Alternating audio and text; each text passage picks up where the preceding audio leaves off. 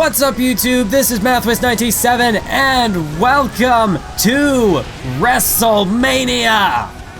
WWE 2K17 Universe Mode enters Santa Clara, California for our second annual WrestleMania extravaganza.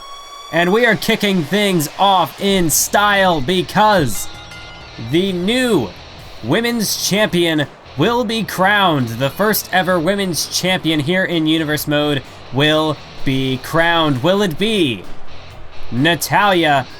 Will it be Asuka? Or will it be Sasha Banks? We're gonna find out in our opening triple threat contest.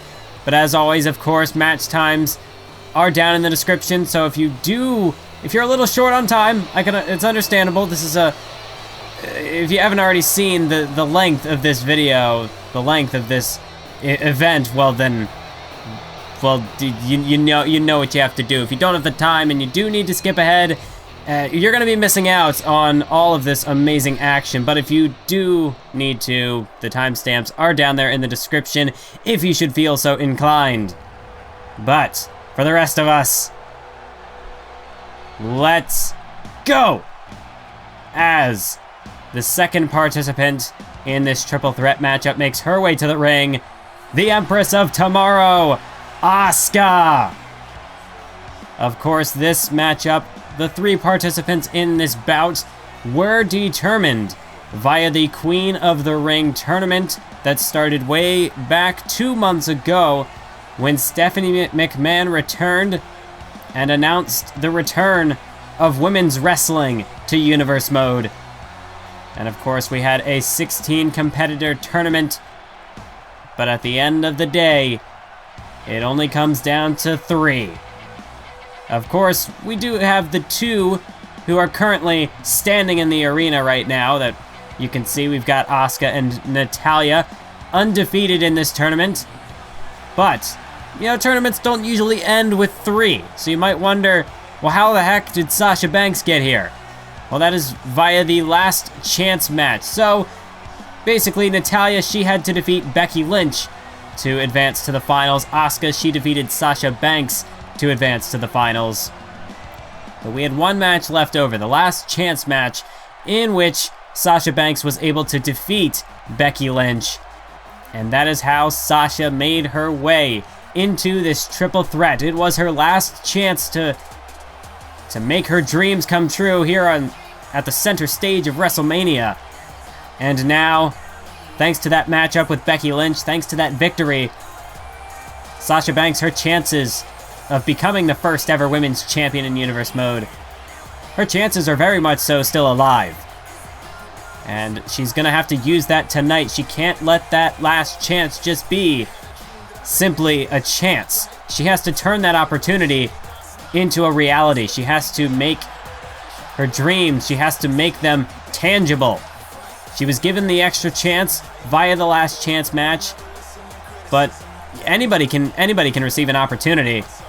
Only the best can turn those opportunities into success. And that's what the boss is looking to do here tonight. But you have to say she's the underdog in this matchup. Of course, the only woman in this matchup to suffer a loss in the Queen of the Ring tournament. And I don't know, if you take a look at these 3 women, you've got the former Divas champion, Natalya. Oh, but look at Asuka. Asuka immediately takes center stage. And well, she's telling both women to bring it on.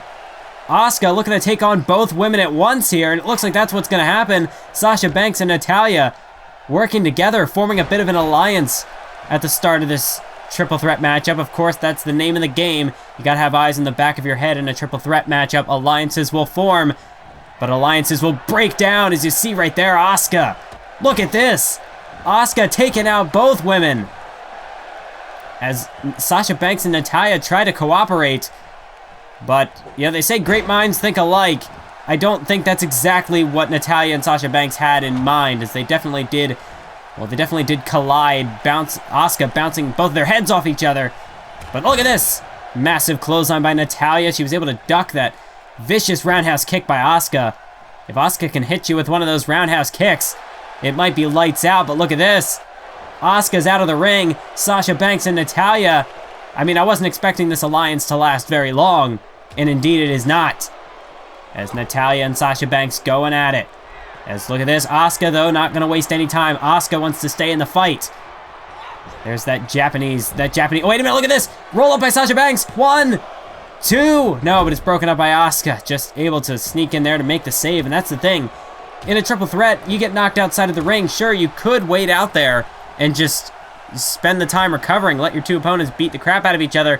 The problem with that is, if a roll-up like that were to occur, are you going to be able to make it back into the ring in time to make the save? Asuka, she almost didn't. Sasha Banks nearly picked up the victory there. Fortunately for Asuka, Natalya was able to kick out. As now Natalya rolls to the outside. Sasha Banks bringing the fight to Asuka with a back suplex. 1, no, not even a 1 count. Asuka with a quick kick out. That's the nature of a triple threat. We've already seen alliances form and break down. And now now's the point where if someone gets knocked out of the ring, you have to have your head on a swivel. Because Asuka, let's say she gets laser focused on Sasha Banks here, Natalya could just sneak in, roll her up for a pin, or, say Asuka hits a devastating roundhouse kick. All Natalya has to do is toss Asuka out of the ring, pin Sasha Banks, and claim the spoils of war. And just like that, you have a new women's champion. But look at Asuka. Asuka is not backing down. Asuka's putting up a hell of a fight against both Natalya and Sasha. But Natalya looks to break that down, but Sasha Banks, meanwhile, she's got Natalya now. As Asuka and Natalya whipped into the corner, Sasha Banks! A massive splash in the corner, taking out both of her opponents at once. Asuka rolls to the outside. Sasha Banks, this is a golden opportunity to pick apart Natalya, and that's just what Sasha Banks is looking to do. Look at it. Wait, no! She got caught! She got caught! Natalya able to reverse what looked like an attempted Hurricanrana. Natalya goes for the pin. 1, 2. No! Just a split second away, and we almost had a new women's champion right there. Natalya nearly put her away. But now look at this. Inside cradle. Looking to catch Sasha Banks off guard. 2. Dominant kick out again. Sasha Banks. How close was that? Natalya back-to-back near falls. As Asuka currently knocked outside of the ring. Natalya looking to capitalize, but Sasha Banks, she's able to land it on her feet. Natalya was looking for what looked like a butterfly suplex. But Sasha Banks able to stick the landing. And as a result, Sasha Banks utilizing that athleticism. But there's that arrogance. Sasha, she can't do that. Not in a triple threat matchup. If it's one-on-one, that's one thing. But you can't get cocky. Look at this. She might have her. No, a kick out again by Natalya. But you can't get cocky in a triple threat like this. Just when you think you're in control, bam! Your second opponent blindsides you, the third man, or in this case, the third woman.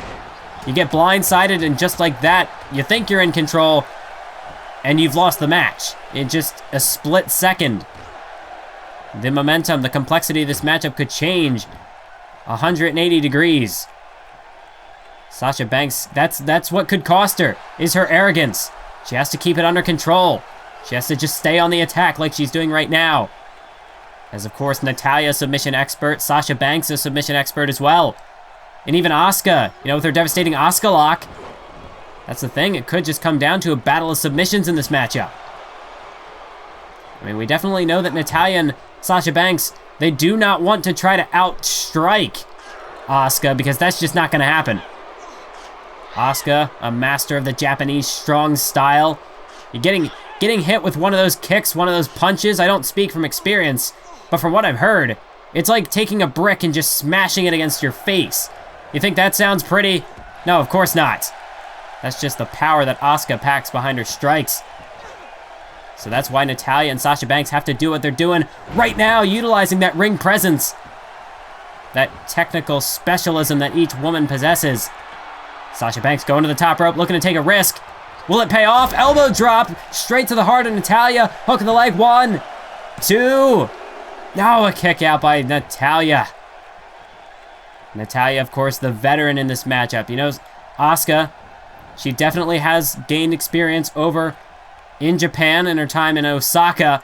Wait a minute. Sasha Banks delivers with the double knee strike to the midsection. Hook in the leg of Natalya. 1, 2. No. Kick out again by Natalya. But Natalya, you have to think, she's been wrestling for the majority of her life. I mean, she's the daughter. I mean, she's a second-generation superstar. She's the daughter of Jim the Anvil Neidhart. That's Natalya. She's got wrestling in her blood. So that's the thing. You really don't... If Sasha Banks is the underdog, who's the favorite to win this matchup? Is it Natalya with, you know, her wrestling prowess, her instincts? I mean, the fact that wrestling is just in her blood. She is a former Divas champion as well. Let's look at this off a Michinoku driver. Natalya could have the win. No. Kick out again by Sasha Banks. Or is Asuka the favorite? Asuka, I mean, she's just dominated this tournament, single-handedly laying waste. Wait a minute! Natalya! Oh my! Fireman's carry backbreaker! Is that gonna put Sasha Banks away? Hook of the leg, referee. 1, 2, 3. No! Kick out again by Sasha. Look at disbelief on the face of Natalya, but look out, Natalya! You gotta have your head on a swivel. Asuka's in the ring. Sasha Banks rolls to the outside. And Asuka takes out Natalya. I mean, Asuka, that's the thing. Triple threats, you always have to have... I mean, it's impossible. You really just can't stay on top of a triple threat. Because you can always get blindsided at any point, at any time. Unless you have both of your opponents right in front of you. It's impossible to keep a complete grasp of your surroundings. And Asuka utilizing that to full effectiveness. Look at this. Asuka, speak of submissions. A cross arm breaker applied by Asuka. Is Natalya going to submit? The two favorites in this matchup. Neither woman has lost in this Queen of the Ring tournament, and now these two are facing off. Natalya manages to escape from that cross arm breaker. I mean, imagine how humiliating that would be for Natalya, someone who prides herself on her submission game. Look at Natalya, or look at Asuka now. Asuka with like a modified STF crossface. Look at this submission. Natalya again is trapped. Center of the ring. No rope break. If she's a submission specialist, then she's going to have to force her way out of this hold. And that's just what she does. That's the technical prowess of Natalya. She knows her way in and out of these submissions. And that is definitely going to be the difference maker between her and Asuka. Asuka would win a battle of strikes, but in a battle of grapples, Natalya may have the advantage. Just look at this. Going to work on the back of Asuka. Similar submission to what was applied by Sasha Banks. In fact, it's identical. Asuka, she's just getting bent like an accordion here. Look at this. Asuka able to escape it though. But Natalya able to quickly counter out of it. German suplex by Asuka. We saw Natalya deliver a German suplex. Asuka returns the favor. As Sasha Banks is incapacitated on the outside. This is Asuka's moment. Her time to strike. Let's look at this. Asuka is just goading Natalya on. Like, get back to your feet. I'm not done with you yet. Asuka's looking to go in for the kill. The Asuka lock is applied in the center of the ring. Natalya's got nowhere to go. She can't get to those ropes. She's far too out of reach. I don't even know if she can move. She's flailing about, but I don't think she's got a way to escape this. Can Natalya hang on long enough for Sasha Banks to make the save? Oh, there's Sasha Banks. There's Sasha. And she's able to make the save. I don't think Natalya was going to be able to escape that hold. It ultimately just came down to, could she last it? Could she tolerate the pain long enough for Sasha Banks to make the save? And that's just what happened, is now Natalya dumped to the outside. Sasha Banks drives the knee straight into the shoulders. And now the cover on Asuka. 2. Oh, kick out by Asuka. Talk about a shift of momentum. I mean, that's just what you expect in a triple threat. As now Sasha Banks looking for the bankrupt. And she nails it. Cover on Asuka. 1, 2, 3. No. A kick out again. Asuka manages to survive Sasha Banks. What is it going to take to put Asuka? Counter by Asuka. What is it going to take to keep this woman down? This chick has no quit in her. As Asuka now just striking away at Sasha Banks, drops her in the corner. And a running hip attack. As that is one of Asuka's signature maneuvers, that running hip attack. Get hit by one of those and it could leave you hurting for certain. Oh, and she's looking for another one. She's lining it up. Asuka, running hip attack. Not in the corner this time. Center of the ring. 1. Got her 2. Got her 3. Oh, no. Sasha just barely had enough left in her, enough wherewithal to get the shoulder off the canvas. But no, Sasha the counter. Asuka was perhaps looking to go in for the kill, but Sasha had a reversal. Asuka now whipped off the ropes. Oh my goodness, just the back of her skull ricochets off the canvas. Oh, look at Sasha Banks. Sasha to the top rope, frog splash, frog splash. Shades of Eddie Guerrero, hook of the leg, new women's champion. No. My God. Sasha Banks can't believe it. She thinks it's a fluke. But a kick out at 1. A kick out at 1 by Asuka. Talk about defiance. That's just the dominance. The strength of Asuka. The endurance is now a roll up this time. But again, a kick out at 1. Asuka refuses to back down. She refuses to show any signs of weakness. But Sasha, she got the 2 count off that frog splash. Look out, roundhouse kick. Roundhouse kick by Asuka. She nearly kicked her damn head off. And now Asuka, she's looking to finish her off. Sasha Banks caught in the center of the ring with the Asuka lock.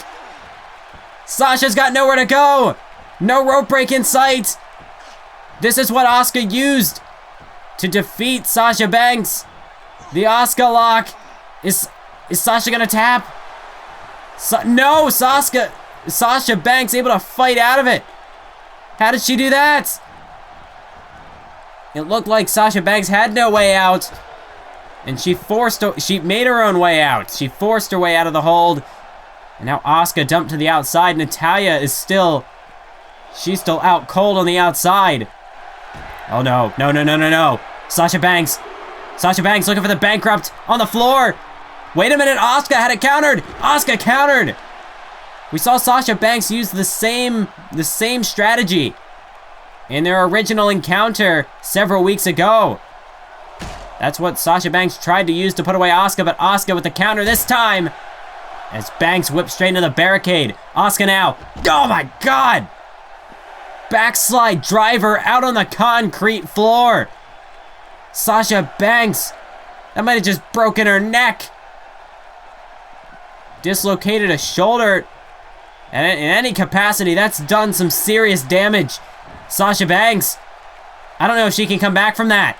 Natalya's nowhere to make the save as Asuka fires up the kicks.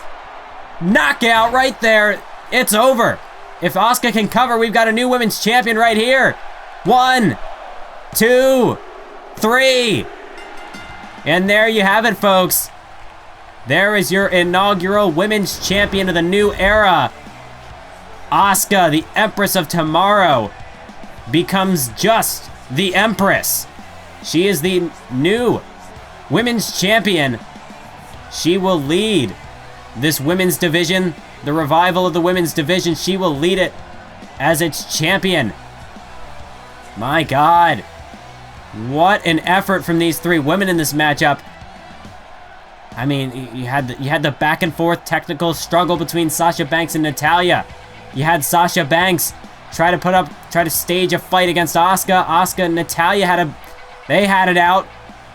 But in the end, even the combined efforts of Natalya and Sasha Banks were not enough to overthrow the Empress of Tomorrow. As you see there, Sasha Banks was able to escape the Asuka lock, but that ultimately would not save her. This backslide driver out on the concrete floor merely just was a prelude to the conclusion. That vicious kick to the skull. And just like that, a flash knockout. Asuka claims gold. She's your new women's champion. And speak of the women's championship, there it is, folks. The referee's got it in hand. Asuka continues to celebrate here. I mean, you want to talk about a dominant women's champion. Who the hell is going to be able to defeat Asuka? As if her impressive performance in the Queen of the Ring tournament wasn't enough, she caps it off tonight with a victory in this triple threat over Natalya and Sasha Banks. I don't think there's anybody more, there is no one more deserving to be the first women's champion than Asuka.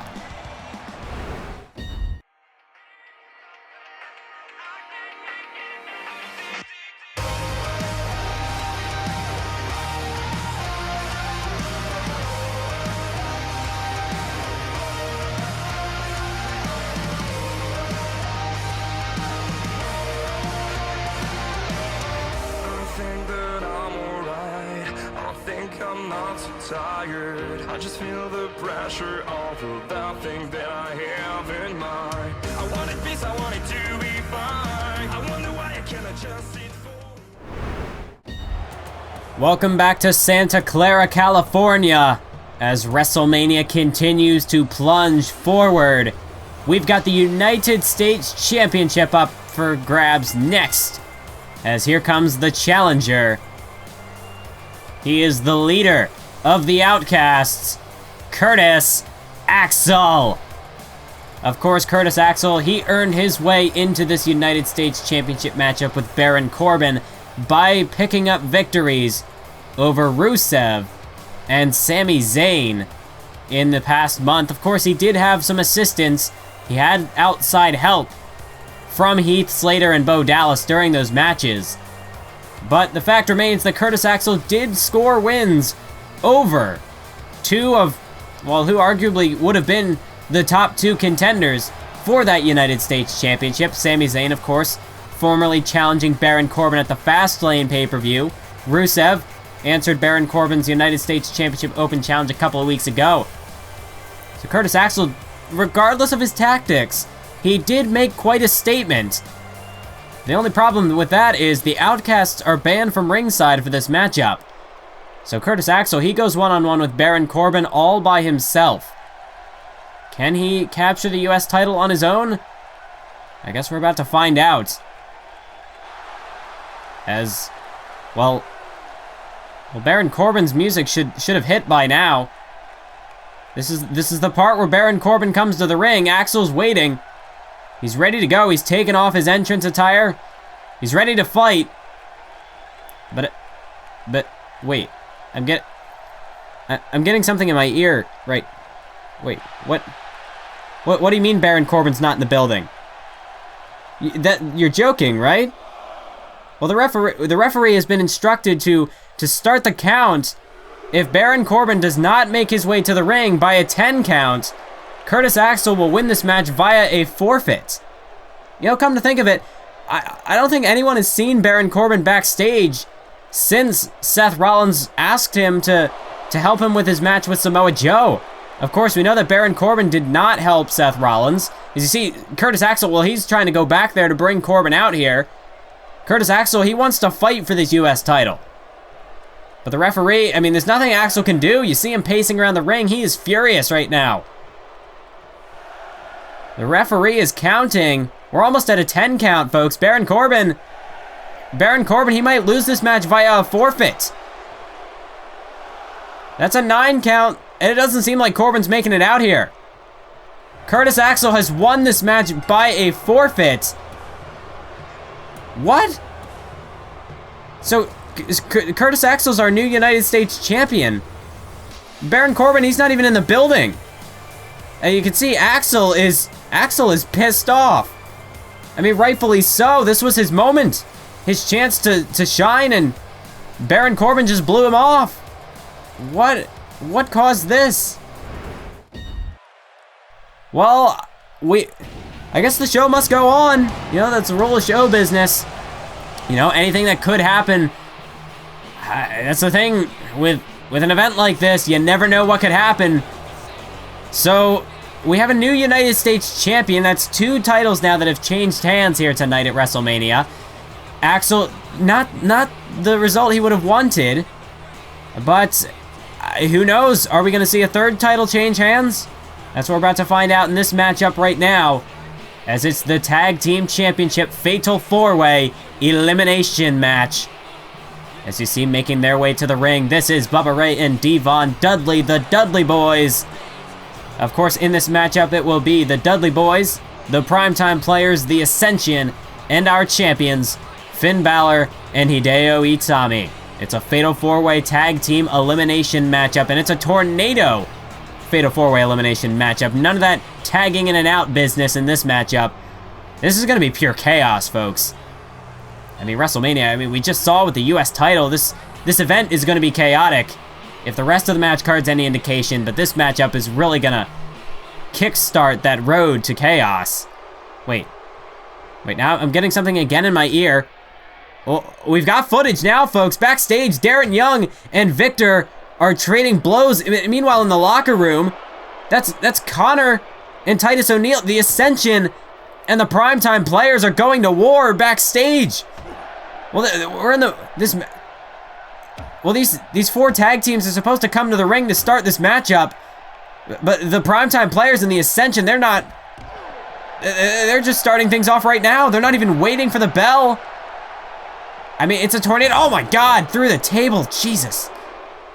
You see the Dudley boys are still waiting in the ring. I guess we're gonna have to bring out the champions. This isn't a Falls Count Anywhere matchup, so I guess.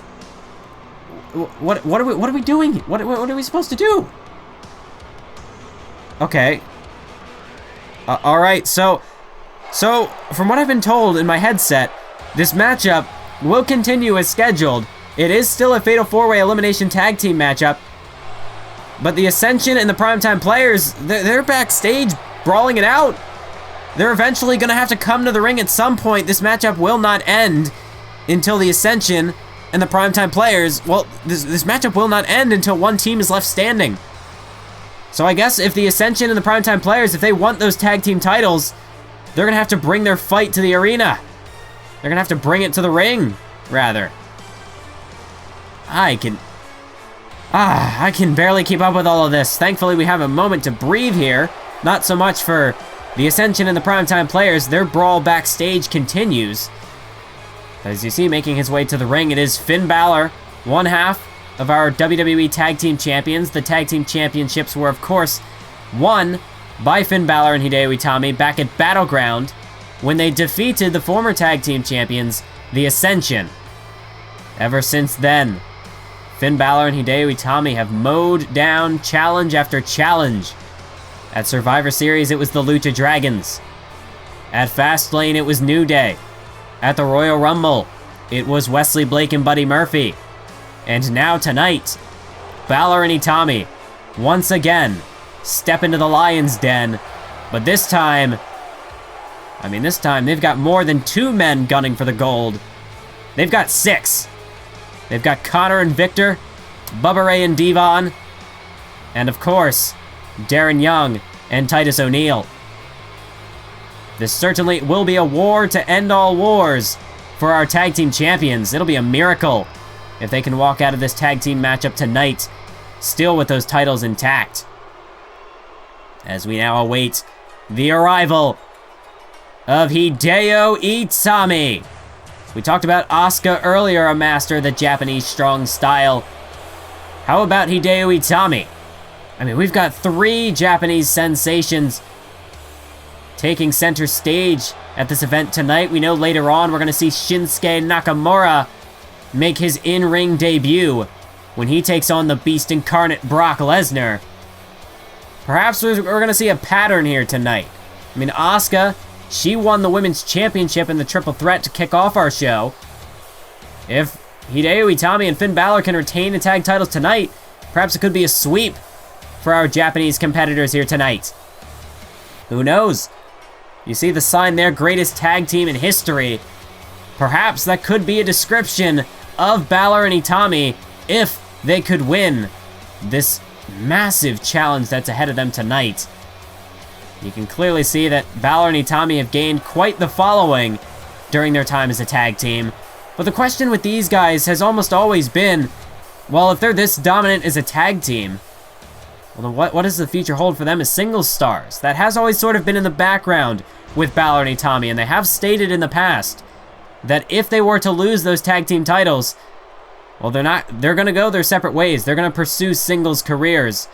Because ultimately, that's what these 2 men are. They are singles stars. They've made their names elsewhere. They came to the Big W and they managed to win tag team gold. But now they've got their foot in the door. They've made their names known here in WWE. And perhaps it could be time, should they lose the tag titles here tonight, it could be time for Balor and Itami to move on to greener pastures. But the thing about these 2 guys is that they are fighters. They are true champions. They're not just going to vacate the titles like, say, Kevin Owens, like Owens did with the Intercontinental title just to move on to bigger things. They will defend the honor, the prestige of those titles with every last breath in their bodies. As you see, the referee hoists the belt high into the air. This matchup's about to get underway. It is a fatal 4-way elimination matchup, mind you. As the referee just got bowled over, the Dudley boys going straight after Balor and Itami the moment the bell rings. I mean, at least they waited for the bell to ring. I mean, I guess they had to, otherwise the match couldn't start. Can't say the same for the Ascension and the Primetime Players, however, as they continue to duke it out backstage. As we've got cameras back there, we've got eyes on the situation for the Primetime Players and the Ascension. Eventually, they're going to have to bring their fight to the ring. But I guess for now, it's just sort of a waiting game. That would be interesting, though, when they do eventually make it down to the ring. That's the thing. Who's going to be left? Will both of these tag teams still be fighting in the ring? Or is somebody going to get eliminated? And then at that point, well, what happens? We know that the Dudley boys and the Ascension formed some sort of an alliance. A couple weeks ago on Main Event, we saw Bubba Ray approach Victor. And it seems as though they've struck a bit of a deal. Wait a minute. Bubba Ray! We saw Hideo Itami starting to get the better of Devon. But Bubba Ray Dudley takes Hideo Itami down and drops him on that apron. Now a Thesz press by Devon. We saw the Ascension and the Dudley boys form a bit of an alliance, and in retaliation to that, the Primetime Players, well, they went up. Well, we saw Darren Young go up to Finn Balor and say, "Hey, we see what these guys are doing. If it comes down to it, if they start to form some sort of a game plan, we've got your back." But it doesn't seem, are any of those alliances going to take shape? Because right now, the Ascension and the Primetime Players are backstage battling it out. Meanwhile, in the ring, it's a 2-on-1 assault on Finn Balor. As Hideo Itami has been knocked to the outside. He's out of the fight for the moment. Well, not for long. Hideo Itami, he's up on the apron, but Bubba Ray quickly shuts him down. And here you can see the battle continues. Victor and Darren Young in the hallway right now. Titus O'Neil and Connor, they're still in the locker room. As you can see, Connor, these two big men, these two behemoths, just trading slugging blows back and forth. As Connor gets backed up to that TV. Oh, man! Driven straight into that television. That HD TV, Connor spine first, and look at Darren Young! Darren Young with a half Nelson suplex to the floor. That's solid concrete. That's the thing, when these two tag teams can eventually make it to the ring, what's even going to be left of them? Are they going to be in any condition to win this matchup? I guess this was a bit of a divide and conquer strategy on the part of the Dudley boys and the Ascension. Try to, divide these two teams, divide their two adversaries, and just break them down from there, I suppose. Because right now, Victor, don't tell me he's going to put Darren through that table. We already saw Titus get tossed through a table by Connor. Oh no, that's just what's going to happen. No, don't do this. Thankfully, Darren Young in a counter and a rolling elbow takes down Victor. As now Connor whipped into that locker. Oh my god. Back suplex on the concrete floor. No, Darren Young's gonna put Victor through the table with a flapjack. As we head back to ringside here. Bubba Ray and Devon continue to dissect Finn Balor. Bubba Ray, hook of the leg on Finn. Could we have the first elimination? Man, I could barely even keep track of the triple threat. This is even... chaos! What more can I say? Hideo Itami jumps back into the ring. I could barely keep track of the triple threat matchup. How the hell am I supposed to keep track of all this? I need a raise after this event. There's just way too much to try to follow here. Look at Hideo Itami. Brainbuster to Devon. And Finn Balor starting to fire up the rally. Balor and Itami have turned the tables. Let's look at Hideo. Hideo's got Devon. Finn Balor tosses Bubba Ray into the corner. Nice Falcon Arrow from Hideo Itami. Oh, look at Balor. Look at Itami as well. Itami. There's vintage Hideo with the kick and a shotgun drop kick. Vintage Balor. As Hideo goes for the cover, hook of the leg on Devon. 1, 2, no, kick out at 1 by Devon. Meanwhile, Finn Balor looking for the coup de grace. No! Bubba Ray managed to step out of the way. And he takes down Balor. Meanwhile, Itami with those vicious strikes, but Devon able to reverse. And Bubba Ray again is going to dump Hideo Itami to the outside, and again the 2-on-1 assault on Finn Balor is now, look at this, Titus and Connor in the hallway. I don't know what's happened to Darren Young and Victor. We've lost sight of Darren and Victor. They're clearly not in the hallway anymore, as Connor gets whipped straight into the guardrail. Oh my God, look at Titus. He's going to drop him face first. Oh, wait a minute, there they are. Darren Young and Victor are now out on the stage. They've managed to somehow navigate from the backstage hallway out to our WrestleMania stage. Oh my God, Northern Light suplex. And in the ring, the Dudley boys continue to go to work on Finn Balor. But wait a minute, Darren the counter jawbreaker. A counter by Darren Young. And now look at this. Northern Light suplex by Darren Young. He returns the favor. So we're starting to bring this matchup closer to the ring. Obviously, all 4 of these teams want to become tag team champions. But with this divide and conquer strategy, what could happen? What happens if Balor and Itami get eliminated? Well, then you could see a 2-on-1 assault. Or I guess rather it'd be a 4-on-2 assault, as the Dudleys and the Ascension try to gang up on the primetime players. That could happen. Although the inverse is also true. If Balor and Itami can eliminate the Dudleys, well then the primetime players and the tag team champions, they can ward off the Ascension. That's the thing with alliances in this matchup. It really could be the deciding factor. As Finn Balor tosses Bubba Ray to the outside, Bubba hangs on though. He's able to skin the cat, but Balor not gonna let it happen. Oh my God, GTS, GTS! No, it's not gonna happen. Devon able to elbow his way out of it. Bubba Ray has been taken to the outside. Finn Balor looking to go out in pursuit, as Devon and Hideo currently control the ring. Look at this, Thez press by Devon, and just hammering away on Hideo Itami. There's a massive clothesline there by Finn Balor, takes down Bubba Ray. Devon, meanwhile, sizing up Hideo Itami in the ring. Oh, look out, he could be looking for some saving grace. Lifting reverse DDT, he drills it. Hook of the leg by Devon, do we have an elimination? 1, 2. Oh, kick out by Hideo. Itami just manages to keep his team alive in this matchup. But this is an elimination tag team matchup, but it's 1 fall per team to get an elimination. So if Hideo Itami gets pinned, both Balor and Itami are out of this matchup. This isn't some sort of battle royale style. It's not something where your partner could get eliminated, and as long as you stay in the matchup, as long as you're not pinned, well then your team is still alive. In that sense, it's 1 fall to the finish. You get pinned, and both members of the team are gone. As, wait a minute, do we have an elimination? 2? No. Itami's just barely able to hang on as Finn Balor tries to recover himself on the outside. As now, Connor and Titus O'Neil continue their battle. Titus nearly got put through another table right there. Or even worse, dropped on that equipment box. Oh my God, Connor's got a trash can. Connor's got a trash can! Straight to the skull of Titus O'Neil. Of course, with this being a Tornado tag team matchup, it is no disqualification. So weapons like that are legal. There's no worry of a disqualification here. As now Connor looking to bring... Connor trying to bring Titus O'Neil out here to ringside now.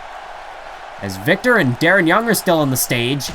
Finn Balor gets whipped straight into that barricade by Devon. Meanwhile, Bubba Ray and Hideo Itami are in the ring. I mean, there's just action left, right, and center. I mean, the triple threat was nothing compared to this. There's like 4 separate singles matchups happening all at once. Nearly impossible to keep track of it all. But right now, Finn Balor trying to fight off... Oh, jeez! Darren Young whipped straight into that LED board at the stage. Not even really an LED board, that's just a massive screen. Is now Victor gonna get tossed face first. Is Darren Young able to return the favor? Give Victor a bit of a taste of his own medicine. There we are at the opposite side of the stage now. Titus and Connor have made their way to ringside. But they're still, I mean, that is a huge ramp. They are still a long ways away from the ring. And as a result, anything could happen between between Bubba Ray and Hideo Itami right now. There's no one there to make the save, so if somebody goes for a pin, well, they can get the elimination. Just look at this. A nice axe handle from Bubba Ray from that second rope.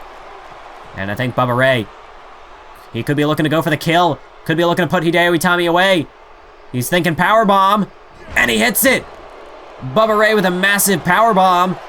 No, but Hideo Itami kips up to his feet, and with two massive clotheslines, Hideo Itami is straight back in this thing with a full head of steam. Jesus, now Titus O'Neil whipped into that just that giant screen. As now Hideo Itami's firing up. Bubba Ray, the Dudley Boyz are in trouble. If Bubba Ray gets pinned here, that's it. It's curtains for the Dudley Boyz. As Hideo Itami with that massive back kick. Hook of the leg on Bubba Ray. 2, 3, no. Bubba Ray is still alive in this matchup. But for how much longer? You can't take too many of those kicks, those strikes from Hideo Itami and expect to continue. In STO, meanwhile, on the stage by Victor, and Victor's headed for the ring. Victor is headed for the ring. Darren Young is down. And now it looks like Connor looking to dispose of Titus O'Neil. And the primetime players have just been laid out by the Ascension. Victor making a beeline for the ring, but Connor's not done. Connor's not done with Titus O'Neil. He's looking to destroy the former Intercontinental Champion with another massive powerbomb on the stage. That's just the raw power of Connor, able to deadlift him. Meanwhile, in the ring, or I should say right next to the ring, here by our announce tables, Finn Balor takes out Devon with a sling blade, and now he could be looking for the lifting reverse. Bloody Sunday out on the floor. Oh my God, and Hideo, Jesus Christ.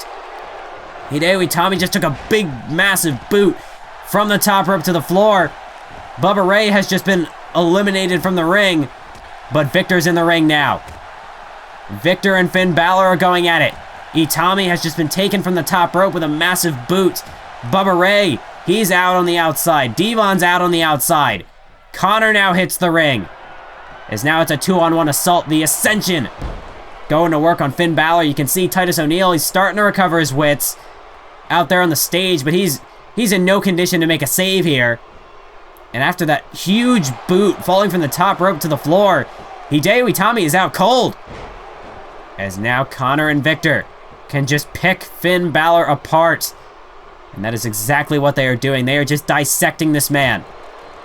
Think of all the 2-on-1 damage that's already been done by the Dudley Boyz. The Ascension just building upon that. As you can see, Darren Young, he's managed to crawl his way there about halfway down the ramp. Oh, but no, he might not have enough time. I don't think he's gonna have time. Fall of man. Finn Balor is out. Connor hooks the leg. Referee get into position, and we have an elimination. 1. Got him 2. Got him 3. The tag team champions are out. The Ascension has just eliminated Finn Balor and Hideo Itami from this contest. We're down to 3 teams. The Dudley Boyz, the Ascension, and the Primetime Players are all that remain in this tag team matchup. We're going to have new tag team champions. That's a guarantee. As you can see, Darren Young trying to make it back to his feet, trying to get to the ring. But Connor going out to cut him off. As Connor looks to take down Darren Young. And this is where the alliance between the Dudley Boyz and the Ascension can really take effect. Wait a minute! Wait a minute! 3D! The Dudley Boyz have just betrayed the Ascension! Hook of the leg! Bubba Ray, 1, 2, 3, and Connor didn't even realize it! Connor didn't even realize that his partner was just stabbed in the back by the Dudley Boyz. You can never trust the Dudleys. And that's the veteran prowess of the Dudley Boyz. They've been in many a multi-team matchup such as this in the past. They know what it takes to become tag team champions. You can never form an alliance with the Dudley Boyz and expect it to stay. Oh, now I think Connor's finally realized. that the Ascension has been eliminated. We're down to the Primetime Players and the Dudley Boyz. But Darren Young is starting to fight off Connor. Darren Young on the outside, gut check. Connor is down. Although it's really a moot point at this stage. Connor, he's out of the match. Oh, and Darren Young charging the ring. Darren Young trying to take on the Dudley Boyz by himself. Titus O'Neil is still incapacitated up by the stage at about the top of the ramp now. As now it's just 2-on-1. Darren Young after being assaulted backstage by Victor. And now it's just 2-on-1 as the Dudley Boyz. I mean, they're just moments away from becoming the tag team champions, ladies and gentlemen. Victor making his way out to the ring, his way out of the arena. He's obviously frustrated. But look at Victor now. Victor just tossing Titus O'Neil. Wait a minute. Victor just tossed Titus closer to the ring. Is Victor trying to help the Primetime Players here? Oh, but he might not. That might not even help. 1, 2, 3. No, Darren able to kick out. My goodness. We almost had new tag champs right there. The Dudley Boyz were a split second away from finishing off the Primetime Players. But more importantly, Victor just gave Titus O'Neil a bit of an assist. Now, I don't know if that's just out of pure frustration that Victor just decided to throw Titus and he just happened to throw him closer to the ring. Or if perhaps this is a way of sticking a middle finger to the Dudley Boyz. Either way, it might not matter. As Darren Young's in trouble. Wait a minute! Darren Young counters! Double DDT! Bubba Ray falls to the outside! This is Darren's time! Titus O'Neil is starting to gather. He's starting to figure out where he is. Over at the bottom of the ramp. Darren Young with a massive power slam. And Darren Young, just like that, has turned the tides. The Primetime Players are back in this matchup. I mean, there's only 2 teams left. The Ascension is gone. Finn Balor and Hideo Itami are gone. We are guaranteed to have new tag team champions. First ever tag team champions here in Universe mode. Whether it's the Dudley Boyz or the Primetime Players. Neither of these 2 teams has ever held the tag team championships in Universe mode. And look at Darren Young right now. Darren Young is just unstoppable. He takes out Devon and he takes out Bubba Ray. He's now on the right side of the ring. Darren Young goes after Bubba Ray rather. Titus O'Neil has managed to gather his wits. And now he's bringing the fight to Devon. Look at this, ramming him straight into that barricade. Spine first. But Titus isn't done. Titus now lifts him up and bam, face first off the barricade. The Primetime Players are rallying, folks. The Dudley Boyz are in trouble. For a moment, it looked as though the Dudley Boyz, they were a shoo-in to win the tag team titles. But now the Primetime Players have fought back. The Primetime Players have a fighting chance. And perhaps that is partially credited to the Ascension when Victor threw Titus closer to the ring. Who knows if Titus would have been able to make it to the ring as quickly as he did to make it back into this matchup. I mean, you have to think all the damage that the Ascension has done to the Primetime Players. But to be fair, the Dudley Boyz, they've suffered quite a beating as well at the hands of Finn Balor and Hideo Itami. I mean, it could just be a matter of whoever can hit their finisher first. That could just be it. I mean, right now, both teams are separated, but neither team is in the ring, so there's no chance of a pinfall. This is not a Falls Count Anywhere matchup. It's a Tornado Elimination Tag Team matchup at this point. Rather, I guess at this point, it's just a straight-up Tornado Tag Team. First pinfall and it's over. Because right now, Bubba Ray's uncovering the announce table. Bubba Ray could look to continue the curse of the Spanish announce table here at WrestleMania. Wait a minute, but Darren Young able to fight back with a reverse elbow. Darren Young, drive-by kick. A massive boot to the skull, and Bubba Ray's out cold. Darren Young put everything he had behind that boot. He's trying to recover himself on the right side of the ring. Meanwhile, at the base of the ramp, Titus O'Neil has got Devon. A vicious backbreaker by Titus O'Neil, and he tosses him overhead. Devon is in trouble. Bubba Ray is out cold. Darren Young is starting to stir here on the... Oh my God! Oh! The Clash of the Titus! Clash of the Titus on the concrete floor. Titus O'Neil now looking to Darren Young. Darren Young is entering the ring. Devon tossed into the ring. Titus O'Neil trying to rally the crowd, trying to rally his partner. as Darren Young, a massive clothesline.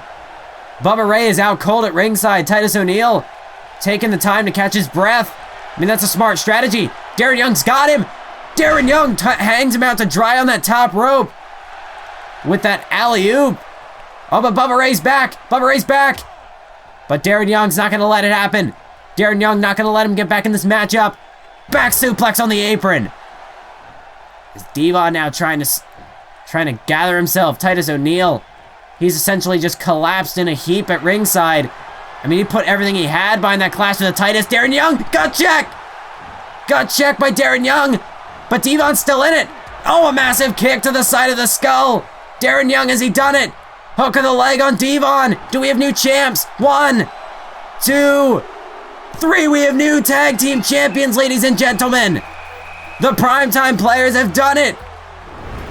It was over a year ago that the Primetime Players disbanded, that they broke apart.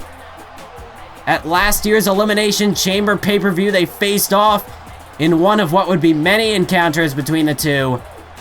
At last year's WrestleMania, it was Titus O'Neil who won the Intercontinental Championship in a fatal four-way.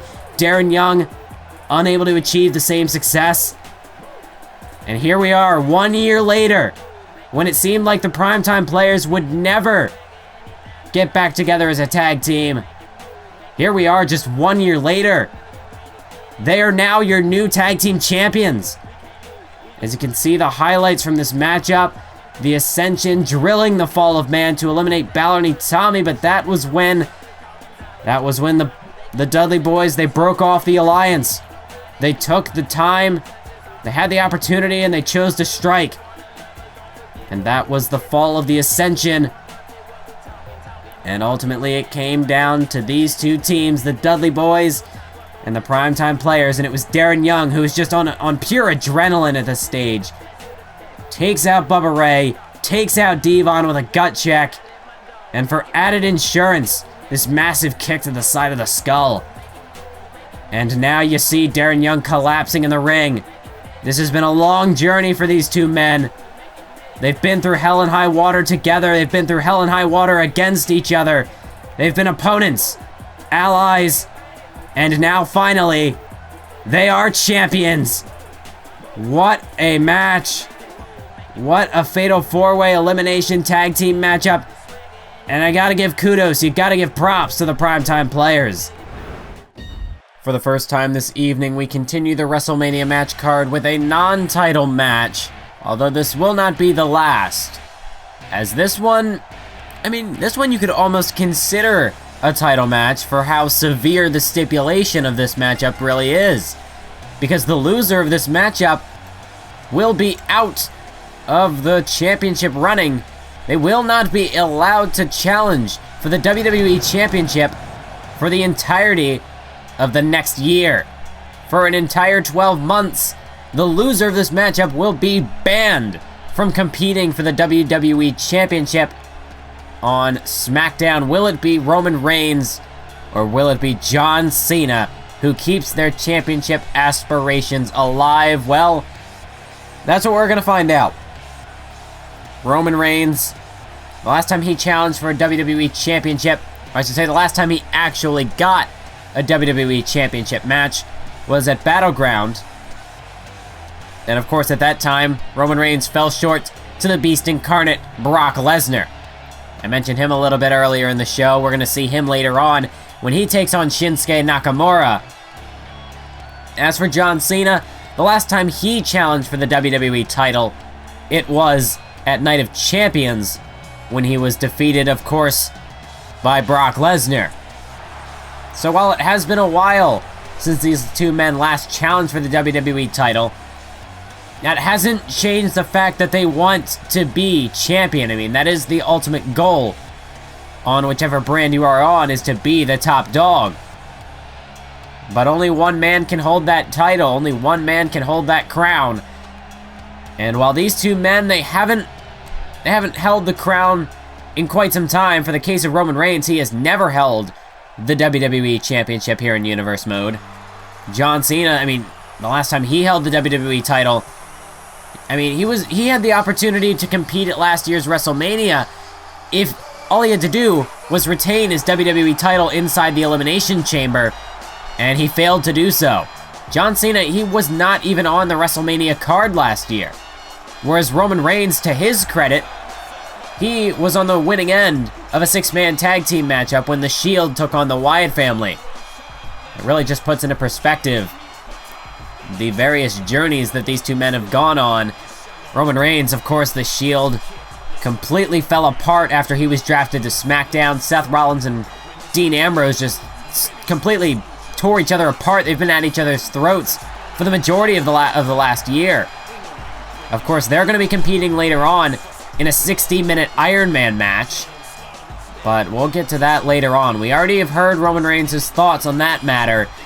Roman Reigns, I mean, the last time we approached him for any sort of comments that he was willing to answer was, I mean, this was prior to, I believe, Survivor Series was the last time we really got a read on Roman Reigns, and, well, he was pissed off. I mean, Roman Reigns, this has just been a very, the year has gone downhill fast for Roman Reigns. The same really could be said for John Cena. I mean, John Cena, the move to SmackDown wasn't so kind for him. Roman Reigns, at least, was able to find a foothold, even if he would end up losing that foothold later in the year. But John Cena, he never really had that. Sure, he has competed for the WWE Championship twice in the past year, once at Money in the Bank, in a match of the year caliber encounter with CM Punk, and then, of course, the aforementioned Night of Champions match with Brock Lesnar. But John Cena, he hasn't really been at the top. Sure, he's been #1 contender twice, but one of those instances was essentially just on his name value. This was after SummerSlam when CM Punk and Daniel Bryan were put on the shelf by Brock Lesnar when Lesnar won the WWE title. There really was nobody who could step up to the plate, nobody who was game for the challenge. I mean, this was, of course, after Roman Reigns had lost to Bray Wyatt at SummerSlam. And Bray Wyatt didn't seem to have his sights set on the WWE title. Actually, we don't even know what the deal was with Bray Wyatt. He wasn't fixated on the WWE title. He was fixated on John Cena. So John Cena, yeah, he did get that WWE title shot after his loss to CM Punk, but he was hardly the top man at the time. And his rivalry with Bray Wyatt only proceeded to deepen that descent into madness. John Cena, he's become more and more aggressive during and after his feud with Bray Wyatt. I mean, Roman Reigns, he was always an aggressive dude. He was always the badass Samoan who will step up in your face. And while he'll call you out to a fight, he'll talk the talk, but he'll walk the walk. As right now, John Cena look for the cover. A quick kick out by Roman Reigns at a count of 1. That's the thing with these two men. These two men are very similar. They are very in your face, are very aggressive. John Cena before used to be a bit more respectful about the way he conducted himself. He was not nearly as physical, not nearly as aggressive as he has become, thanks to the influences of Bray Wyatt. As you hear the crowd chanting John Cena's name, John Cena, a very polarizing entity here in the company. You know, there's always going to be people who are going to support John Cena, and they want to see him overcome this downward spiral that he's in. John Cena, he's always going to have his fans, no matter what he does. That's just the type of character that he is. No matter what he does, he'll always have his haters as well. And with Roman Reigns, well, Roman Reigns, the crowd, they did support him for a time here on SmackDown, but it seems as though after Reigns sort of course, being separated from the Shield, Reigns had the opportunity to break out on his own, and that's just what he did. He gained the support of the crowd, gained the admiration of the fans. But after he started to fall downhill, he sort of suffered from the Sheamus factor, where, you know, Sheamus, a guy who's a former three-time World Heavyweight Champion in Universe Mode. But once Sheamus started to lose that success, he really fell out of the spotlight. And the same could be said for Roman Reigns. After he lost to Bray Wyatt at SummerSlam, what really did he do other than that? He was in the King of the Ring tournament, yes, but he was eliminated in the semifinals by Titus O'Neil. Granted, he had a very strong performance in that tournament, but not very much so a lasting impact. Then, of course, at Battleground, essentially again by name value, Reigns was brought into the WWE title match. John Cena had been taken out with an injury. Daniel Bryan and CM Punk were still out with injury. I mean, there really was nobody left on the SmackDown roster who could challenge Brock Lesnar at the time. Roman Reigns, fortunately for him, managed to build up at least a couple of victories, push himself into that title scene. But after that, I mean, what has Roman Reigns done? Of course, the situation with Seth Rollins and Dean Ambrose has been weighing on his mind. That definitely cannot be helpful. I mean, he's tried to put that in the back of his mind, and he says that he has now. Wait a minute, look at John Cena! John Cena with a reverse suplex to the outside. Of course, Reigns, he's got to have it in the back of his mind, but, I mean, for how long he was with Rollins and Ambrose as a part of the Shield, that's easier said than done. I mean, the two men are going to be facing off in a 60-minute Ironman match later on. It's got to be near impossible for Roman Reigns to ignore that. But he has to. I mean, he's taking on John frickin' Cena. This is the face that runs the place. It's not just a nickname that some smarky fan came up with. No, it's John Cena. He's the man who has run this company for the last decade. Former WWE champion, of course, here in Universe Mode. He's clashed with the likes of The Undertaker, CM Punk, Brock Lesnar, some of the greats of the best of the best here in Universe Mode. And yes, he has fallen off the wagon a bit. But tonight, perhaps he goes up against the man who could try to usurp his position as the top dog, and that's Roman Reigns. As the match is back in the ring now, John Cena looking for the attitude adjustment. Reigns up on his shoulders. No, but Reigns reverses, and an Impaler DDT takes down John Cena. Massive Impaler DDT, a beautiful counter by Reigns. And now Roman Reigns is thinking, he's looking for the spear. But John Cena able to reverse it into a DDT of his own. John Cena. A brilliant counter, and now John Cena's back in it. Firing up the 5 moves of doom. Couple of shoulder blocks. Takes him down with a spin-out mat slam. Once, you know, eons ago, once known as the Protoplex. And now John Cena setting it up. This is vintage John Cena. You can't, oh no, he saw it. Roman Reigns saw it coming. And a Superman punch. Superman punch. Reigns hooks the leg on Cena. 1, 2, no. Cena just able to kick out. He was thinking 5-knuckle shuffle, but Roman Reigns had a bit of a 5-knuckle shuffle for him in the form of a Superman punch. He jacked Cena's jaw, and now John Cena, just like that, at the drop of a dime, Roman Reigns has gained firm control in this matchup. And he knows it. Roman Reigns looking to put his body on the line over the top rope. Tope Suicida. Roman Reigns launching himself. And he takes out John Cena. This crowd is electric right now. As you hear the crowd, let's go Cena. Cena sucks. Cena, a very polarizing figure no matter where he goes. And on the grandest stage of them all at WrestleMania, always a raucous crowd here at WrestleMania. And when it comes to John Cena, it's only amplified. As Reigns now bounces Cena's skull first off the ring post. I mean, both of these men, they have to give it their all in this matchup. Because if they lose, I mean, they really do lose everything. An entire year of their career, of their respective careers, will be flushed down the drain. No opportunity to challenge for the WWE title. The only hope for them would be to get drafted back to Raw, because then they could at least challenge for the World Heavyweight title. But that is a shot in the dark. You can't count, you can't guarantee on being drafted to the other show, because if you don't, you're out of a title, you're out of a major title shot for the next year. And that is a huge limiter on your potential. John Cena, look at this, sunset flip. 1, 2, no, Reigns able to kick out. And of course, John Cena, in that decade that he has been on top, John Cena has ever-expanding arsenal. It grows with each ongoing matchup. You never know what John Cena is going to pull out of the hat. Sure, he's got his old bag of tricks. But every once in a while, John Cena will catch you napping with something you've never seen before. Something you've never seen out of John Cena, that's for sure. Let's look at Roman Reigns, dumps him to the outside. Cena able to hang on, but Reigns going to suplex him back into the center of the ring. As Reigns now picks Cena up to his feet. These two juggernauts colliding here at the grandest stage of them all, WrestleMania. Roman Reigns now to the second rope. Tornado DDT. Cena spiked skull first off the canvas. Hook of the leg by Reigns. 1, 2. But a kick out by Cena again. The referee ensuring to Reigns that it was only a 2. Roman Reigns firing up this crowd, firing himself up as well. Roman Reigns, a bit of an homage to the Shield. Powerbomb into the cover. 1, got him. 2, got him. 3, no. Cena just able to keep himself alive. Roman Reigns and John Cena. I mean, these two men, what is it really going to take to put either man away? We've seen the resilience of these two guys in the past. I mean, there's a reason why they are 2 of SmackDown's top stars. Even when they're having lackluster years, they are still 2 of the best performers on the roster. As John Cena takes Reigns down with a hip toss.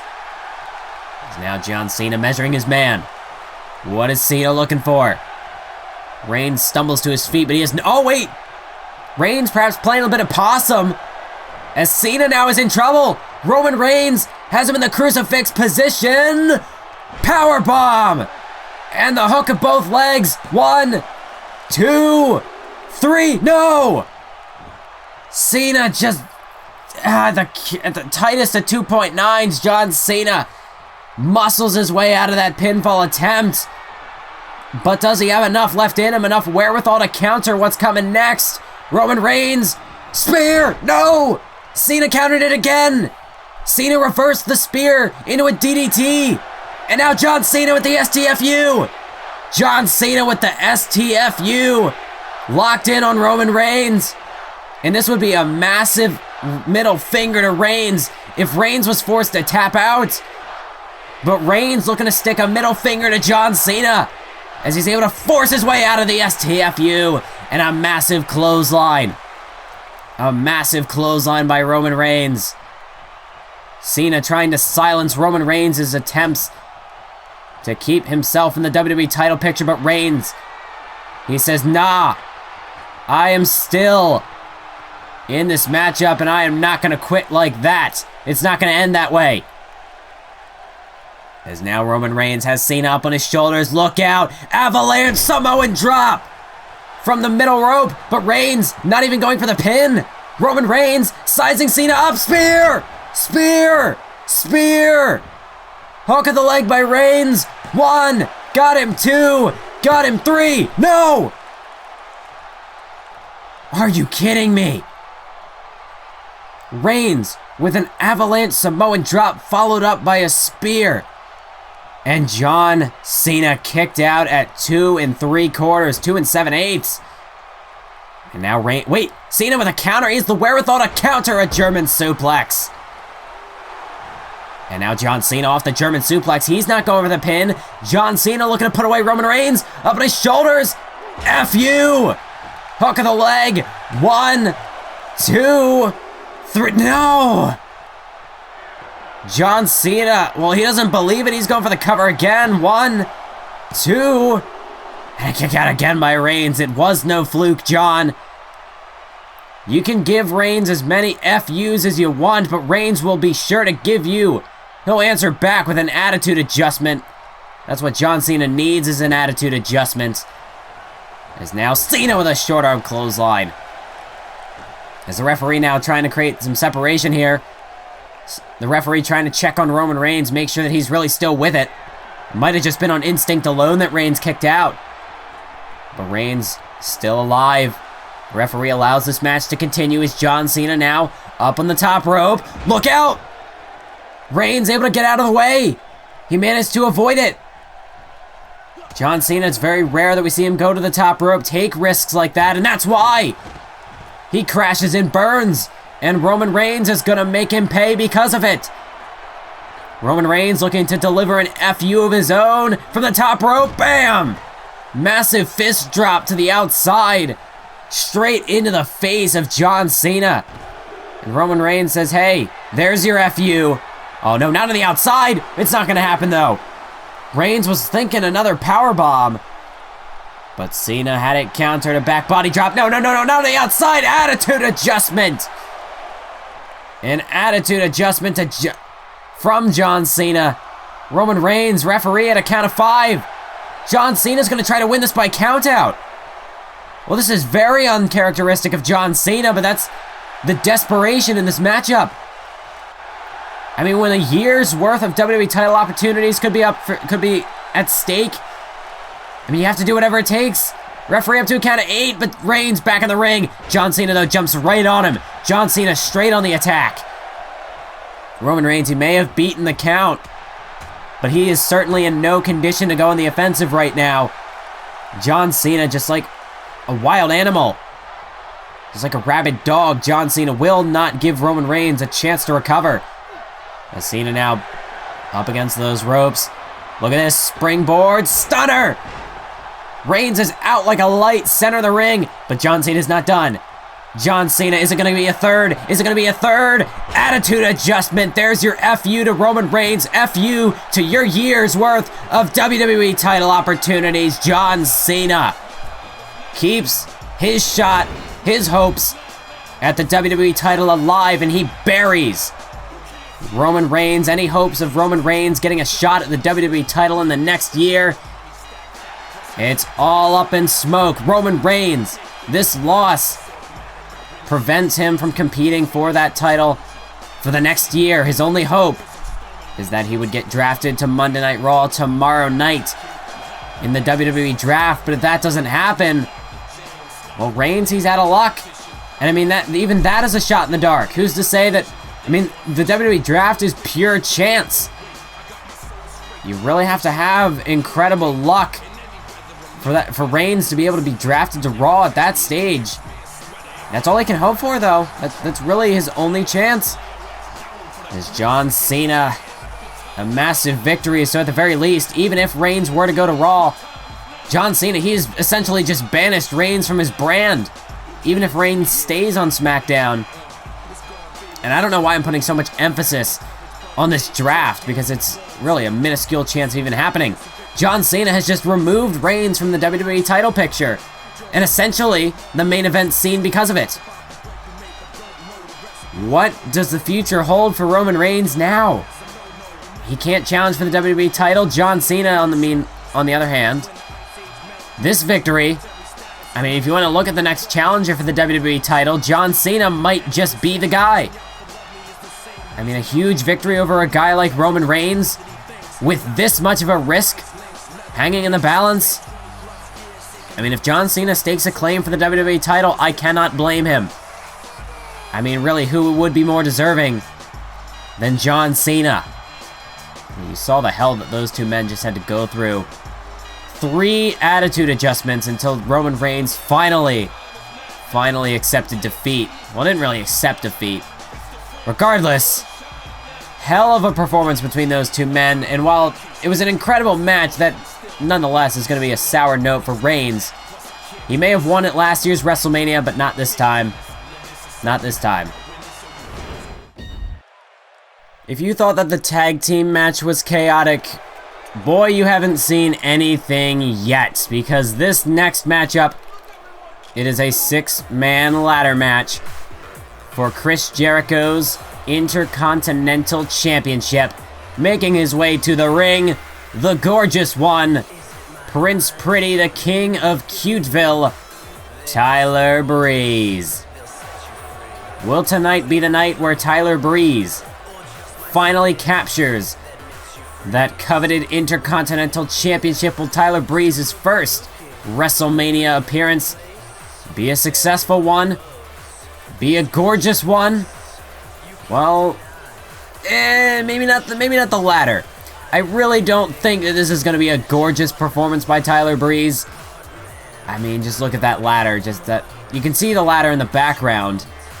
Ladder matches, they don't tend to be, well, they don't tend to, I mean, just ask Joey Mercury. That's really all I can say. If you want to try to perfect your good looks, I don't think that a ladder match is the way to go. So maybe this won't be a gorgeous performance for Tyler Breeze.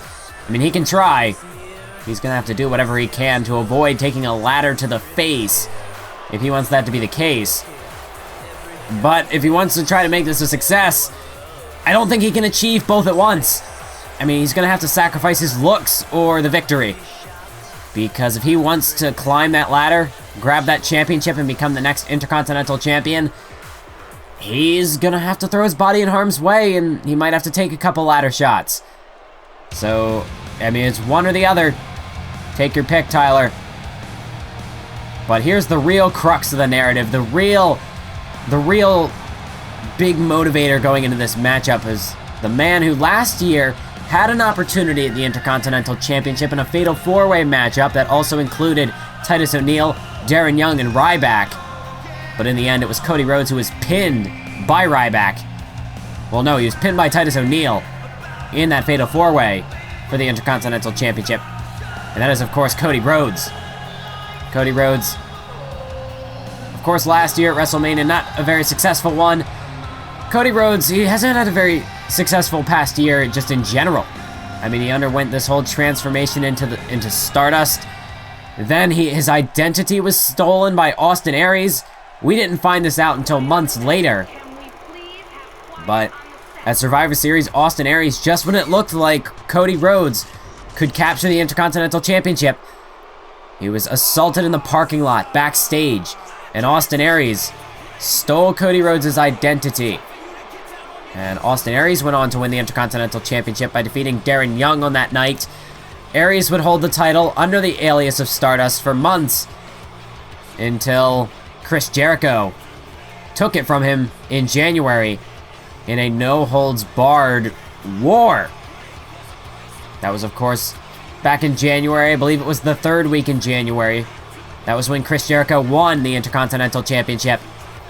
And tonight, well, Chris Jericho, he hasn't defended the Intercontinental Championship since then.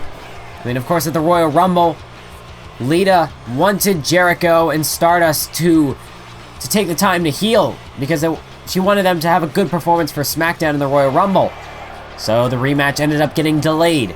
Then Cody Rhodes came back in the Royal Rumble, and that was when this whole situation just got flipped on its head. We thought that Cody Rhodes was Stardust. We thought that it was just a rivalry between Jericho and Rhodes the whole time. No, there was a third man involved, and that was, of course, Austin Aries, who has yet to make his entrance to the ring. But we don't want to overlook someone like The Miz, who, of course, Miz recently being traded from the Raw roster. Back in January, Miz came into the fray. That's the thing with this whole angle between Jericho, Aries, and Stardust, or rather, Jericho, Aries, and Cody Rhodes. They really have been hogging the spotlight for the Intercontinental Championship. It's been all about who's Stardust, who assaulted Cody Rhodes, who is Stardust. We found out it was Austin Aries. That's the thing that Chris Jericho took objection to. All the spotlight wasn't even being focused on him, on the Intercontinental Championship. It was all centered around who is Stardust. And Chris Jericho, that pissed him off. You have to think that pissed off a guy like Tyler Breeze, The Miz. Of course, Breeze, fairly new to the roster. Miz coming over from Raw. These guys want opportunities. They want to be champions, but they're not getting these opportunities because Austin Aries and Cody Rhodes are hogging the spotlight. We're playing this whole Where's Waldo game. Who's Stardust? Who's the real Stardust? Who did this? Who did that? Who said, he said, she said, this, that. All that nonsense. Meanwhile, the Intercontinental Championship is getting lost in the shuffle. Eventually, we move ourselves to tonight, where everything can get brought to a head. We have Austin Aries and Cody Rhodes, Chris Jericho, all three of them are in this matchup. And at the same time, guys like Tyler Breeze, The Miz, and the newcomer Apollo Crews have the opportunity to break out. The opportunity for their stars to shine here at the grandest stage of them all, WrestleMania. Apollo Crews, of course, the most recent superstar to hit the SmackDown scene, unless you want to count Shinsuke Nakamura, but for the sake of this matchup, Apollo Crews, definitely the least experienced on the roster in terms of main roster screen time. Apollo Crews only made his debut earlier this month, but that doesn't take away from the impact of his debut. Apollo Crews defeated the former three-time World Heavyweight Champion, Sheamus, to qualify for this matchup. Just want to go over the qualifying matches for the moment here. Chris Jericho, of course, being the champion, just really, he's not happy that he has to defend in this six-man ladder match. He didn't believe that the whole Stardust thing. He thought it was a hoax, a chance for Cody Rhodes to increase his stock on the SmackDown roster. Well, we later found out that, yes, Austin Aries was Stardust. But Chris Jericho, no, he's like, well, okay, I fought Stardust for the Intercontinental Championship. I didn't fight Cody Rhodes, so Cody Rhodes should have to qualify for this matchup. So that's what Cody Rhodes did. He defeated Jack Swagger to qualify for this matchup. Austin Aries, he got the pass because he technically was the former Intercontinental Champion. He was the man who Jericho defeated. He had a rightful rematch clause. So Aries brought into the matchup. Then we have Apollo Crews. He defeated Sheamus. Tyler Breeze defeated Mark Henry, another former World Heavyweight Champion. The Miz really, I'd say, had the least impactful entrance into this matchup, as that was his match with Tyson Kidd, which was interrupted by Jack Swagger. Jack Swagger took the opportunity away from Tyson Kidd by getting Kidd disqualified.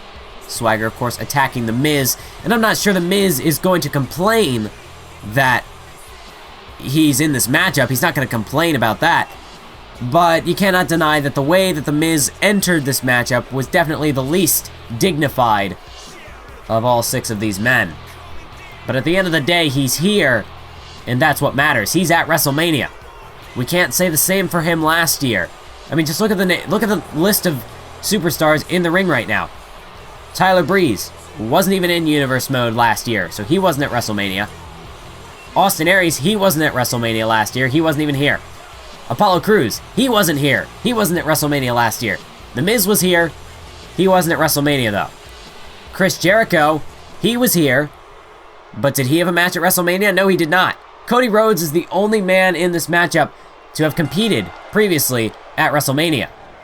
And that was, of course, the Fatal 4-Way match for the Intercontinental Championship, which he lost.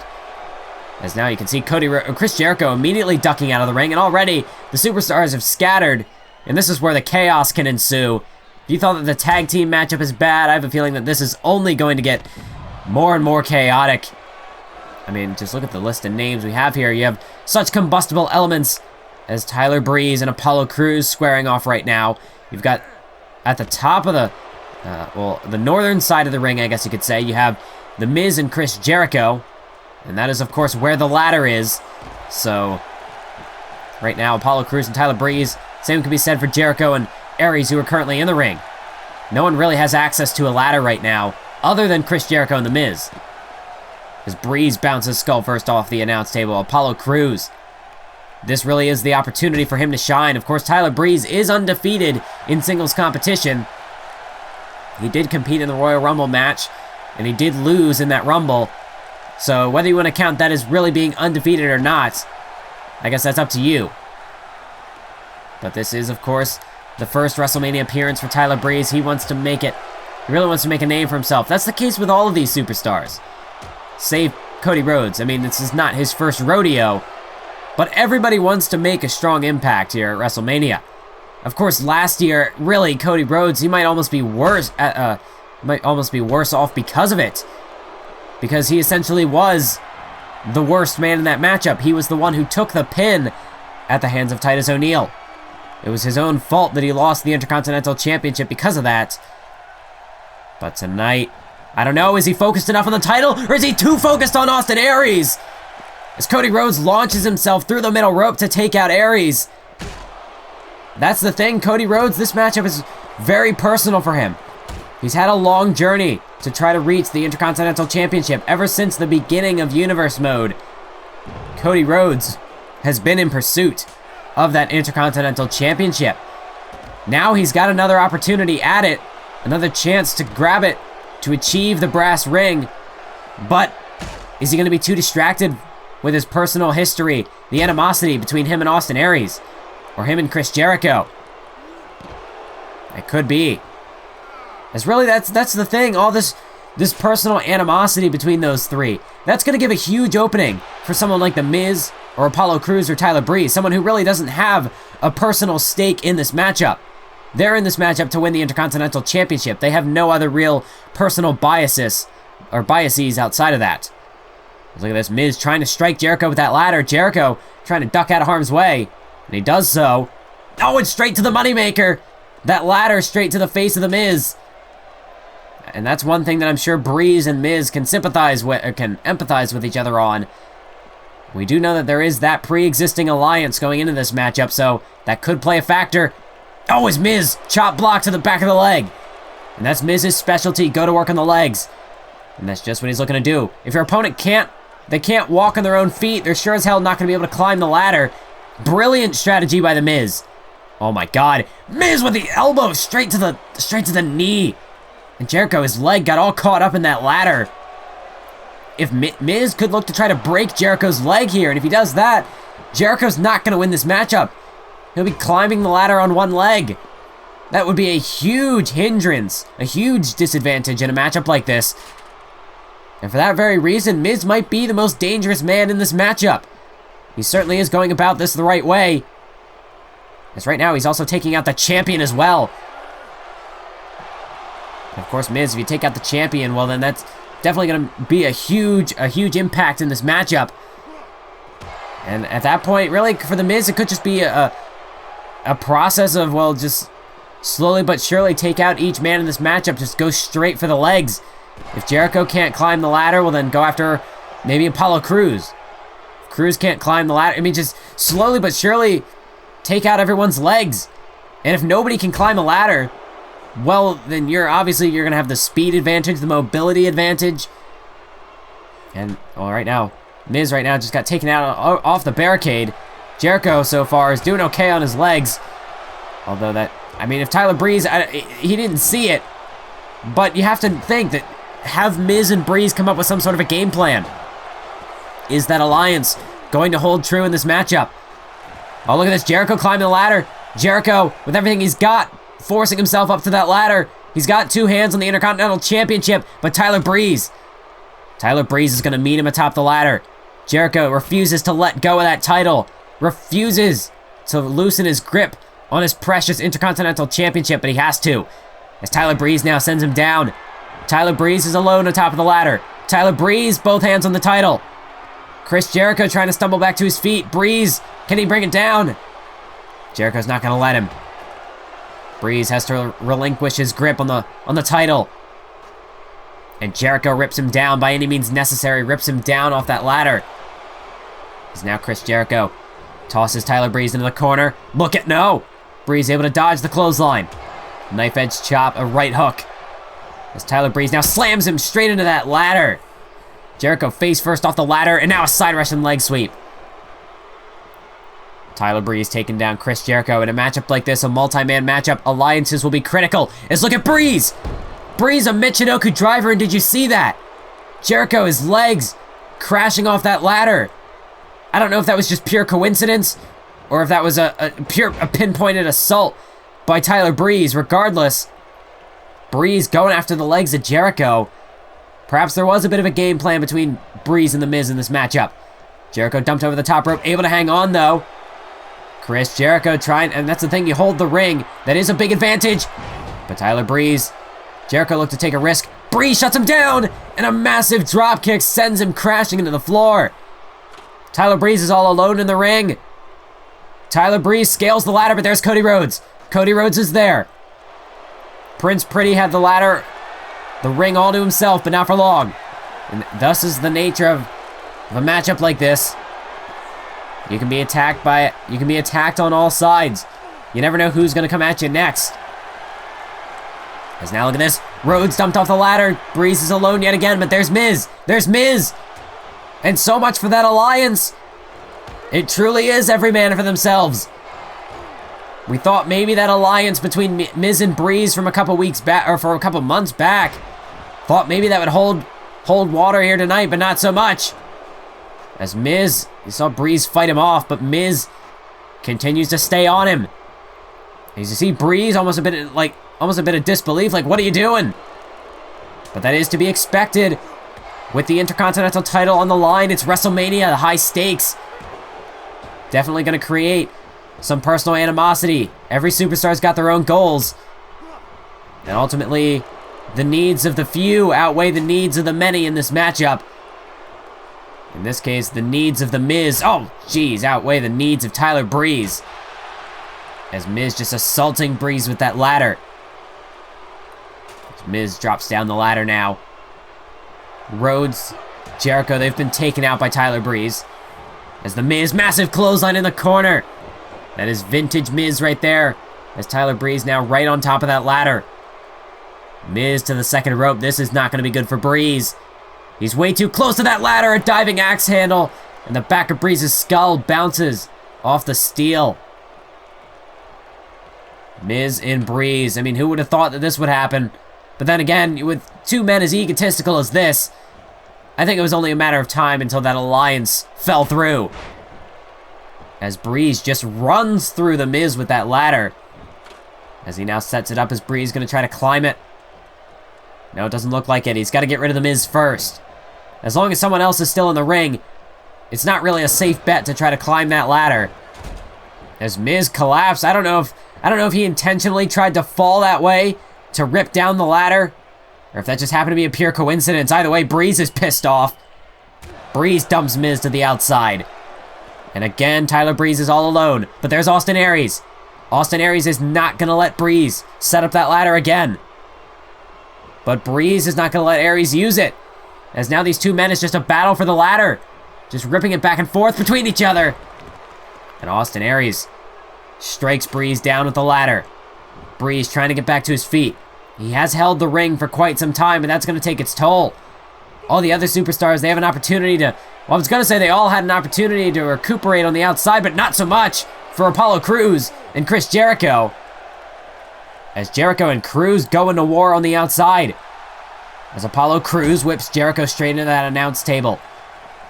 And now an Olympic slam out on the concrete floor. Well, this is not exactly what I would call recovery. As Apollo Crews continues to keep up the pressure on the current Intercontinental Champion, Chris Jericho. Chris Jericho, definitely not the most impressive title reign. He's only held the title for, at this stage, 68 days. And of course, he won it on that episode of SmackDown from Austin Aries. Speaking of Austin Aries, he, with a slingshot leg drop, looks to choke the life out of Tyler Breeze. Of course, Austin Aries, you want to talk about fairly lackluster title reigns, 44 days. Austin Aries had the Intercontinental Championship in his possession before he inevitably lost it to to Chris Jericho, rather. But at least in their cases, they have held the title before. No one else in this matchup has. I mean, actually, I stand corrected. The Miz was the first ever Intercontinental Champion in Universe mode, but look at this Codebreaker! Codebreaker on the outside, Crews is down. Tyler Breeze has just been dumped out, but Jericho, is he going to stop him in time? Aries climbs the ladder, but there's Jericho. There's Jericho looking to put a stop to Aries' ascent. Miz, of course, is a former Intercontinental Champion. He was the very first Intercontinental Champion in Universe mode, although his reign was even more lackluster than Jericho's or Aries, as Miz only held it for 28 days before he lost it to Christian in a triple threat that also included Cody Rhodes at the very first Extreme Rules pay-per-view. So you want to talk about Cody Rhodes being a Universe Mode original, don't forget about The Miz. The Miz has been here in the background for all this time. As right now, the foreground is being occupied by the two men. Well, two of the three men who really have been occupying the Intercontinental Championship scene over the last several months. And that is Austin Aries and Chris Jericho, as Jericho lays him out with a DDT. Now Cody Rhodes is positioning Aries for something. He's got him by the back of the head, back of the neck. Just tosses him into that corner. Oh no, this is not going to be good, especially with where that ladder's positioned.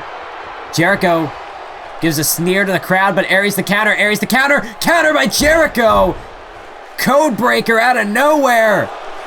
Caught him in midair. As, wait a minute, here comes Cody Rhodes. Cody Rhodes up on the apron, springboard into a Codebreaker! Codebreakers all around. Crews taken down. Aries taken down. Rhodes taken down, but the Miz is still on his feet. Jericho's got the title, but Miz prevents him from stealing it, from taking the win. Jericho and Miz now battling atop the ladder. Miz, he wants his second Intercontinental Championship reign. He wants to become the first ever two-time Intercontinental Champion in Universe mode. But Jericho refuses to lose any ground to the Miz here. You see the fan calling for a Codebreaker? You have got to be kidding me! Codebreaker! from the top of the ladder. Both men are down. Jericho may have just taken himself out of the matchup as well as The Miz. Look at this replay. Good God. As now Tyler Breeze looking to claim the spoils of war, but there's Apollo Crews. Apollo Crews and Tyler Breeze simultaneously climbing the ladder. It's Breeze who gets to the top first. And he's got both hands on the title, but Crews is not going to let that stand. Miz and Jericho taken out by code breakers. Well, Jericho took himself out with his own move. Oh wait, Breeze countered. Crews face first off the ladder, but somehow Crews is still hanging on to that thing. As Tyler Breeze is he's in a world of trouble right now. No, wait. A counter by Breeze. Tyler Breeze looking to make a last-ditch effort. Trying to grab that title, but that might have been a mistake. Wait a minute, what is Austin Aries doing? He's got another ladder. Austin Aries has got a ladder. What the hell is Austin Aries doing with that thing? Aries making a ladder bridge from the barricade to the apron, or barricade to the ring rather. As Tyler Breeze now, he's fallen off the ladder, but now Crews taken off the ladder with a vicious powerbomb. As now Tyler Breeze looking to climb, but there's Austin Aries. Austin Aries is there, and you see that ominous ladder bridge in the background. And for the sake of these competitors, I hope that thing doesn't get used. I don't know what sort of sinister plan Austin Aries had in mind. But he's going to have to push it to the back of his mind right now, because that's nowhere near the Intercontinental title, that ladder. Oh, wait a minute, Tyler Breeze over the top rope! And he crashes onto that ladder. Very ugly landing for Breeze. Aries atop the ladder, but there's Cody Rhodes. Cody Rhodes is there. Aries and Rhodes atop the ladder. Breeze has been taken out. Apollo Crews still down after that powerbomb. And Jericho off that code breaker. Jericho might have hurt himself more than he hurt The Miz. Both of those men are down. It's up to Aries and Jericho now, or Aries and Rhodes rather. Wait a minute, but there's Miz. Miz is back in it. Look out. Oh, both men taken off. As Miz, just with pure force, shoves that ladder down. Oh, a ladder shot to the back of the head of Cody Rhodes, and now a ladder to Aries as well. As The Miz now setting it up in the corner. There's Apollo Crews now. He hits the ring. But Crews is still shaken up from that powerbomb. And The Miz capitalizes with a snap DDT.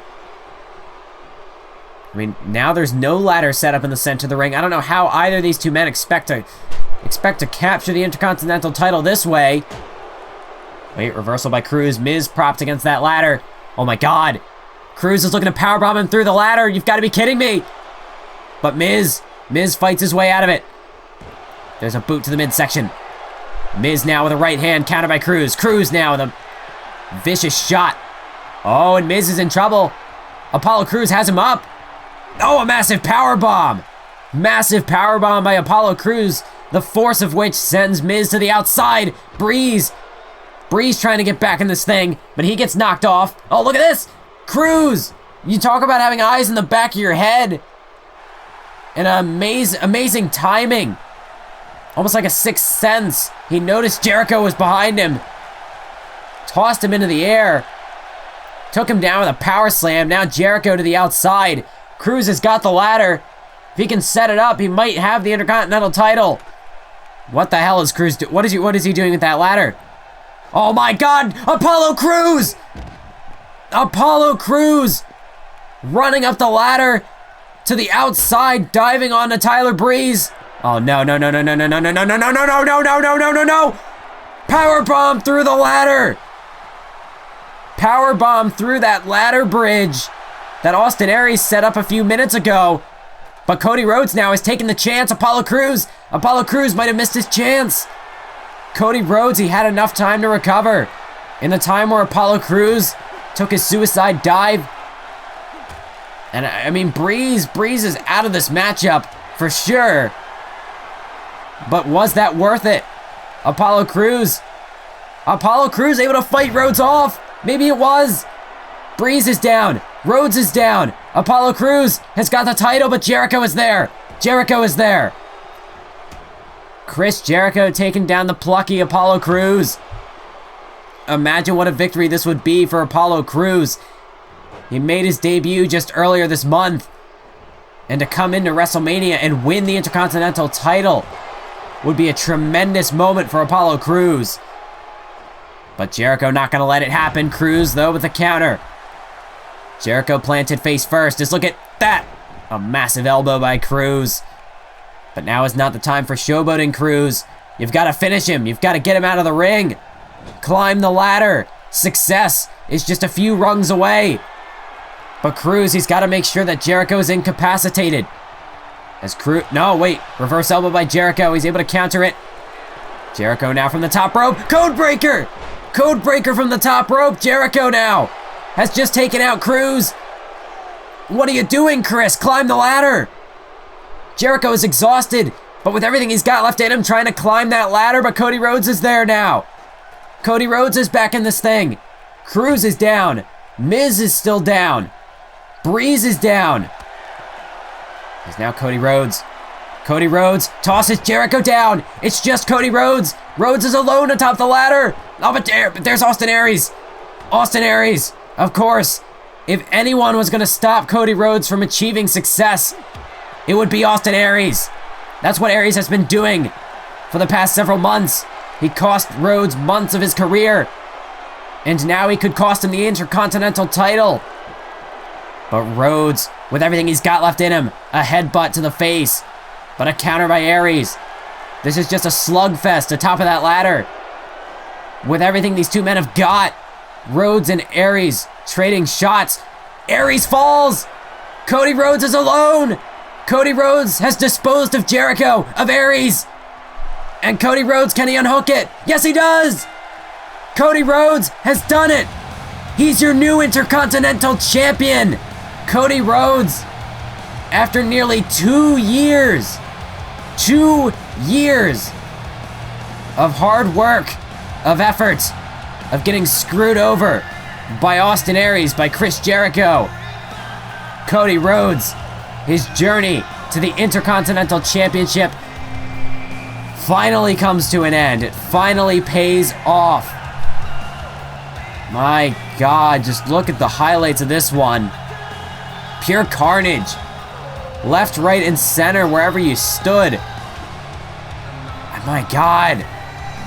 And you see there, Miz fighting off Crews. This is where Miz was eliminated from the contest. Apollo Crews with this massive powerbomb. But that wasn't the only powerbomb Crews would deliver. He had one more left in him. And that was, of course, the powerbomb that put Tyler Breeze out of commission. Straight through that ladder. I mean, there were several moments where it looked like Breeze for the early part of this matchup dominated. But Crews got him out. But even that wasn't enough as Jericho was still in it. Took Crews out with a code breaker. But unfortunately for Jericho, Cody Rhodes just had too much willpower, too much strength left. And after taking out Jericho, after taking out Aries, Cody Rhodes disposing of his inner demons. And finally, tonight, Cody Rhodes stands tall as the Intercontinental Champion.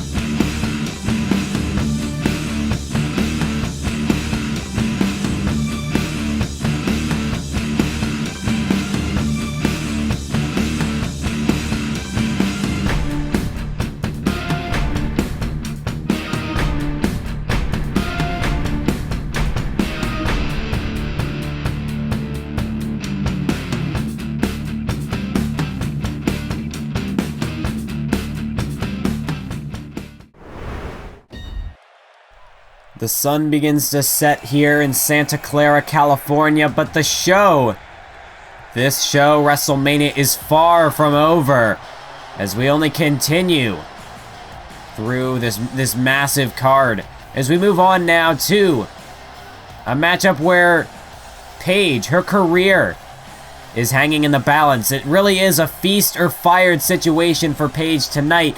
If she wins, she will be guaranteed. She'll be the next #1 contender for Asuka's Women's Championship. She'll get a matchup for the title in the near future. But if she loses this matchup, Paige, her career in the WWE, it's over. She will be fired, courtesy of Stephanie McMahon. And that is, of course, her opponent tonight. Paige had a lot to say with this whole resurrection of the women's division. And part of that is the hypocrisy of the whole thing. We learned that Stephanie McMahon was behind the decision to disband the Divas division in the first place. And Paige, well, you see, Stephanie tried to paint it in this whole positive light, this scene of grandeur. You know, this is a revolution for the industry. This massive Queen of the Ring tournament, a new women's championship. It truly is the epitome of what women can achieve in wrestling. Well, Paige, she had a lot to say against that. And Paige isn't the only one. We've seen women like Summer Rae, Tamina Snuka, the Divas Empire, step up and speak out against the hypocrisy of this whole thing and the hypocrisy of Stephanie McMahon. So Stephanie said, okay, I see what this is about. This isn't about what I've done. This isn't about the state of the women's division. You just can't hang with some of the new talent we've brought in. And so Stephanie said, okay, here's what we're gonna do. I'll give you a match with me, if that's what you want. But, wait, what? What do you mean, wait a minute? What do you mean there's one more competitor? Well, who else wants to fight her? I thought Nikki Bella agreed to step out of this matchup. We know that Paige fought Nikki to, I guess, earn this right to... Oh my God. Oh my God. You've got to be kidding me. I see what's going on here. This is who wants to fight Stephanie McMahon. You've got to be kidding me. That is a load of crap. I see what's going on here. Stephanie McMahon, we were expecting a one-on-one match. A fair fight between Stephanie McMahon and Paige. Seems as though Stephanie McMahon has a bit of backup in the form of Nia Jax. Good Lord. You know, going into this matchup, I would have said that Paige had the advantage, obviously, because, you know, her in-ring experience. Stephanie McMahon, she's not a competitor, and she clearly knows this. And it seems as though she has contracted the services of Nia Jax. I mean, just look at this. This is supposed to be a triple threat, she says. Hardly. Stephanie steps outside of the ring. This is a glorified handicap match. I mean, just look at the size, the raw power of Nia Jax. I mean, just look at this. I mean, just look at that. Nia Jax just dwarfs Paige in that ring. And now you see, just look at this, just torturing her. Just bending her backwards over her knee off that backbreaker. Stephanie McMahon. I mean, she's not even in this matchup right now. She's on the outside just watching it all happen. Just watching as Nia Jax tears Paige apart. And look at Nia Jax just mocking Paige. I mean, she knows she's in control. She knows that she has the upper hand here. But Paige starting to fight back, starting to rally. But Nia Jax quickly shuts it down. Paige, though, she's a feisty one. We've seen Paige's aggressiveness in the past. And she's putting it on full display right now. That's what she's going to have to do. Use that aggressiveness. That striking ability that she has. She's not going to be able to outpower Nia Jax. All she can do right now is use her technical prowess and just her pure aggression to overwhelm Nia Jax. And that's just what she's doing right now with these vicious knees. Paige, despite the size difference, the odds are stacked against her now in this matchup, but she doesn't care. Paige is a fighter. She's gonna fight tooth and nail with everything she's got against Nia Jax so she can get her hands on Stephanie McMahon. Paige, I mean, this is more than, at this point now, this is more than just making a statement on behalf of women's wrestling, or even on just behalf of her own career at this point. I mean, her career is on the line in this matchup now. And now not only does she have to fight Stephanie, she has to fight Nia Jax. Let's look at Nia Jax. Do you see the ease with which Nia just tossed Paige up into that Samoan drop? And Nia Jax is just a monster. No, she's going to do it again. Center of the ring. Paige, look out. Another massive Samoan drop. Nia Jax. I mean, she is just asserting her dominance in this matchup, just imposing her will upon the anti-diva. Oh, wait a minute. No counter, though. Paige able to counter. Managed to take Nia Jax down with a hip toss. Nia Jax, she's on wobbly legs right now. Paige, this is the time to strike. Hurricanrana. Paige able to take down the monstrous Nia Jax. And now a drop kick to the back. Paige, she's got the upper hand now. She's got to capitalize. If she loses it, she might not get it back. Paige, she wants to maintain that this is her house. Stephanie is throwing every obstacle in her way to prove that it isn't, that this is Stephanie's house. But Paige isn't going to relinquish it so easily. Paige turner on Nia Jax. 2. No, but Nia Jax kicked out. Nia Jax just able to kick out of the Paige turner at a count of 2.5. But Stephanie now up on the apron. Stephanie McMahon. No, but Paige tried to get a hand on her.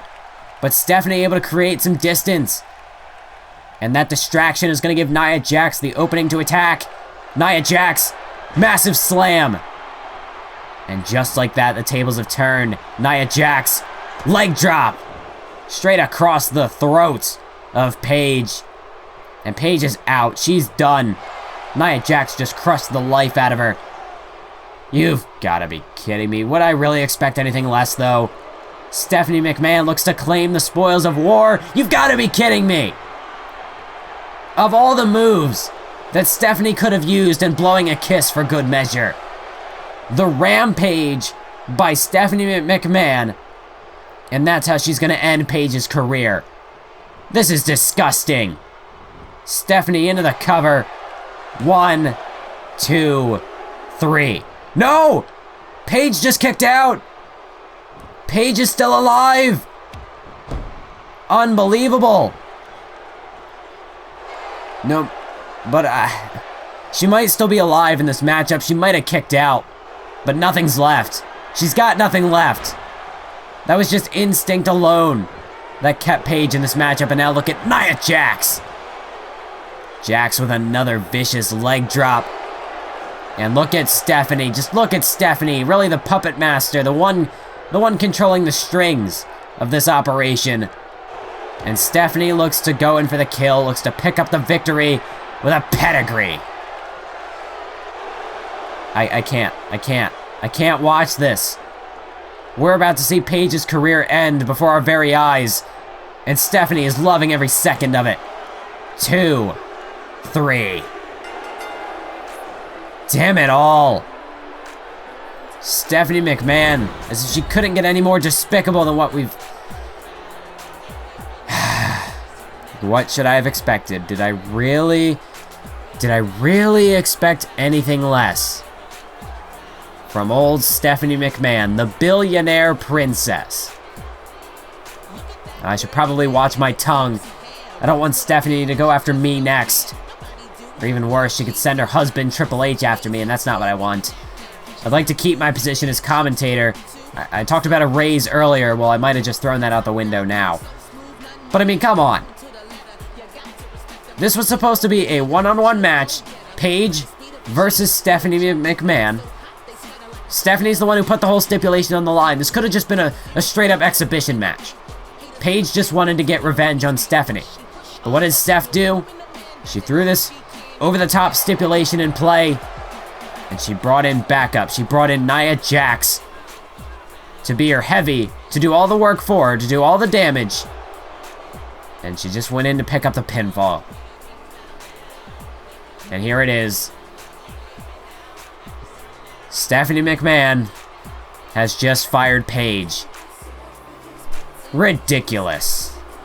I mean, this is the leader of the women's division. You're kidding me. As now we move on, we're back to some more tag team action for the evening. As this one, it's the old guard versus I guess you could say the new guard here in the WWE. That is Randy Orton on your right and Dave Bautista on your left.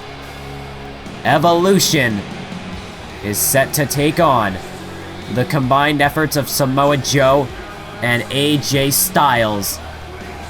And I mean, you want to talk about build-up. You want to talk about how long that this has been in the works.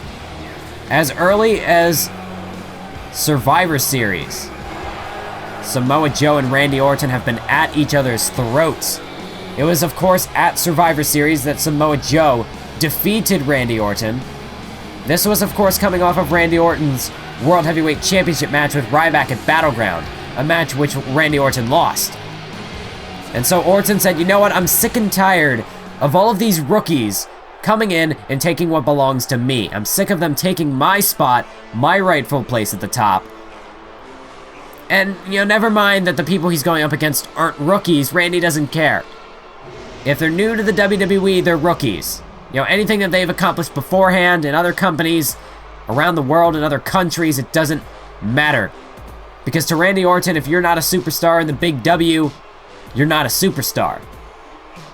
So Randy Orton, he set his sights on Samoa Joe. They had a rematch at Fastlane that Orton won, a street fight. This was, of course, after Randy Orton ended the career of Damien Sandow in a matchup that was awarded Upset of the Year at the Slammy Awards. Well, what was the fallout of that? What was the result of that match? Randy Orton, a punt kick to the side of Sandow's skull. And just like that, Sandow's career was over. Then Samoa Joe suffered a loss at the hands of Orton at Fastlane. At the Royal Rumble, Styles made his debut. And it was AJ Styles who eliminated Randy Orton from that matchup. So then what happened? Well, Randy Orton wanted revenge on AJ Styles. And he got it at Roadblock.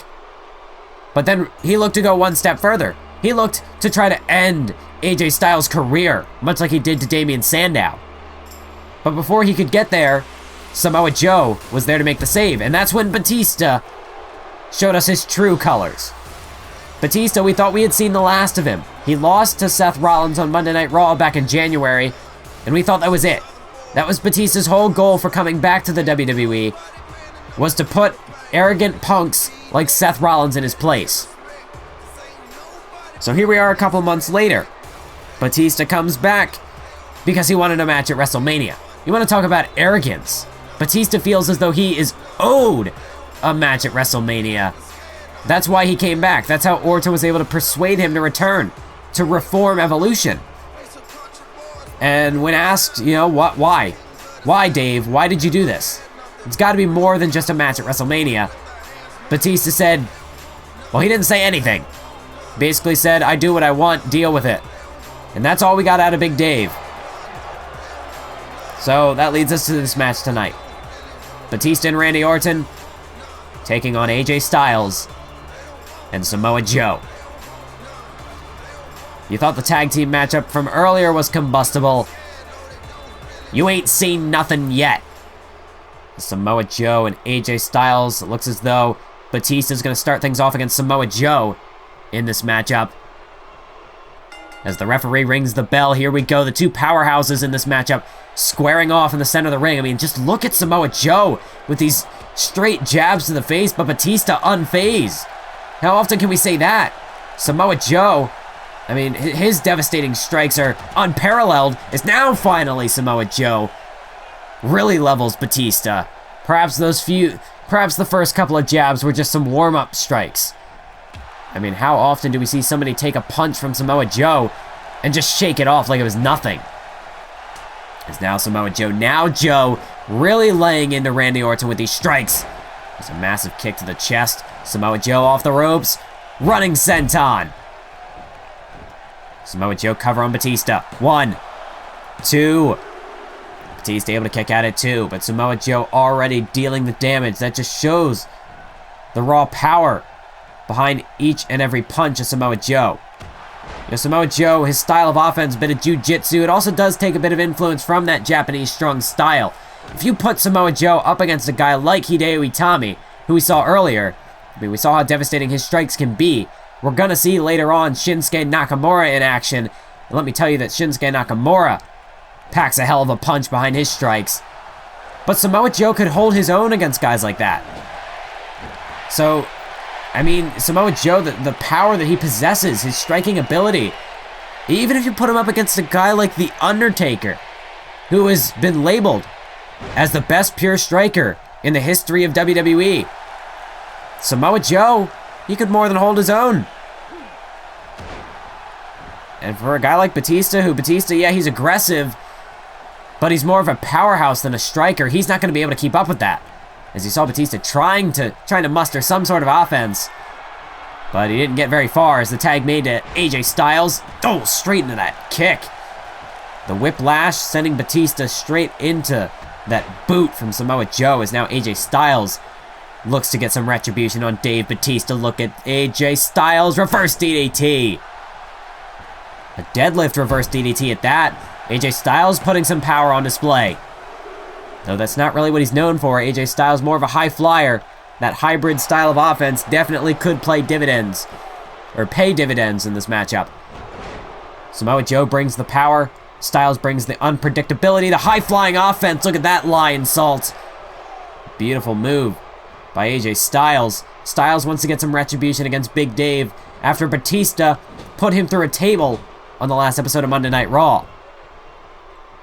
But of course, Styles, he's got beef with Randy Orton as well.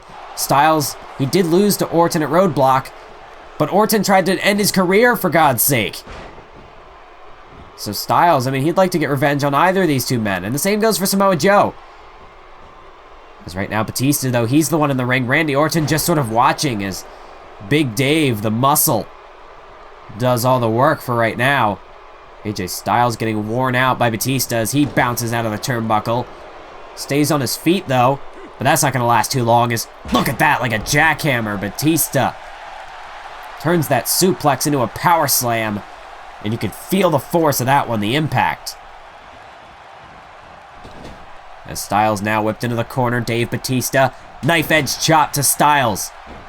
That's a type of chop that would make Ric Flair proud. Of course, we do know, formerly from Evolution, the days of Triple H and Ric Flair, gotta think that they're watching this matchup tonight. Not sure how Triple H feels towards this whole situation. You have to think he's gonna be siding with Batista and Randy Orton. I mean, we know the relationship between those three. It's been a bit rocky in the past, but as you know, as previous months have shown, I mean, when Triple H, when he needed a guy to fight Dean Ambrose on Monday Night Raw, who did he put in his path?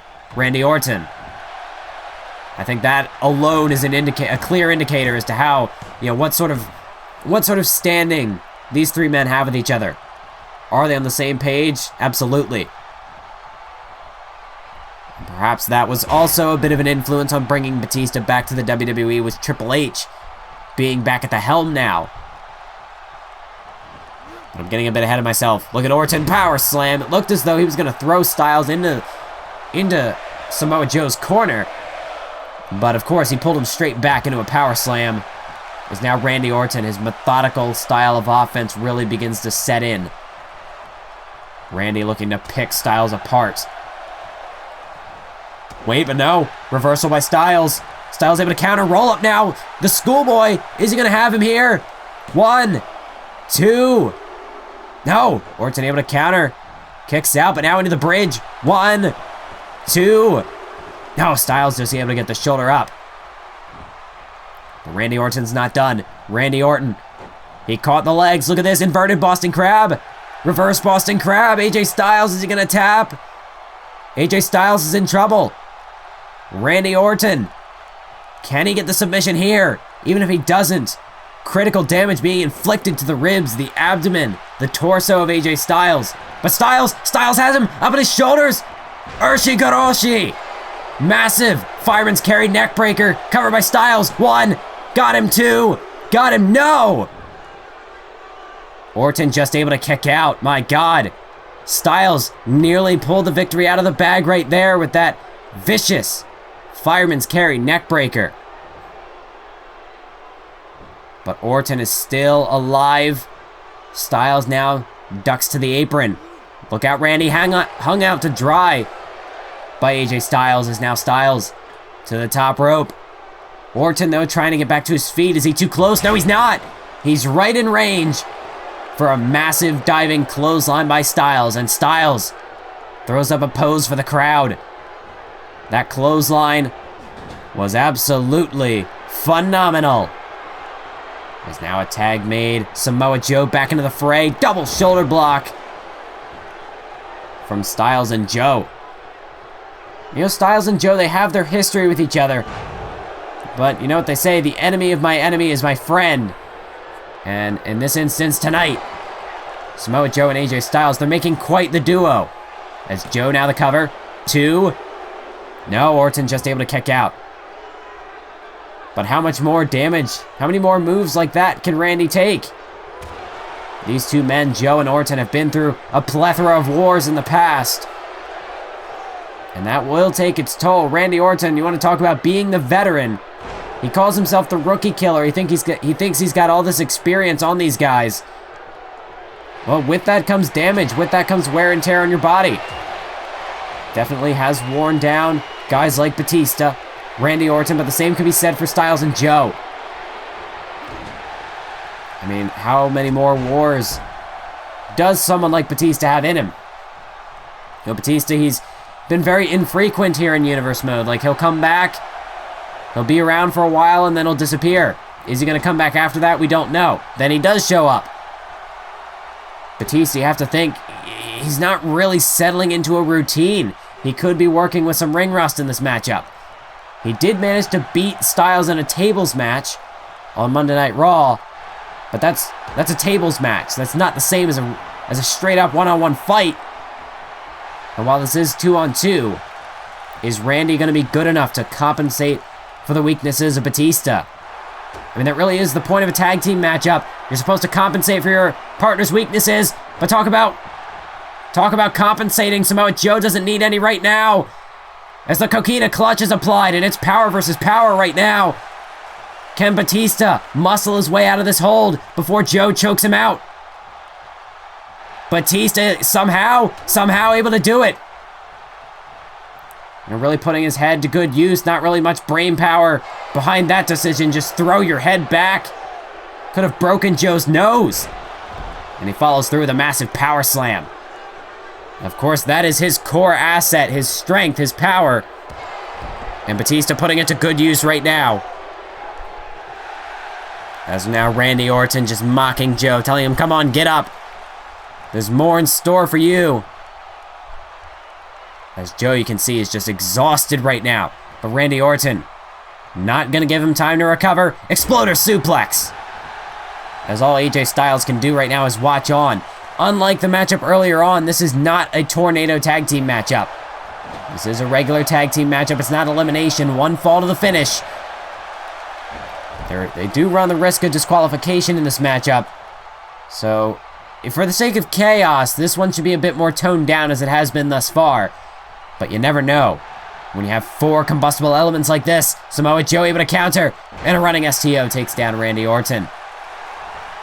Samoa Joe now trying to call the Viper to his feet. AJ Styles reaching for a tag. And it looks like Samoa Joe is going to oblige. Tag made by Styles. As Samoa Joe looks to size him up in the corner. Look out! Styles tried to go after Batista, tried to cut him off, but Batista prevents Samoa Joe from going for that powerbomb. Is now Batista down. Orton taken down by Styles. Styles, he missed the trick on Batista before. Did create a bit of a disorientation, a moment of disarray there. But Styles, no! Not able to capitalize because of it. Orton able to dodge the phenomenal forearm. Oh, and now Styles is in trouble. Styles got caught. And there, the DDT, the spike DDT through the middle rope. Vintage Randy Orton. But is that going to be enough to put Styles away? Orton hooks the leg. 2. No, Styles able to kick out. You see Joe and Batista about ready to go right there. As tends to happen in these tag team matchups, things do start to break down towards the home stretch. As Randy now getting Styles as far away from Samoa Joe as possible. That is a smart strategy by Randy Orton. As Randy, no, Styles able to fight back. Styles staggers him. And look at AJ. AJ rolls through into the calf killer. The calf killer in the center of the ring. Samoa Joe looking to get rid of Batista, but he missed. And Batista able to break it up, but there's Joe with a German suplex. Samoa Joe with a massive German suplex takes down Batista. AJ Styles, meanwhile, looking to take out Orton as Batista dumped outside by Samoa Joe. Styles, this is the moment to put Randy away. But Orton not gonna let it happen. It looked like Styles was looking for, no wait, RKO! But countered. Styles countered the RKO. And AJ Styles, he's got Randy. Styles Clash. He hits the Styles Clash. 1, 2, 3. And there you have it, folks. AJ Styles and Samoa Joe get the win over Evolution here tonight at WrestleMania. What a match. Styles, at the end of the day, he was the one who put Orton away with the Styles Clash, getting a bit of revenge from Roadblock. I mean, that's what happens when you threaten a man's career. You back him into a corner like that. Well, you're gonna see the fangs. You're gonna see blood. As AJ Styles, I mean, you see Orton with that massive DDT, but that was not gonna be enough. Went for the RKO. Styles had it well scouted, and bam! Styles Clash, and just like that, it's all over for Evolution. And it seems as though the evolution of professional wrestling will in fact leave legends like Randy Orton and Batista in the dust, as AJ Styles and Samoa Joe are taking over. Monday Night Raw, you better watch out. Cesaro, Dolph Ziggler, keep your eyes on these guys. They might be your next challengers for the world title in the near future. Coming up next on the WrestleMania match card, it is the Beast taking on the King of Strong Style, Brock Lesnar versus Shinsuke Nakamura. And making his way to the ring, it is the former WWE Champion, Brock Lesnar. And tonight, Brock Lesnar, he's aiming to get back on the winning track. It has been, you want to talk about downward spirals for some of our SmackDown superstars. How about Brock Lesnar's fall from grace? Of course, late last year, he was the WWE Champion up until Survivor Series, when Brock Lesnar lost the WWE title in a triple threat match to Kevin Owens. Of course, Titus O'Neil, the King of the Ring winner, was involved in that matchup as well. We saw Titus O'Neil win Tag Team Gold earlier on in the night. And of course, Kevin Owens will be defending that WWE Championship later on against The Undertaker. Brock Lesnar, on the other hand, he doesn't have a title match to go into tonight. No, tonight, he's got a one-on-one exhibition match against the newcomer, Shinsuke Nakamura. And Brock Lesnar, well, after losing the triple threat match to CM Punk and Daniel Bryan earlier on this month, actually it was late last month, I stand corrected, Brock Lesnar, he wanted a challenge. He wanted to fight. Brock Lesnar, he's pissed off after all of these losses. He wants to reclaim his throne. But if he wants to do that, he's going to have to start winning matches. And so Lesnar, he wanted a fight. And it gave an opening to anyone on the roster, anyone on the SmackDown roster who wanted to step up to challenge the Beast Incarnate. And it opened the door for Shinsuke Nakamura to make his debut. And if you want to talk about an impactful debut, they don't get much bigger than that. Shinsuke Nakamura confronting the Beast Incarnate on SmackDown. And he laid him out with a Kinshasa. That's just what Shinsuke Nakamura is looking to do tonight. In this matchup, it is raw power versus the brute force behind the strong style that Shinsuke Nakamura brings to the table. Shinsuke Nakamura, very unpredictable in that ring, very charismatic. But one thing that you will expect out of Shinsuke Nakamura is it's going to be a slugfest. Will Shinsuke Nakamura be taken to Suplex City tonight? Or Will the King of Strong Style humble Brock Lesnar once again, just like he did on SmackDown a few weeks ago?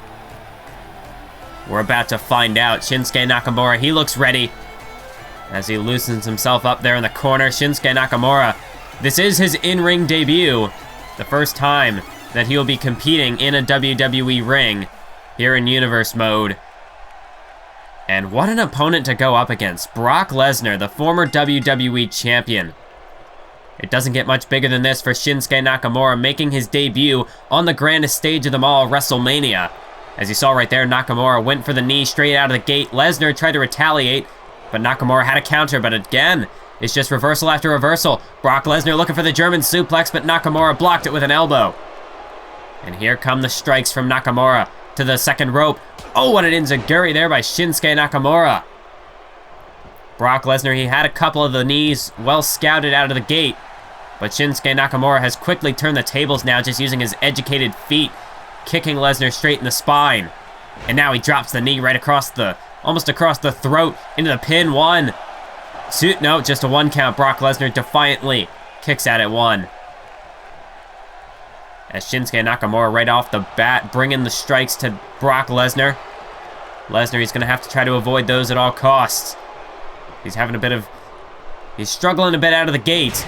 But now Brock Lesnar looking to exert that power that he possesses over Shinsuke Nakamura. Lesnar does have the strength advantage, and he's going to have to utilize that to full effectiveness in this matchup tonight. As you can see, Brock Lesnar, he's just really laying into Shinsuke Nakamura with these elbows to the shoulder, to the skull. But if it comes down to a battle of strikes, if it comes down to a fist fight, you have to give the advantage to Shinsuke Nakamura. Lesnar is going to have to go for more of those grapples, go for more of those power moves. Although the German suplex was blocked earlier on, so Brock Lesnar, if you take away Suplex City, well, Lesnar, that's really what he's been relying on in really this past year in Universe mode. Brock Lesnar, ever since he won the WWE title at SummerSlam, that has been his major focus of attack, is taking his opponents to Suplex City, but Nakamura looking to take him to the land of the rising sun, tapping into that strong style with a vicious knee to the back of the skull. As Brock Lesnar stumbles to his feet, Nakamura another knee, and follows through with a kick straight to the top of the skull. As Nakamura utilizes, that's what he does. He utilizes his legs to full effectiveness. Brock Lesnar might have to try to go to work on those legs if he wants to stand a chance in this matchup. He does just that, tossing Nakamura straight into those steel steps. Whether it's his knees or his feet, his kicks, Nakamura will use every part of his body as a weapon. As Brock Lesnar goes into the ring to break the count. Perhaps taking the fight to the outside will benefit Brock Lesnar here. Nakamura may have made a mistake, as Brock Lesnar now tosses him back into the ring. Lesnar utilizing his environment to really help him inflict more and more damage on Nakamura, as Brock Lesnar with an exploder suplex. It's not the typical German that we see Brock Lesnar attempt in these matches. Looks like he's shaking things up here, modifying his approach to Suplex City as he takes him down, this time with a gut-wrench suplex. As Shinsuke Nakamura, ever the fighter, the feisty one, trying to get back to his feet, but Brock Lesnar just sort of calling him on. And he slams him back down, spine first, into the canvas. Brock Lesnar, this is where that raw power is going to give him the advantage in this matchup, as Brock Lesnar is going to have to try to slow down the pace. Although when it comes to Shinsuke Nakamura, he can work a fast-paced match, but he can work a very slow, methodical style as well. Honestly, when your major weapon is utilizing your strikes, your knees, your legs, just in general, it really does make for a pretty versatile attack. But again, it is a bit one-dimensional. If Brock Lesnar can go for those legs, that could definitely be a major hindrance for Shinsuke Nakamura. Brock Lesnar, though, seems pretty content to just rely on his strength, but that could be his undoing. As Shinsuke Nakamura able to reverse that attempted exploder. Lesnar went to the well one too many times. As Shinsuke Nakamura now continues to unload with these kicks. A straight shot to the midsection, then one to the face. Now Nakamura looking to the crowd, and then a stomp straight to the midsection, almost a bit low. Nakamura's going to have to be careful with that. But this crowd is on their feet. They are 100% behind Shinsuke Nakamura in this matchup. As Brock Lesnar whipped into the corner, massive knee. Massive knee lift in the corner by Shinsuke Nakamura. And look at Nakamura. Nakamura with some good vibrations. And follows through with a stomp to the chest. That is vintage Shinsuke Nakamura right there. We talk about his charisma. It's on full display right there. As now Shinsuke takes Brock to the corner again. And another running knee lift. Shinsuke Nakamura. Well, we could be looking for an encore. As again, Shinsuke Nakamura, he's having fun out there at the expense of Brock Lesnar. And you have to think that's only going to aggravate the Beast Incarnate. Shinsuke Nakamura, he's all about having a good time. But if that's the thing though. Nakamura, he does seem like he's a very carefree individual. But don't let that fool you. Nakamura, he can get vicious. If you push him to his limits, well, Nakamura could be just as devastating as Brock Lesnar himself. But Lesnar now with the snake eyes tosses Nakamura into the corner. And Brock Lesnar has him up now. Vertical suplex driving him into the center of the ring. As Brock Lesnar now. Massive kick to the spine of Nakamura. Brock Lesnar starting to take control now. As Shinsuke placed into the corner. A shoulder barge by Brock Lesnar. He follows through with the second one. As now Lesnar spins Nakamura around in the corner. What is Lesnar cooking up here? Nakamura shoulder first into the steel ring post. Again, Brock Lesnar using his environment to full effectiveness. And now Brock Lesnar with a stomp in the corner. As Brock Lesnar, you can see Brock Lesnar, he is livid right now. Just throwing everything he can at Shinsuke Nakamura, but what is he going to have to do to keep the King of Strong Style down for a 3 count? The German suplex has not worked for him thus far. As Nakamura, you hear the crowd calling on for Suplex City, just sort of mocking Lesnar. Well, Lesnar's going to deliver with the first German suplex of the matchup. And now that's sort of silenced the crowd a bit here. Now this crowd, well, they're almost mocking Lesnar, saying, well, hey, where's Suplex City? And now Brock Lesnar saying, well, here is Suplex City. Ask and you shall receive. Another German suplex by Nakamura, or to Nakamura. As you can see, the crowd on their feet. This crowd, they've had to put up with Brock Lesnar for a long time now. But Brock Lesnar, he's looking to try to shut down Shinsuke Nakamura before his career can even begin. As Brock Lesnar delivers with a trifecta of German suplexes. And now the hook of the leg by the Beast Incarnate. 1, 2. But a kick out by Nakamura. Nakamura will not go down so easily. Brock Lesnar arguing with the referee, thought it should have been a 3 count. But he can't be doing that. He has to focus on Nakamura. Don't give Nakamura the opening. Because if you give Nakamura the chance, he will strike in a big way. Oh, no. Brock Lesnar, belly-to-belly suplex out to the floor. Nakamura catapulted out to the concrete below. That's what Brock Lesnar used to put Mark Henry on the shelf for just over a month. What kind of damage did Brock Lesnar just inflict on Shinsuke Nakamura? Wait a minute, Nakamura though. Nakamura's still got fight. Nakamura's got fight left in him. As here comes Shinsuke. Brock able to duck the first kick, but Nakamura caught him with the second. As now Brock Lesnar has been staggered. That is a bit of a difference between Nakamura and Mark Henry. Is Nakamura definitely, he's got a smaller frame. So perhaps the fall to the outside didn't quite do as much damage as it did to a guy like Mark Henry. And there's also the difference with experience. Nakamura hanging Brock Lesnar up on that barricade. Here comes Nakamura with a full head of steam. A massive knee crashing into the skull of Brock Lesnar. And it seems as though that belly-to-belly suplex to the floor, that has not slowed Nakamura down in the slightest. This is the danger that Nakamura presents. Brock Lesnar, has he gotten himself in over his head?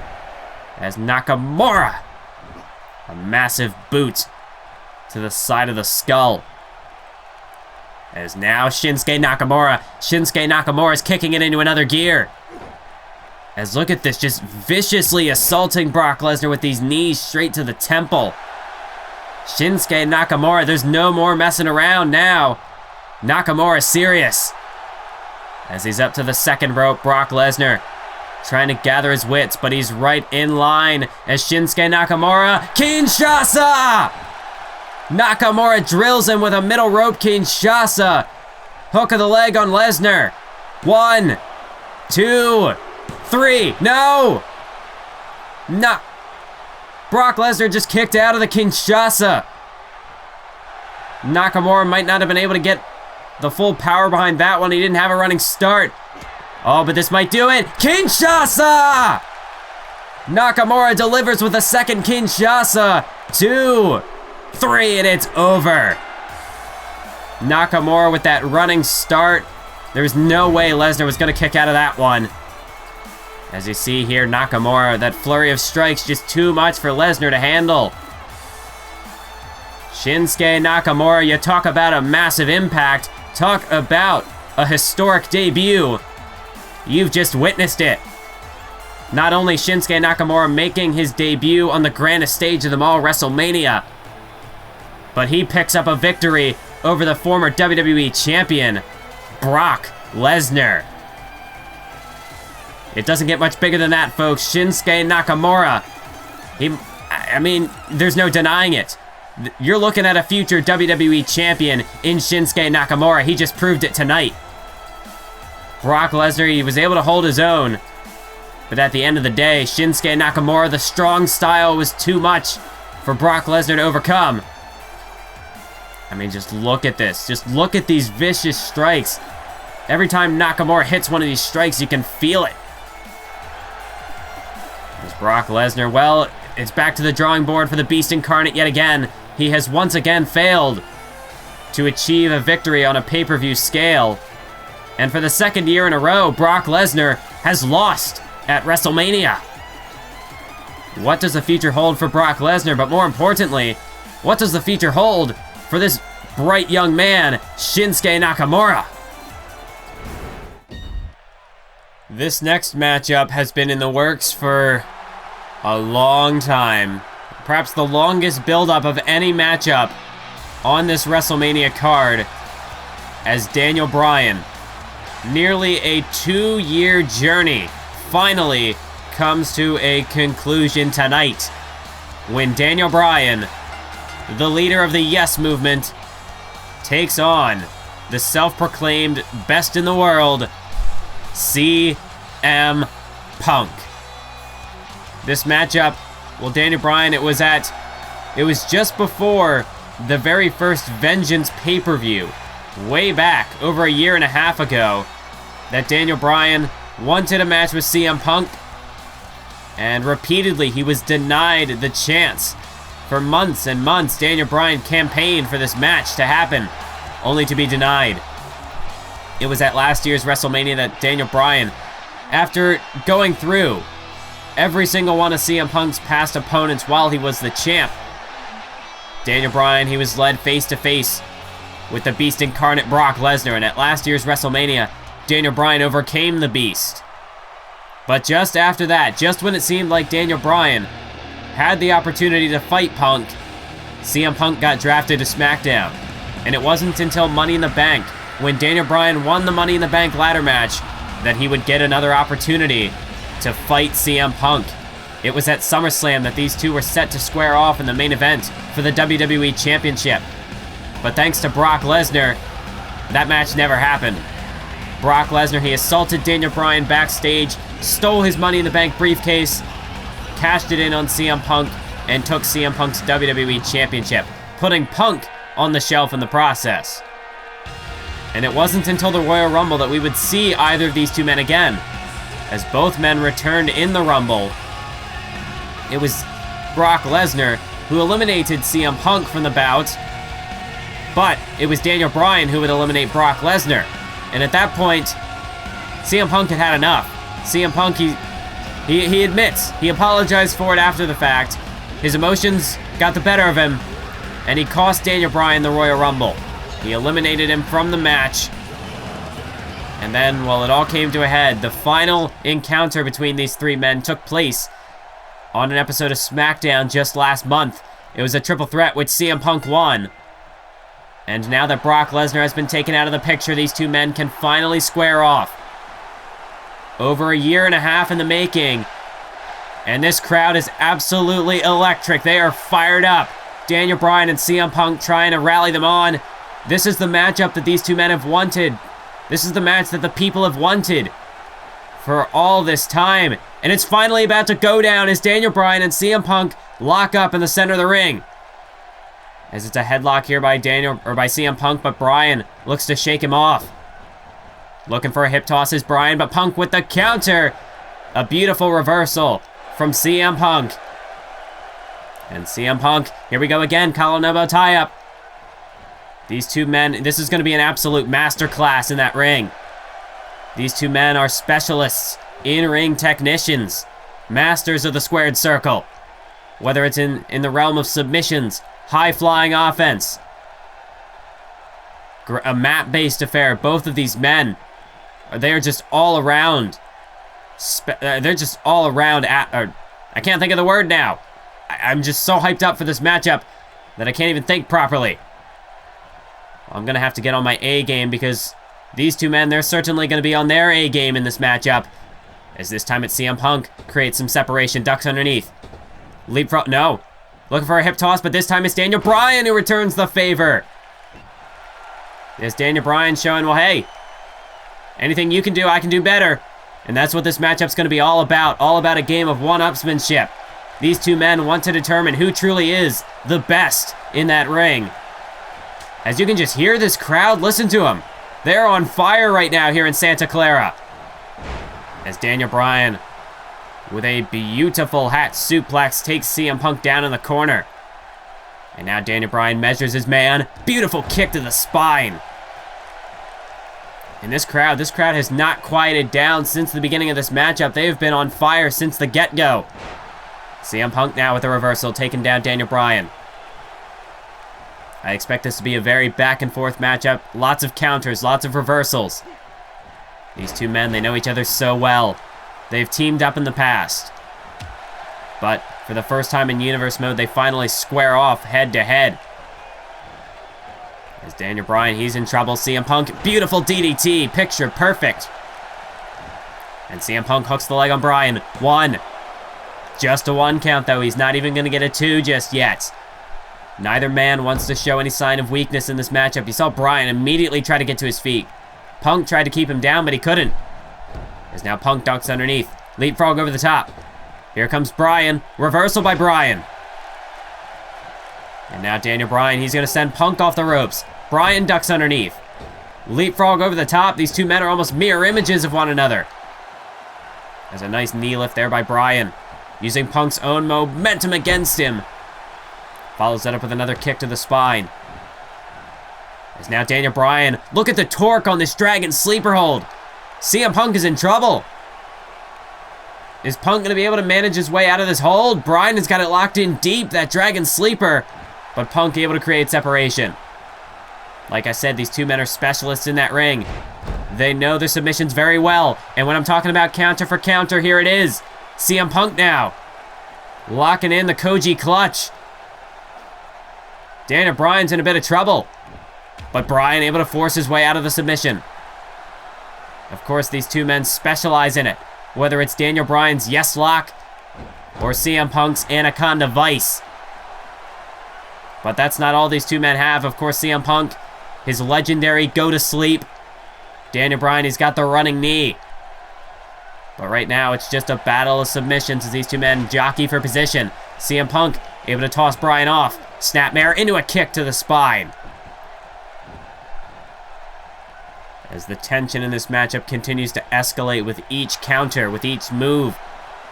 As CM Punk now looking for a fisherman suplex, keeps the leg hooked, but a rope break. A bit of a mistake there by CM Punk, but he's going to have to try to keep that from getting to him. He's just going to have to focus the attack on Daniel Bryan. If you make a mistake, don't get too rattled about it. Just got to keep going. Because if either one of these men slips up and gives the opponent the opening, they're going to pay for it.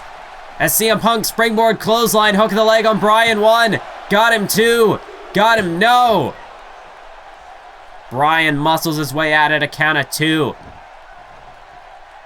And we're already at the near falls in this matchup, ladies and gentlemen. But I have a feeling that this matchup is far from over. As Punk went for the kick, but Bryan had the reversal. Look at this. German suplex by Bryan.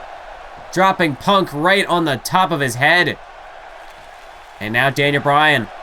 Bryan gonna go back to the submissions. This is a cattle mutilation. The arms of CM Punk are completely caught up here. Punk is face driven into the canvas. And he's caught in the center of the ring. No rope break in sight. Can Punk force his way out? He's able to roll over. Oh, and a massive kick to the back of the head. He might have only just caught a glancing blow, though. As Punk again looking for the fisherman suplex. Bryan counters with a Northern Lights suplex. But he decided not to stick for the pin. Bryan, he couldn't hold the bridge. As Punk stumbles to his feet now, but here's Bryan's springboard dropkick. The high-flying assault from Daniel Bryan and CM Punk. It's like I said, mirror images of one another.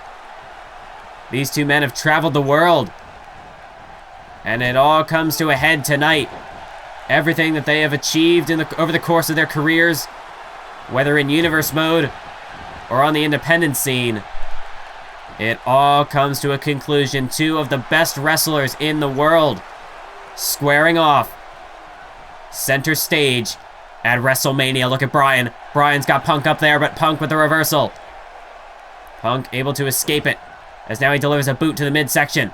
CM Punk, pile driver! Pile driver to Daniel Bryan. We know that Daniel Bryan has had his neck issues in the past, thanks to Brock Lesnar.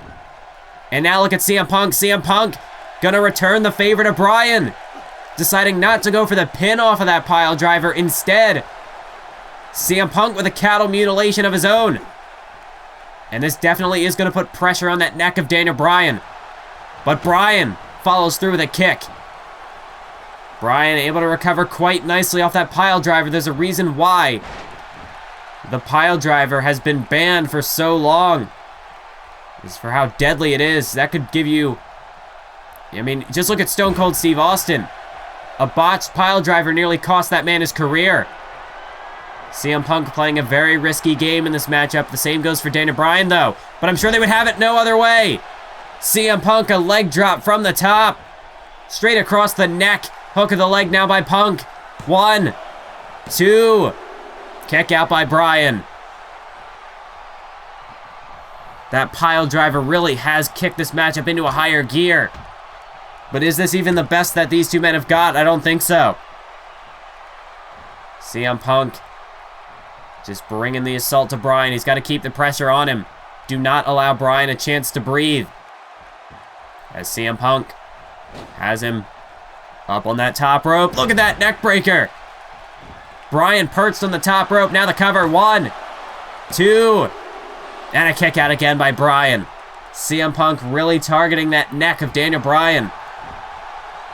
That's what you have to do in that ring. Find a weakness and exploit it. That's the best way to achieve success. Look at CM Punk. CM Punk with an STF. CM Punk has the STF locked in on Daniel Bryan. Bryan, I don't think he can get to those ropes. And at this point, I don't even know if that's even the attempt from these two men. It's just a battle to see who is the best. They're going to try to maneuver out of these submission holds. Not look to force their way out, but look for counters. Because this is a battle to determine who truly is the best. Is Bryan with a cravat suplex. If these two men... I mean, this is all about pride in this matchup. It's a matter of seeing who is the best technician in that ring. They don't want to take the easy way out. No rope breaks. If it comes down to grapples, they want to find counters. They want to prove that they are better. They do not want to show any signs of weakness to their opponent. as Daniel Bryan, massive kick to the skull. Hook of the leg on Punk. 1, 2. Now a kick out by Punk at 2.9. Daniel Bryan nearly had him, but CM Punk, with that never say die attitude. I mean, CM Punk, this is a former 2-time WWE champion. CM Punk, he's fought in, wait a minute, look at this. Sunset flip, Bryan's in trouble, shoulders are down. Punk, 1, 2, 3. Oh, just barely a kick out by Bryan. Talk about a near fall. It doesn't get much closer than that. But look at CM Punk. CM Punk drops Bryan straight off his knee. And into the pin. 1. Got him. 2. Got him. 3. How did Bryan kick out of that? CM Punk turned that back suplex almost into a GTS of sorts. But Bryan kicked out. CM Punk, I mean, you just see the frustration as there's signature Punk. The running knee into the corner, followed by a bulldog, but you see the referee checking on Daniel Bryan. Bryan has taken several stiff shots to the neck, but Bryan says he can continue. And CM Punk is going to give him the chance to get back to his feet here. CM Punk showing a sign of respect to Bryan. There's Bryan, though, he seems a bit out of it. CM Punk going to continue the attack, because that's the thing. Respect is one thing, but openly giving your opponent a chance to recover, to completely regain their equilibrium, that's just stupid. And CM Punk, he's not an idiot. If Daniel Bryan's going to try to sucker him into something, CM Punk's not going to let it happen. Let's look at CM Punk. Punk, perhaps looking for another pile driver, maybe a powerbomb? He gets neither. Is Bryan able to reverse? Oh, and Daniel Bryan's caught him with the yes lock. CM Punk is caught in the yes lock. Can he fight his way out of this? Or is CM Punk gonna tap out? Daniel Bryan has got it fully cinched in here. The arms are clasped, the hands are locked. Punk, he's in trouble. Punk's got nowhere to go. He might have to tap. The referee's asking. But CM Punk's not giving in. He's not gonna go out like that. Is Punk able to counter the yes lock? And now look at Punk. Look at Punk with these vicious knees. Punk got caught out, and you just see the frustration now. His inability to put Bryan away is starting to get to him. As now CM Punk. Punk, it's submission time for Punk. The Anaconda Vice is applied. And all the damage that Punk has done to the neck has added up to this moment. Now it's Daniel Bryan who's in trouble. Punk managed to counter out of the yes lock, and Daniel Bryan able to escape the Anaconda Vice. But look at Bryan. Bryan with a crucifix, shoulders down. But he wasn't able to keep the pinfall. Punk able to slip out of it. There's Daniel Bryan now with a European uppercut. Punk staggers, but he doesn't fall. Punk now fires back with a forearm, though Bryan able to counter. It's now just a slugfest. These two men trading shots. As Bryan backs him into the corner and lights him up with the educated feet. And you can hear the crowd in support of Daniel Bryan in this matchup. Punk hung upside down in the Tree of Woe. This is not going to be good. No, Punk able to counter out of it. Driving that knee straight into the face. And here comes Punk now. Massive knee in the corner.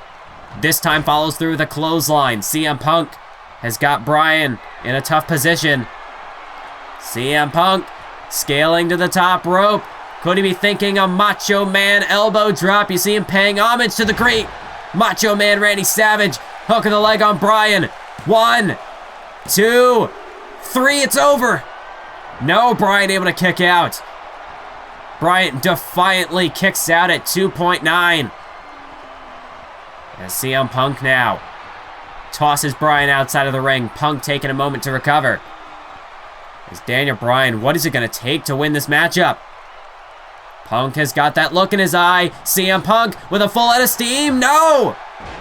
Bryan with a vicious right hand shuts down Punk's momentum dead in his tracks. And Daniel Bryan to the top rope. Bryan's going to take a high-risk move. Flying goat! The diving headbutt. Daniel Bryan could put him away. Hook of the leg on Punk. 1. Got him. 2. Got him through it. Somehow Punk able to kick out. Daniel Bryan cannot believe it. These two men are giving it everything they've got. And then some. Oh, look at that. Look at that transition by Bryan. Straight into that targeting of the knee, the leg of CM Punk there. Beautiful transition from Bryan. As now it looks like Daniel Bryan going to work now on the knees of CM Punk. Try to take away the GTS perhaps. Let's look at Bryan now with an Achilles tendon lock, going to work on that left leg. That left knee of CM Punk getting bent all out of shape here. That's a smart strategy by Bryan, potentially cut down Punk's high-flying offense. But Punk is able to escape it. There's a boot to the midsection. And that's just a pure brute force behind that strike to the back by CM Punk. Wait a minute. What is this? CM Punk going to work both on the leg and the neck of Daniel Bryan with a submission like this. A beautiful move here by Punk, but just as devastating. But it's Daniel Bryan who forces his way out of it. Brilliant counter to escape. And now look at Bryan. Bryan transitions into a rolling knee bar. The knee bar is locked in on CM Punk, and again, Bryan back to the leg. CM Punk in the center of the ring, nowhere to go. Is he gonna tap? No. Punk with a vicious boot to the face escapes it. As now, look at that. Oh! Vicious roundhouse kick. He caught Bryan flush. That might have knocked him out cold. 1, 2. No, are you kidding me? Bryan kicks out again.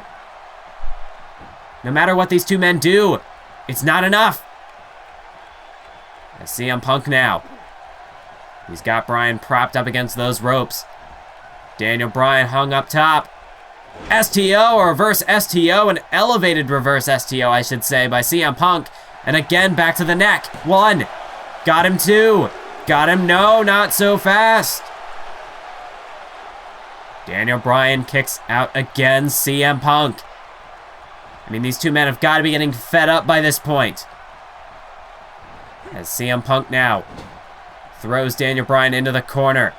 He's got to be thinking, what the hell do I need to do to put Bryan away for a 3 count? As Bryan now a kick to the leg. Kick to the midsection. CM Punk tossed down.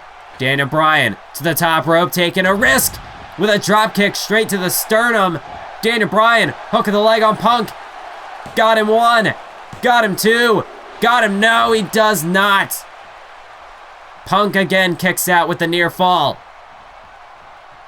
There's Daniel Bryan, another European uppercut. Daniel Bryan now, what is he thinking?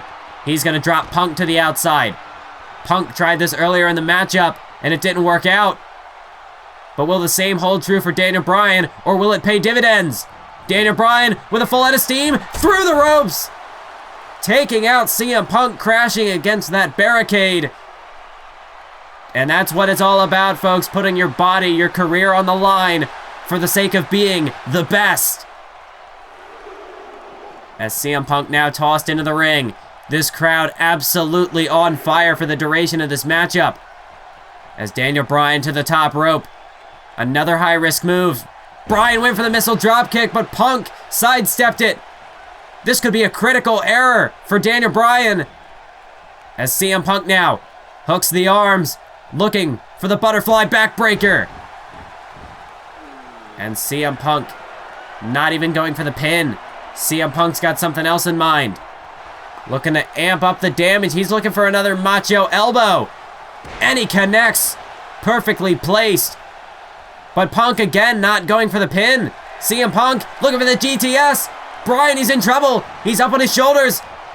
But Daniel Bryan somehow, some way, found enough left in him to counter the GTS into that reverse DDT. And now it's Bryan to the corner. Daniel Bryan looking for the running knee. But Punk sidestepped. Punk able to dodge it. And oh my god, these two men are insane right now. CM Punk just laughs it off. But this is exactly the challenge these two men were looking for. As Bryan off the ropes, straight into a kick by CM Punk, who follows through the second, ducks a clothesline, spinning neck breaker. And look at Punk, he's got He's enjoying himself right now. This is exactly the fight that these two men wanted. It's the fight that these people wanted, and it's the fight that we're getting right now. As Daniel Bryan placed up on that top rope. What could CM Punk possibly have in mind here? There's a punch to the face. CM Punk. You've got to be kidding me! No way! CM Punk, Pepsi plunge! Pepsi plunge! That's gonna do it! CM Punk, he said he would never use that move again, but he's pulled it out here. 2, 3. What? How in the hell did Daniel Bryan just kick out of a Pepsi plunge? And he kicks out again. It was no fluke. CM Punk said that he would never use that move again, but he's pulled it out of the bag here at WrestleMania. And Daniel Bryan saying, well, bring it on. He wants more. Daniel Bryan with a punch to the face. And now Daniel Bryan lighting up CM Punk. Daniel Bryan channeling his second wind here. Daniel Bryan, this is a monster hidden deep within him. How the hell is he still in this matchup? I have no idea. Punk has hit him with everything, including the kitchen sink. But even that wasn't enough. Punk now hung up on the top rope with that alley-oop facebuster. And you hear the crowd chanting Daniel Bryan's name as Daniel Bryan, he's cooking up something here. Looking for a surfboard. No, that's a Romero special. CM Punk in a bad way. Oh my God. Oh my God, a Romero special coupled with a Dragon Sleeper. Just look at the way that Punk's body is contorted here. The human body is not meant to bend that way. CM Punk, he's gonna have to tap out. I don't think there's any way he can get out of this. Bryan has got it locked in. Punk is in trouble, but he's trying to claw his way out of it. He manages to connect with a vicious right hook and escape it, but only just barely by the skin of his teeth.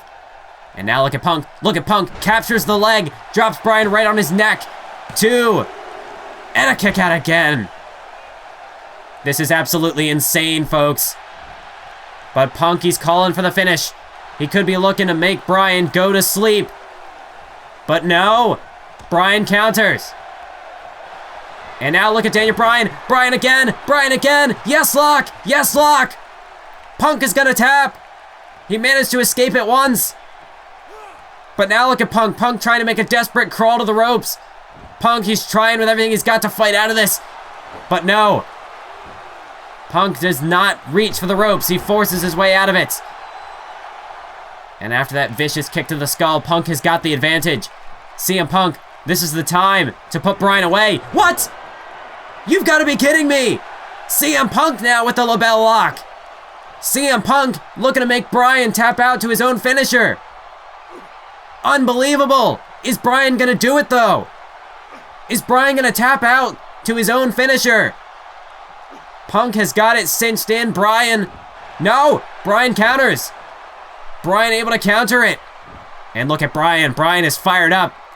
That seems to have only motivated him. As CM Punk whipped into the corner. And here comes Daniel Bryan. Daniel Bryan off the top rope. Able to stick the landing. Ducks a clothesline off the ropes. Massive flying elbow. As look at Daniel Bryan go. Daniel Bryan is like a man possessed right now. As the boot to the leg. And here comes Bryan with the boots to the chest. Daniel Bryan, the crowd counting him out. And with every kick, follows through with a roundhouse. CM Punk out like a light. And Daniel Bryan could be looking for the killing blow. You are kidding me. We saw Punk use the yes lock. Now it's Daniel Bryan who applies the Anaconda Vice. Is CM Punk gonna tap out to his own submission?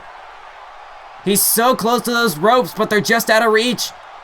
Daniel Bryan, he's got this Anaconda Vice cinched in like a pro. Punk using his knees to fight out of it somehow. Somehow Punk able to escape it. This crowd on their feet, giving these two men a standing ovation. But Punk, he's gonna look for the kicks again. CM Punk with the comeback. It's on. Oh, but Bryan counters with a clothesline. Daniel Bryan had that well scouted. And now Bryan, what more can he do? What more do either of these two men have left? As CM Punk placed up in the top rope. These two men ascending to no man's land. Daniel Bryan, look at this from the top rope. Falcon Arrow. Punk planted in the center of the ring. And Daniel Bryan, he's looking to finish things off once and for all. Punk to his feet. Bryan connects with the running knee. Center of the ring. CM Punk, he's up a creek without a paddle. 1, 2, 3. It's over. Daniel Bryan has done it. Daniel Bryan has defeated CM Punk in what might just be the match of the year. It's too early to call. I know it's only March. But goddamn, it doesn't get much bigger than that. Good Lord. What a match. CM Punk and Bryan putting everything on the line. And then some. Not only did they pull out everything in their own arsenal, well, they had to reach into each other's arsenals and start pulling out tricks from their opponent. My God. Well, that matchup for all the wait, for the year, give me a moment to collect myself. As you just see the highlights of this matchup. Over a year and a half of build-up for this matchup. And I think it's safe to say that these two men delivered in a huge way. As you can we're going through the highlights of this matchup. Too much to try to recall from that matchup. Too much to process. CM Punk, I don't know how the hell Daniel Bryan kicked out of this. I don't know what possessed CM Punk to make him pull out that Pepsi plunge. But even that wasn't enough. Daniel Bryan, I don't think there's any denying it. Daniel Bryan is the best in the world. That matchup should be a clear indicator as CM Punk, he bows out of the ring gracefully, leaving the center stage to Daniel Bryan. As Bryan is... I mean, these two men are absolutely exhausted. They are spent. But it's Daniel Bryan who stands tall. He is the victor. You can just see CM Punk. Punk is just out of it. But Daniel Bryan, at the end of the day, only one man can truly be the best. Daniel Bryan has certainly made his claim loud and clear. Kevin Owens, Undertaker, I'd keep your eyes open. You could be looking at your next #1 contender right here before your very eyes. Congratulations to Daniel Bryan.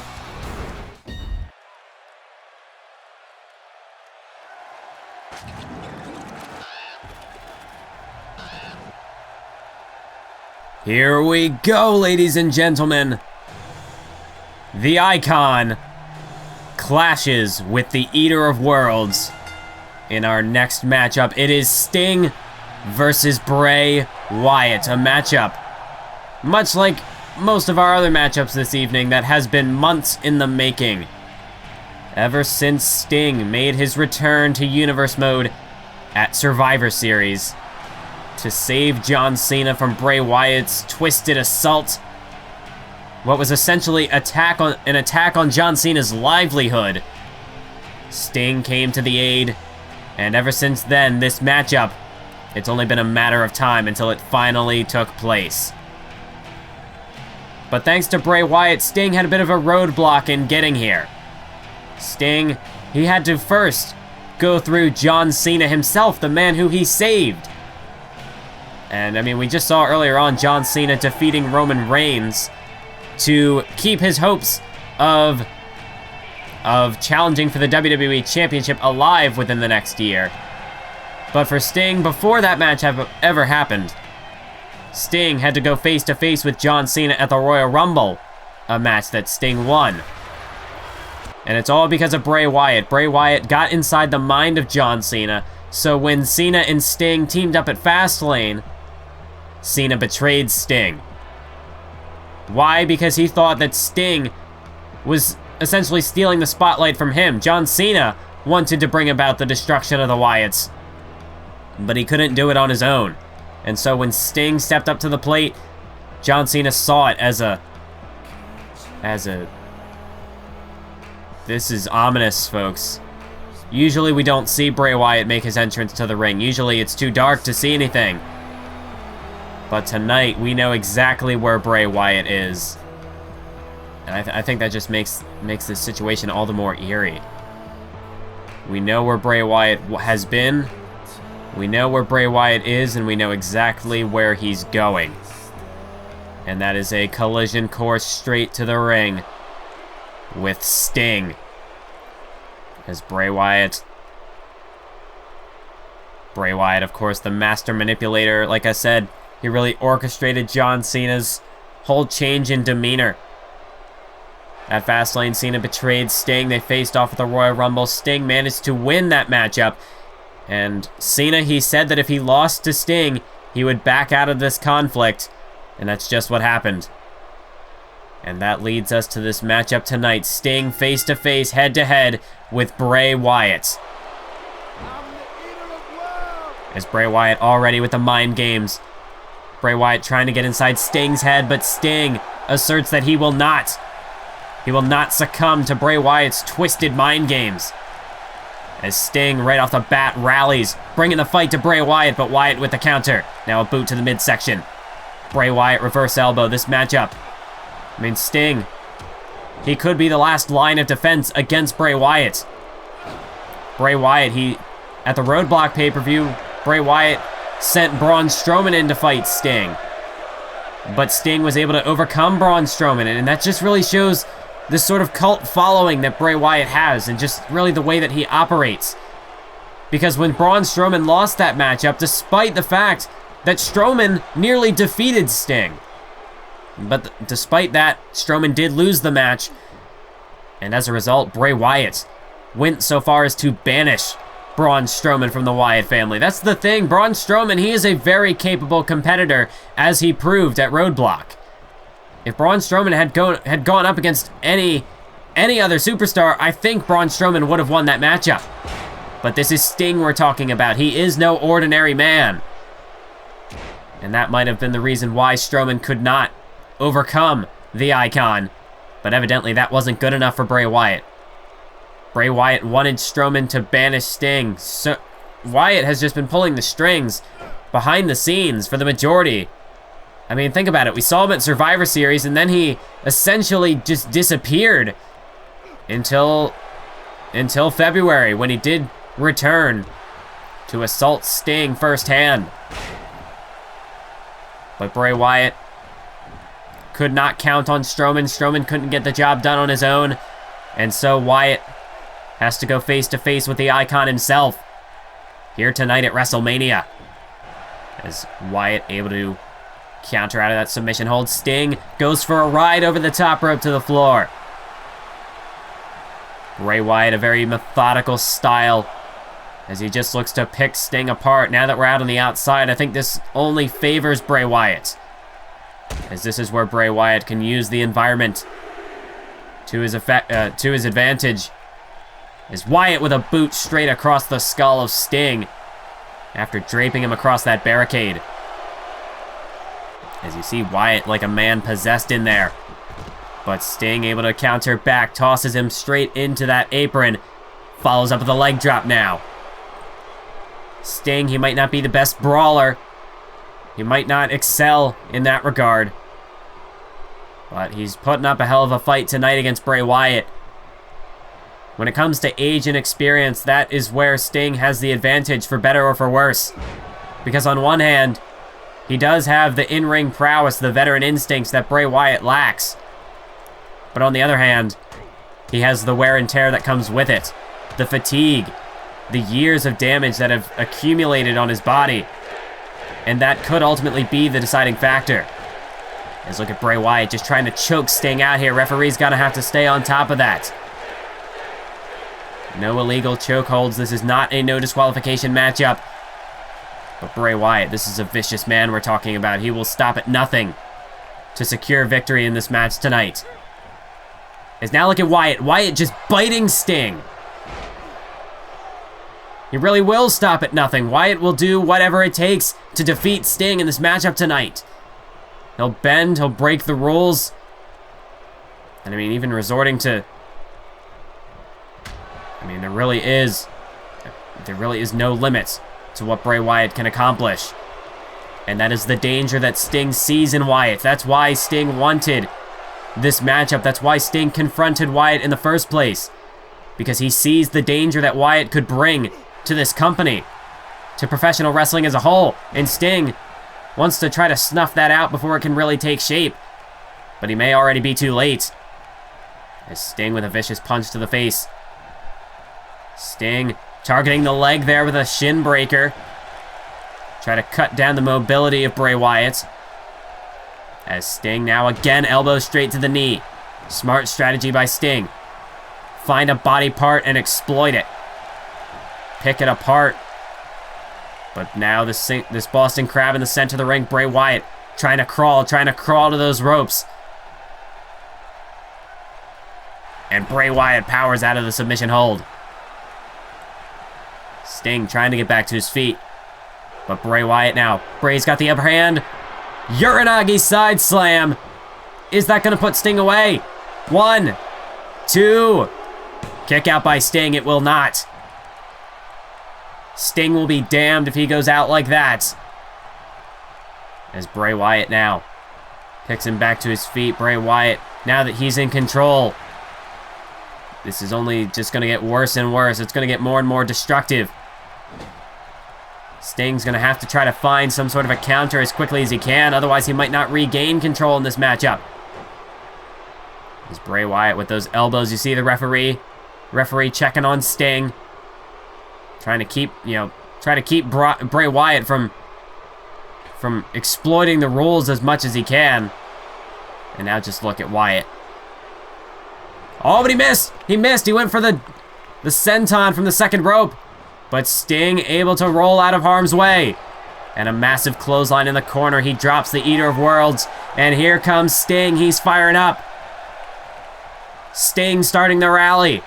As Wyatt struggles to get back to his feet. Sting with a full head of steam. Another clothesline in the corner. Sting is absolutely livid right now. Sting channeling the fire within him.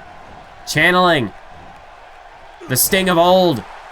As you see, look at the power on that flapjack. Tossing Wyatt nearly 10 feet in the air. Cover now. But a kick out by Wyatt. Sting trying to tap into the power of his glory days. To resurrect himself one last time. To put away Bray Wyatt once and for all. As Sting delivers a boot to the face. Massive knee now to the skull. Sting just slowly but surely picking Wyatt apart piece by piece. As now Sting looking to toss Wyatt over the top, but Wyatt able to hang on. Oh, look at this, shoulder to the midsection. Bray Wyatt slingshot over the top. And the shoulders are down. Referee in a position. 2. And a kick out by Sting.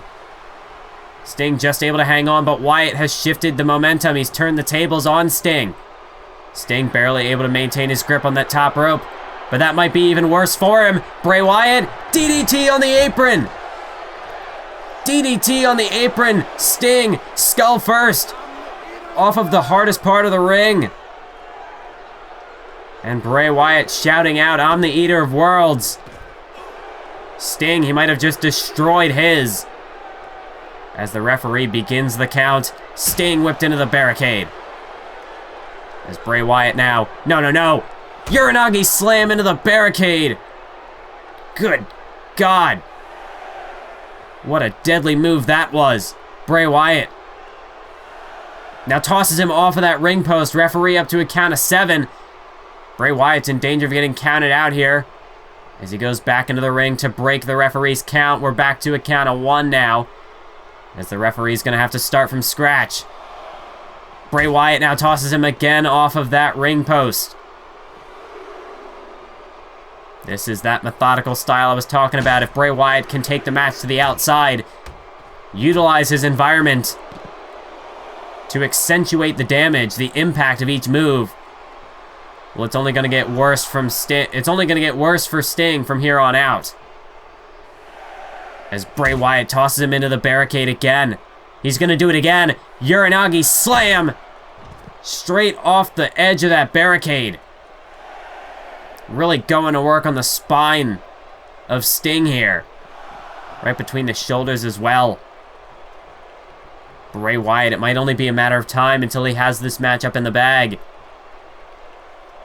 As now Bray Wyatt with the submission. Center of the ring, applying pressure to that back that Bray Wyatt has been working throughout the majority of this matchup. But Sting able to slip out the back door. Sting is still alive. Despite everything that the hell that Bray Wyatt has put him through in this matchup, Sting continues to fight on, looking for a Samoan drop. But Wyatt elbows his way out of it. And here's Bray Wyatt now. Bray Wyatt, power slam. And the hook of the leg on Sting. 1, got him. 2, got him. No. Sting gets the shoulder off the canvas, and now Wyatt's starting to look a bit battered. The frustration could be setting in for Wyatt as Sting whipped off the ropes. Wyatt! That was just like getting hit by a bus. Bray Wyatt launching himself at Sting. The pin again. 1, got him. 2, got him. 3, no. Sting, he didn't power out, but he just got the shoulder off the canvas at 2 7/8. There's Bray Wyatt with a vicious headbutt. Now trying to choke the life out of Sting again. Referee, you gotta stay on that. You can't let Wyatt get away with something like that. Although, to be fair, would you want to get in the face of Bray Wyatt? I know I certainly wouldn't. As now Sting bounces off that top turnbuckle. Bray Wyatt with snake eyes. Oh, but Sting able to dodge the clothesline. Wyatt collided throat first off that top rope. And this could be the opening that Sting needs. This could be Sting's chance as he delivers a DDT. Spiking Wyatt. Skull first off the canvas. 1, 2. Not even a 2 count. Bray Wyatt powers out at a count of 1. But Sting calling him on. Sting. He's not going to let that defiant kick out stop him. He's not going to let that get to his head. Sting, he knows what it's like to play mind games. He's done it for years. And now Sting looking to return some punishment back to Bray Wyatt with that second rope axe handle. And Sting saying, well, bring it on, Wyatt. I know you're not done. And I've got more in the tank for ya. As Sting with a German suplex bridging to the pin. 1, 2. And a kick out again by Wyatt. The crowd trying to root for Sting here, but Wyatt with a vicious knee gets right back into it, and that's going to silence the crowd. Bray Wyatt running senton. He might have just crushed the life out of Sting. Hook the leg. 1, got him. 2, got him. No. Sting kicks out again. And now Bray Wyatt. Bray Wyatt's really starting to get frustrated now. He has put Sting through hell in this matchup, but Sting continues to kick out, continues to fight on. But after a gutbuster like that, I don't know if he can. Bray Wyatt to the second rope. Just mocking the crowd here. Just mocking Sting. As almost to say, well, yeah, you can cheer on Sting all you want. You're only leading him to his demise. As Bray Wyatt a punch to the face.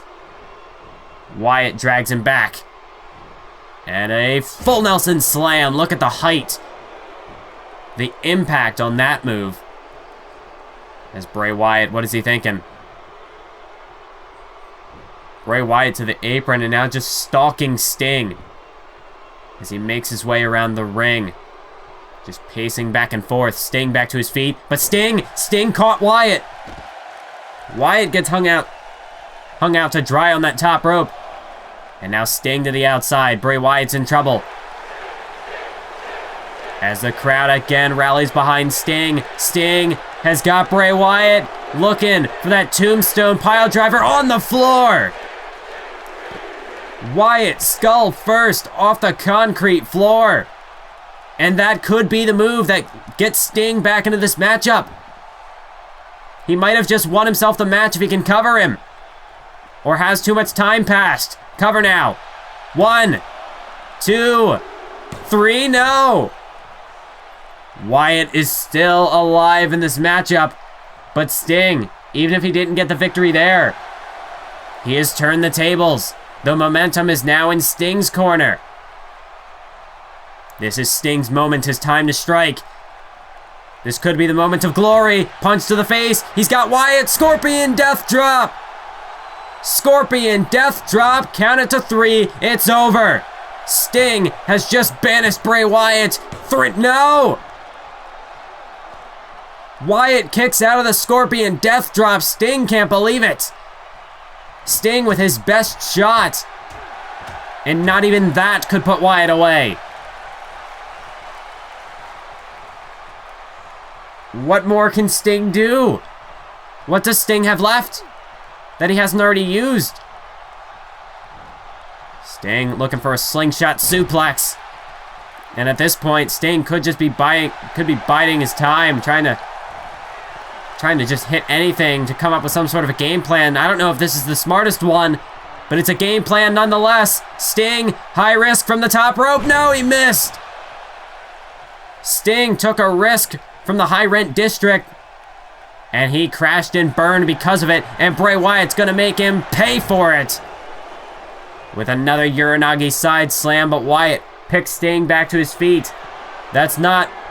He's got more for him as he delivers Sister Abigail's kiss and delivers the impact. Hook of the leg. This match is over. 1, 2, 3. Oh no! Sting kicks out of the Sister Abigail. Both men firing their best shots. And neither man can get the job done. Sting's back to his feet. Where is Sting finding this energy? Sting said that he would put himself through hell and high water to win this matchup, even if it was his last. And that might be where he's getting all this energy. Sting with the Stinger Splash in the corner.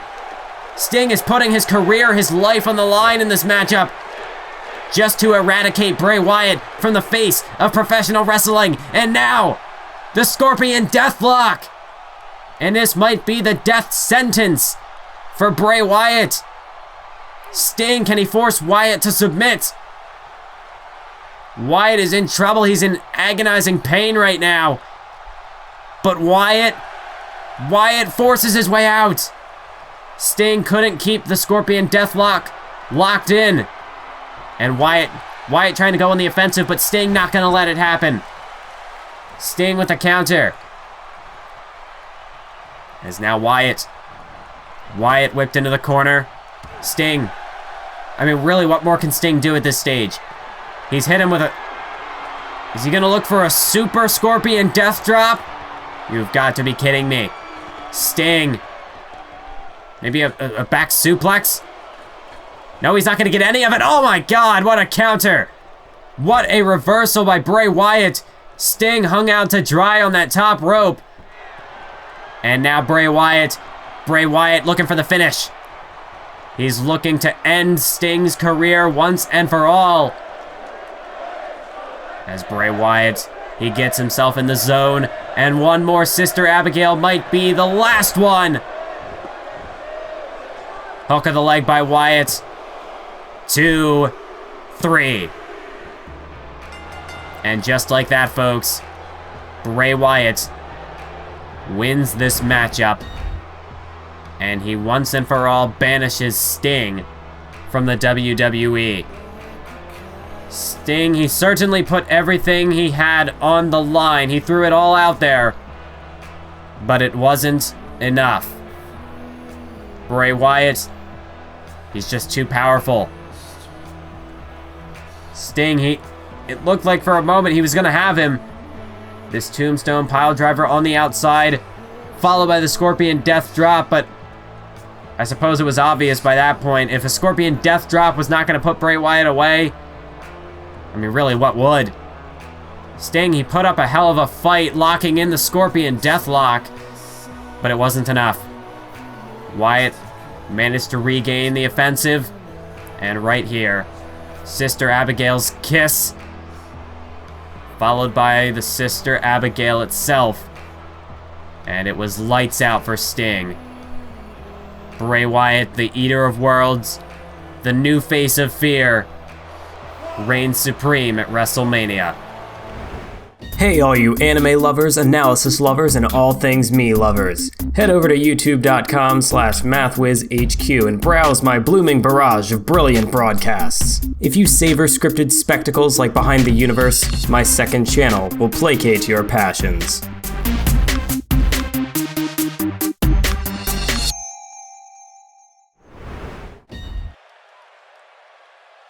It's time, ladies and gentlemen. Time for the 60-minute Ironman match. What is easily, hands down, going to be the biggest war, or at the very least, the longest war of the night. It is Seth Rollins versus Dean Ambrose.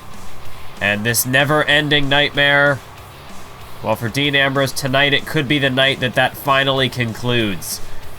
Either way, I'm not so certain what the future is going to hold for either of these two men, because a matchup like this could very well shave years off of their careers. And I'm not just talking about one man. Both participants are in for hell. Seth Rollins, perhaps this could be the night of his comeuppance.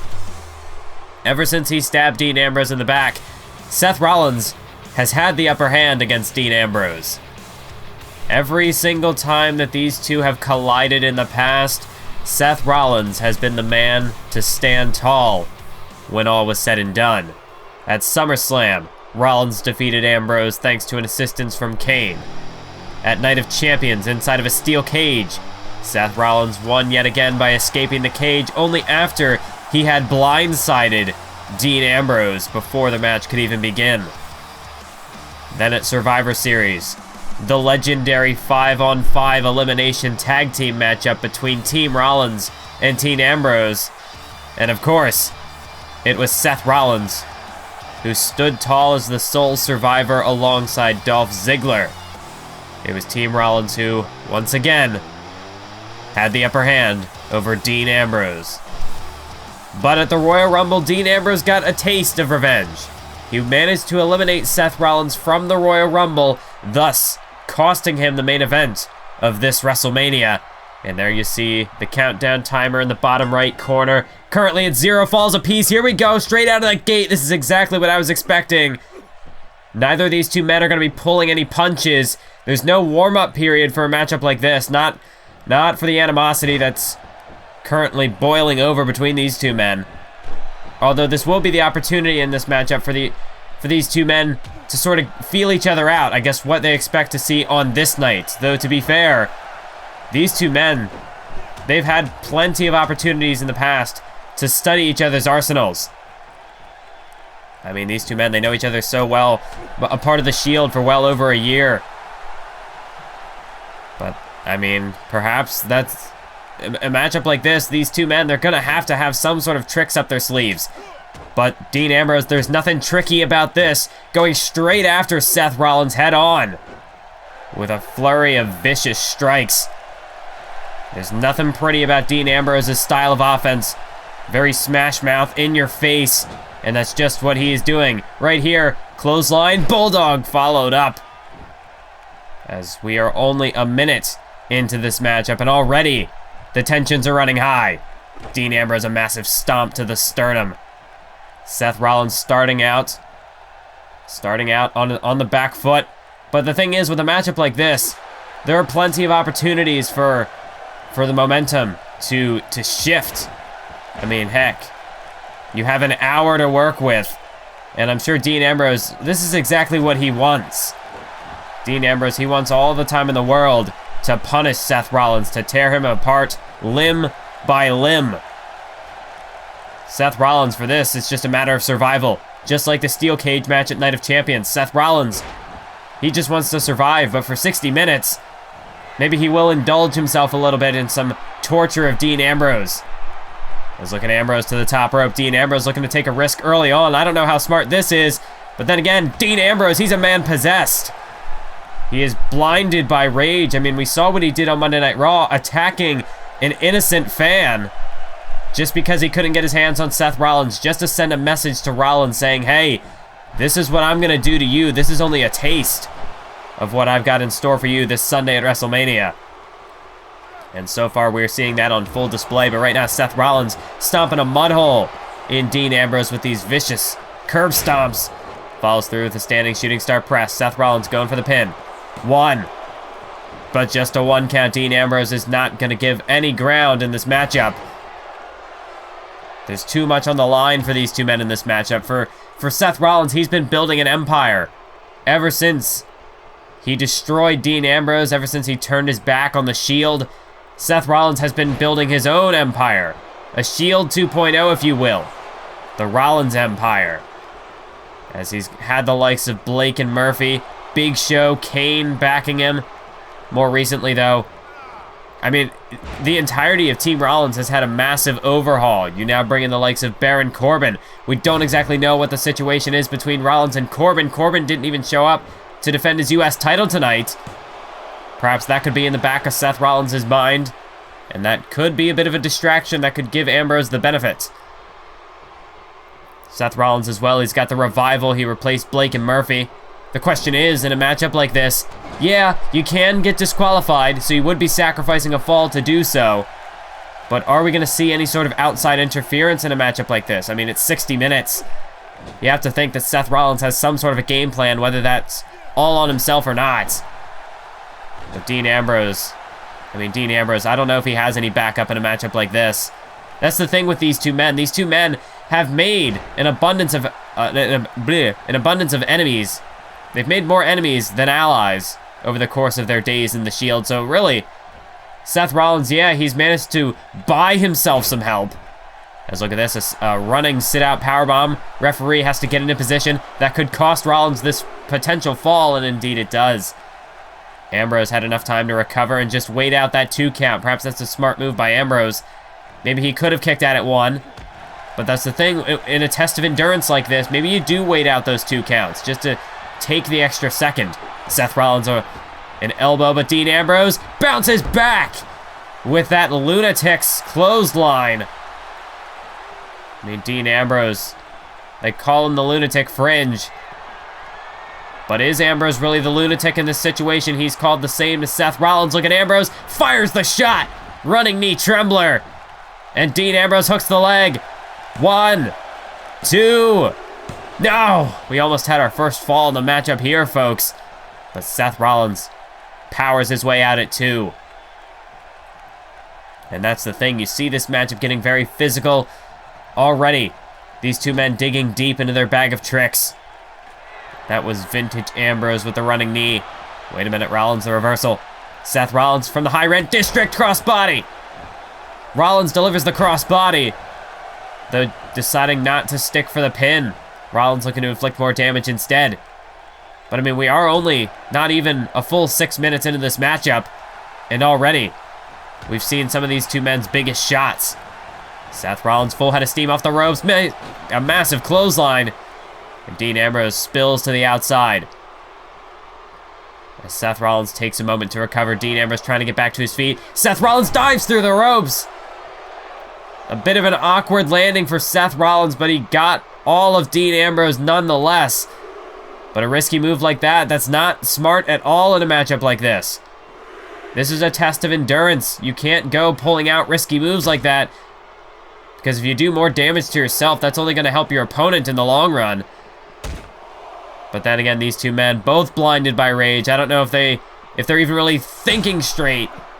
Certainly Dean Ambrose is not. Just that side Russian leg sweep straight into the barricade. The referee is issuing the count here. These two men have till a count of 10 to get back into the ring, but Dean Ambrose, where's Dean Ambrose taking Seth Rollins? Dean Ambrose is going away from the ring. Well, the referee is nearing the 10 count, folks. These two men could get counted out. And indeed they have been. There's the bell. Both men have just been counted out, but they're still going. They've just gone to the back. Dean Ambrose and Seth Rollins are backstage. Well, the referee is out here. He doesn't even know what to do. The referee has stopped his count. I mean, at this rate, I mean, really, what's the point? Obviously, these two men, we've got another official backstage just to keep an eye on the action. This is not Falls Count Anywhere. As, oh my God, a powerbomb by Seth Rollins. He caught that trash can. The referee, we're trying to get a hold of this situation back here. I mean, the referee could continue counting, but what's the point? If both men are just getting, if it's just a double count out each time, it's basically ineffective. As I'm getting word of my headset right now, folks. Triple H is in my ear. All right. Okay. All right, so I've been instructed to tell you all that this matchup is now officially a no disqualification, no holds barred matchup. So no count out, no disqualification. Triple H says that if these two men, if they want to end their careers, well then to hell with it, let them do it. However, this is still a 60-minute Ironman matchup, so these two men have to take it back to the ring at some point. Otherwise, this matchup, well, it's going to end in a draw. But Triple H, he says, you know what, if these two men want to take it to overtime, then who the hell cares? Let them destroy each other.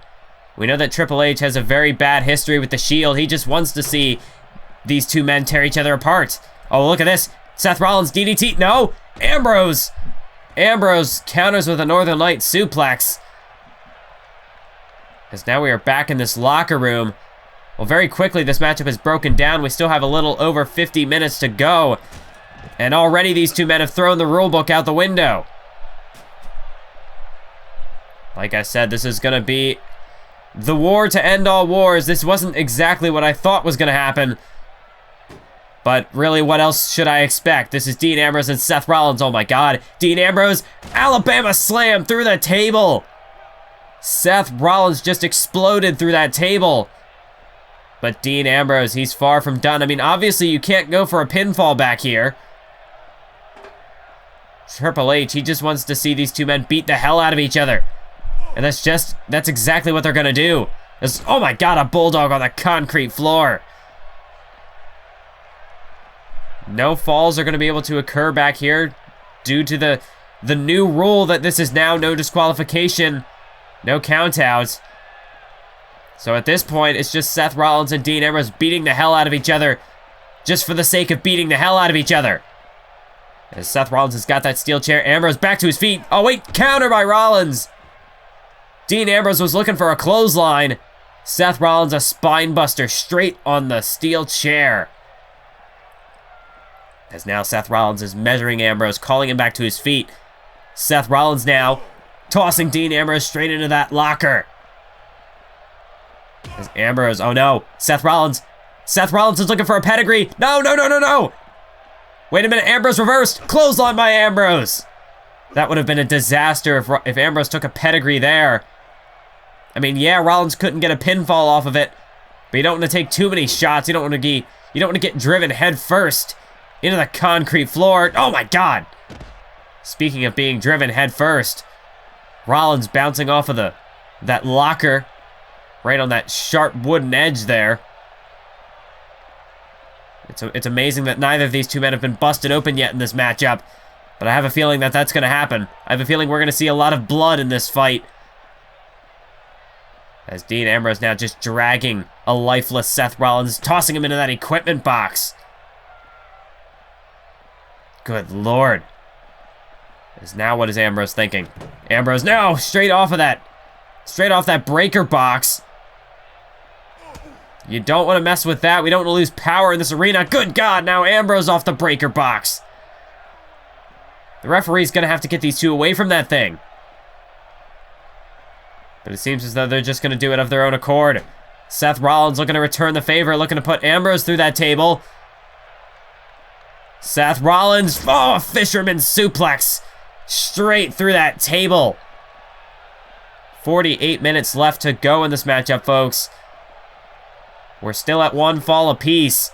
And it looks like we're going to stay that way for quite some time as Seth Rollins again with the steel chair. Seth Rollins repeatedly striking Ambrose with that thing. Ambrose able to dodge that one. And able to block it with his elbow. Able to block that attempted chair shot by Rollins. Of course, the steel chair has been very prevalent throughout these two men's rivalry. Dean Ambrose, I mean, for a while there, was dealing with what might have been... I mean, hell, Dean Ambrose might still be dealing with some semblance of a concussion. I mean, Ambrose has taken repeated chair shots on numerous occasions to the skull by Seth Rollins. And I mean, hell, Triple H, that was one thing that he focused on in their matchup at Roadblock. As Triple H went straight after the skull, Dean Ambrose had a... Well, his face was all bandaged up for several weeks. After, I mean, Ambrose was just a bloody mess. Although it seems as though, for now at least, no blood has been spilled in this fight. But how long will that last? How long will that be true? Good God, now Ambrose driven off of that wall. As Seth Rollins now, it looks like Seth Rollins, he's going to hightail it out of there. But Dean Ambrose is back up to his feet. Dean Ambrose in pursuit. And I believe that they're headed out to the ring, folks. These two men are back in the arena.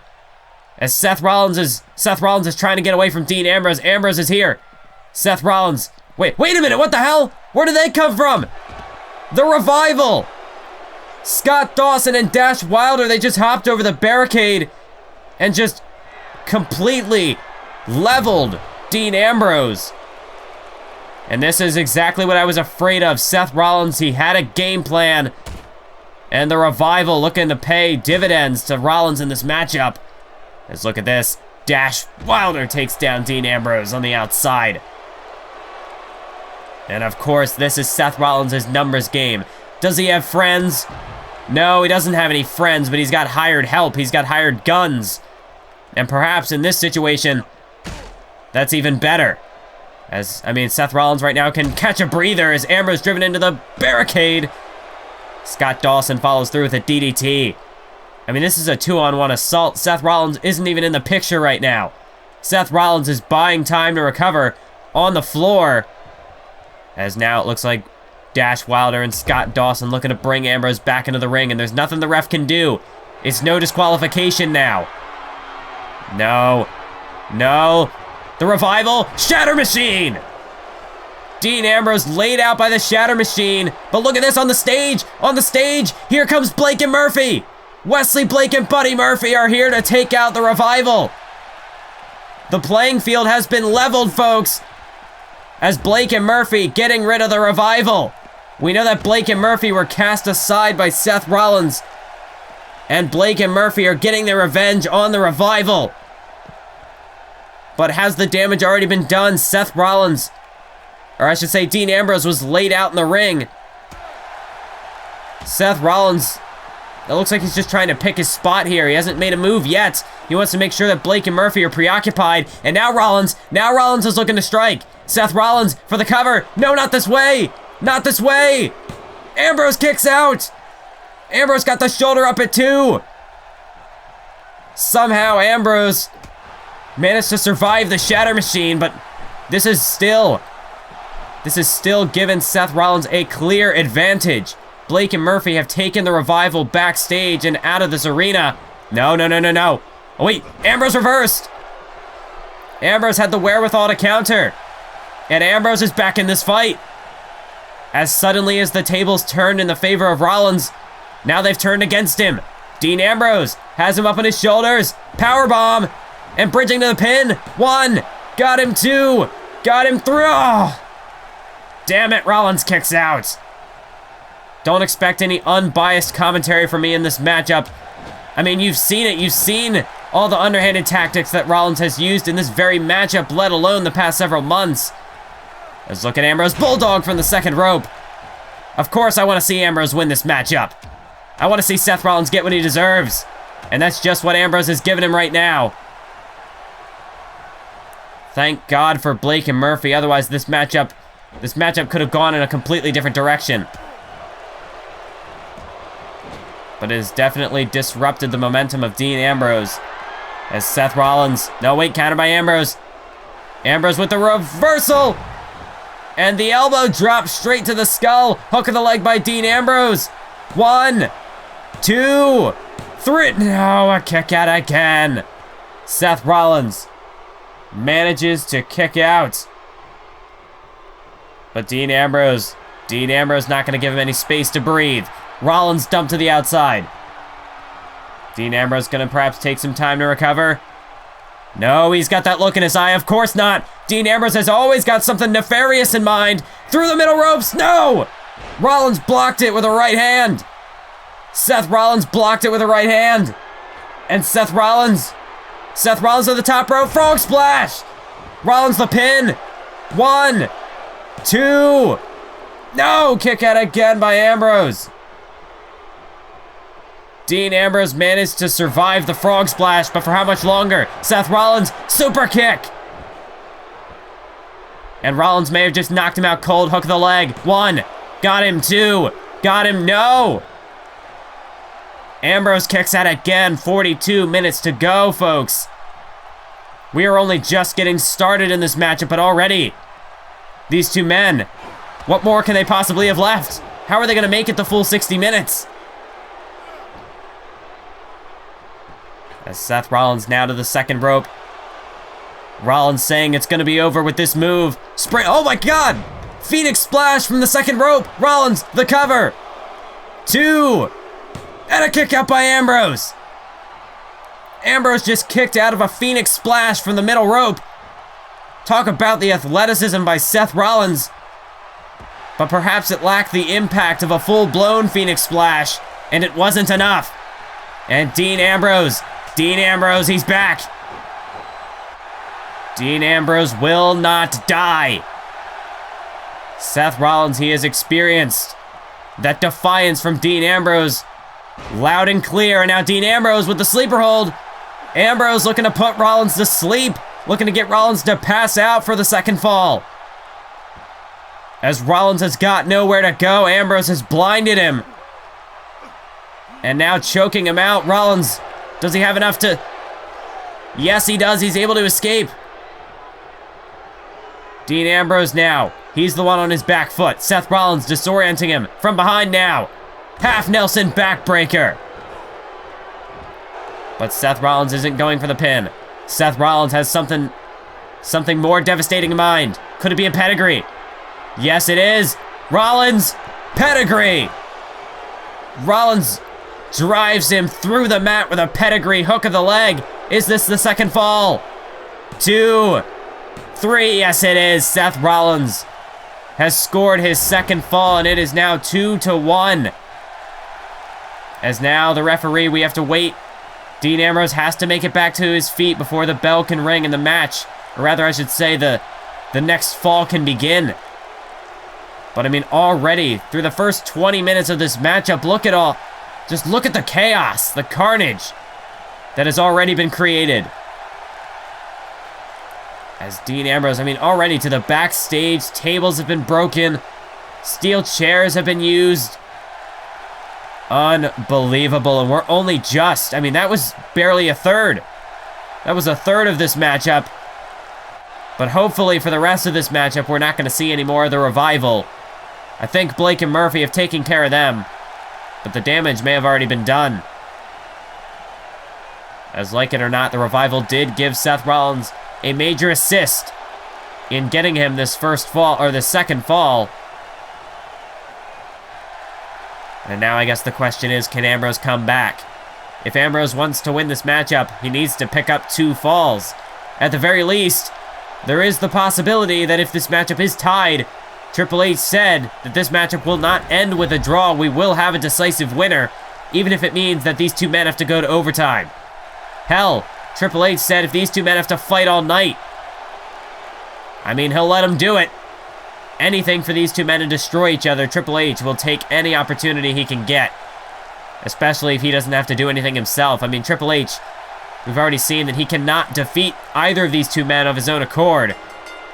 As now look at this, the bell is rung. Seth Rollins immediately going on the assault, but Ambrose countered! Ambrose countered, Northern Light suplex, 1, 2, no, kick out by Rollins. Dean Ambrose with a bit of an element of surprise there. Rollins immediately tried to go on the attack, but Dean Ambrose caught him off guard. Playing a bit of possum, perhaps. As Dean Ambrose now up in no man's land. What is Ambrose? Spanish Fly! Dean Ambrose! An avalanche Spanish Fly! Hook of the leg! 1! Got him 2! Got him 3! Rollins kicks out. Dean Ambrose, where did he pull that from? This is what I'm talking about. These two men are going to have to spice up their arsenals. Look at that! Facebuster by Ambrose taking down Seth Rollins. These two men are going to have to bust out things you've never seen before, things that they've never even used in the entirety of their careers. They have to pull out all the stops and more. I mean, hey, they've got 60 minutes to experiment. They've got 37 left.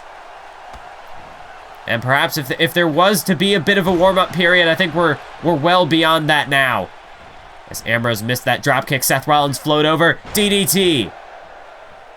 Seth Rollins taking down Dean Ambrose with that DDT. As Rollins to the corner now. Rollins just waiting for Ambrose to get to his feet. And a massive dropkick by Rollins. He takes down Ambrose. As now Seth Rollins, with a full head of steam. Builds up to that kick straight to the chest of Dean Ambrose, and now one to the back as well. Seth Rollins, he's got the advantage, so all Rollins has to do now is go on the defensive. Oh wait, Ambrose able to reverse. He stuck the landing on that back suplex. Dean Ambrose, oh man, a gourd buster, like a gourd buster GTS. Hook of the leg, 1, 2, no. Rollins, it may have disoriented him, but it did not finish him. Is Dean Ambrose. I mean, that massive knee to the skull had to have rattled Seth Rollins' brains. Now is the time for Ambrose to strike. Now is the time to keep up the pressure. And that's just what he's doing. Massive punch to the face. Rollins drops down to the mat. Dean Ambrose. A choke slingshot into that bottom rope. But Ambrose again keeping the pressure on. Not giving Rollins a moment to breathe. As Seth Rollins dumped to the outside. And of course, no countouts. Dean Ambrose, they can do whatever they want. I mean, you see the referee trying to count. I think he's just trying to keep these two men in the ring. But it doesn't all. It ultimately doesn't matter. The referee can count all he wants, but it's not going to change anything. As Dean Ambrose delivers the clothesline off the middle rope. Perhaps the referee is just hoping that, the instincts of these two men, their wrestling instincts, hearing the count might psychologically, motivate them to get back into the ring. I have no idea what he's doing. As Dean Ambrose now tosses Rollins back into the ring. Ultimately, these two men are in their own worlds. I don't even think they hear the referee's count. The referee really shouldn't be counting at all. But hey, I'll let the man do what he wants. I mean, he's basically helpless in this situation, so anything that he can try to do to keep the brutality of this matchup to a minimum, hey, I guess good on him for at least attempting something. But ultimately, I don't think there's really anything he can do. Dean Ambrose, just look at this. Vicious clotheslines, follows through with another bulldog. Seth Rollins is just a mess right now. But Dean Ambrose is the one coming from behind here. As Dean Ambrose looking for dirty deeds. No, Rollins countered. Rollins countered the dirty deeds. And now Seth Rollins. Could Seth Rollins be looking for another pedigree? Or does he have something even more dastardly in mind? Dean Ambrose whipped into the corner. Seth Rollins always looking for that buckle bomb. Looking for his signature buckle bomb. Connects! Straight into the corner. Dean Ambrose's spine might be shattered. Hook of the leg. 1, 2, 3. No! Ambrose kicks out of the buckle bomb. Seth Rollins. He can't believe it, but Rollins, In a matchup like this, it's very difficult not to. Wait a minute, Ambrose with the roll-up, inside cradle, 1, 2. No, kick out by Rollins, but that's why you can't get too frustrated, because you're gonna make a mistake, like Seth Rollins just did. Oh, and Dean Ambrose, he's got him off guard, and now, Dirty Deeds! Ambrose connects with Dirty Deeds, hook of the leg, 1, 2, 3. Dean Ambrose secures the second fall. And we are now tied at 2 apiece. Seth Rollins, he may have gained the early advantage, but Dean Ambrose takes it back as we have 33 minutes left to go in this matchup. And you see the highlights of this last matchup. I mean, look at this, Dean Ambrose. We talked about these two men are gonna have to bring some new tricks to the table. Dean Ambrose starting to tap into his, but ultimately it was the Dirty Deeds. Dean Ambrose's old faithful finisher, the Dirty Deeds, that put Seth Rollins away. As Rollins gets to his feet, the bell rings, and the next matchup can begin. As we approach the 32-minute mark, tied at 2 apiece, not even halfway through this matchup yet. And already you can see the toll that this matchup has taken. These two men almost seem to be spent already. Wait a minute. No, Ambrose looking for a suplex, but Rollins had it countered. Seth Rollins had the reversal to the top rope now. Seth Rollins to take a risk, but this time it did not pay off. Rollins dodges the crossbody, or I should say Ambrose dodges it. And now Dean Ambrose looking for a snap DDT. A snap DDT by Dean Ambrose.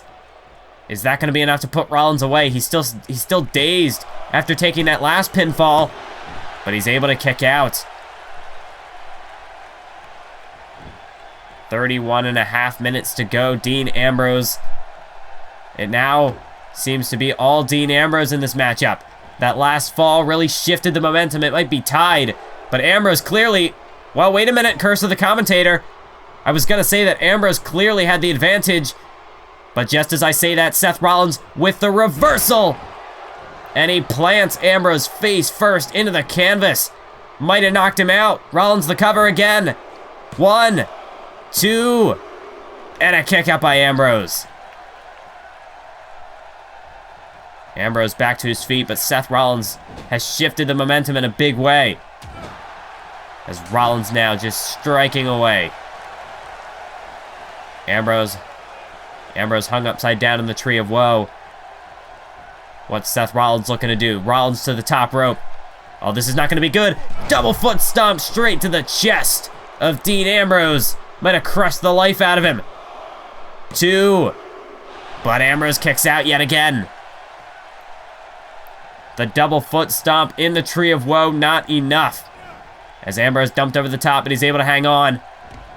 But he might be all the worse for wear because of it. Seth Rollins! Sunset flip power bomb to the floor. But Ambrose is still able to make it back to his feet. Dean Ambrose. I don't know how he's doing it. I don't know where he's finding the energy.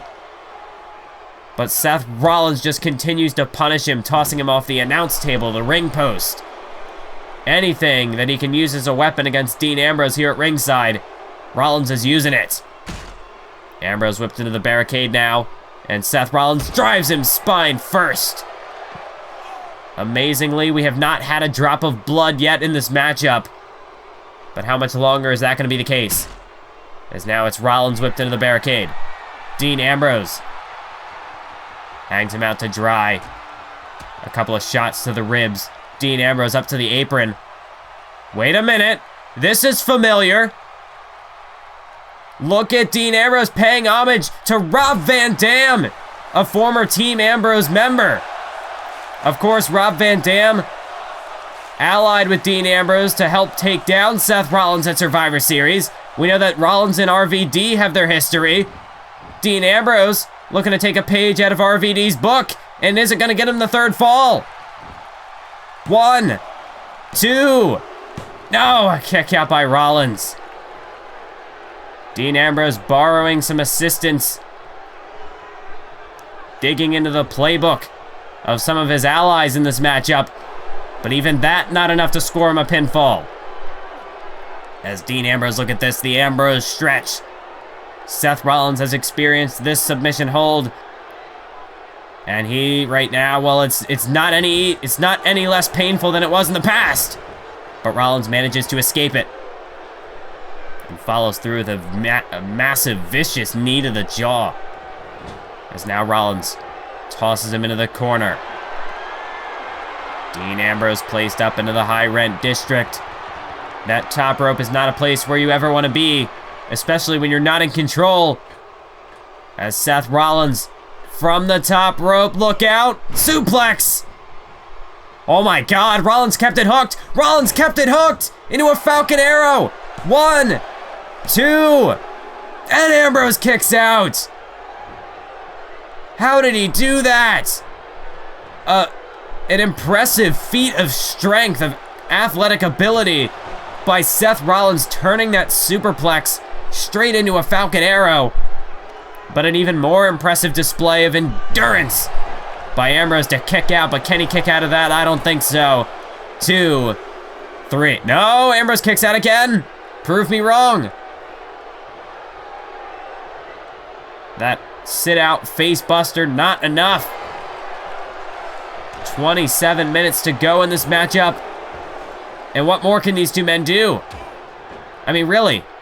Ambrose has experimented with some new moves. Seth Rollins, he's given Ambrose just about everything he's got left. Perhaps it's time for Seth Rollins to pull out something we've never seen before. Ambrose dumped over the top rope. No. Ambrose shoulder to the gut. And into a sunset flip. Legs are down, shoulders are down. 1. No, wait, Rollins reverses. Rollins reverses. 2. And Ambrose shifts the weight. 1, 2. And a kick out by Seth Rollins, back and forth. The momentum is in nobody's corner at the moment. As now Ambrose with a massive headbutt. As Ambrose looks to take back complete control. Scaling to the top rope. Dean Ambrose, look at that! Was that a Houston hangover? Massive leg drop from the top rope, but Dean Ambrose not even going for the pin. Ambrose, headbutt, straight to Seth Rollins.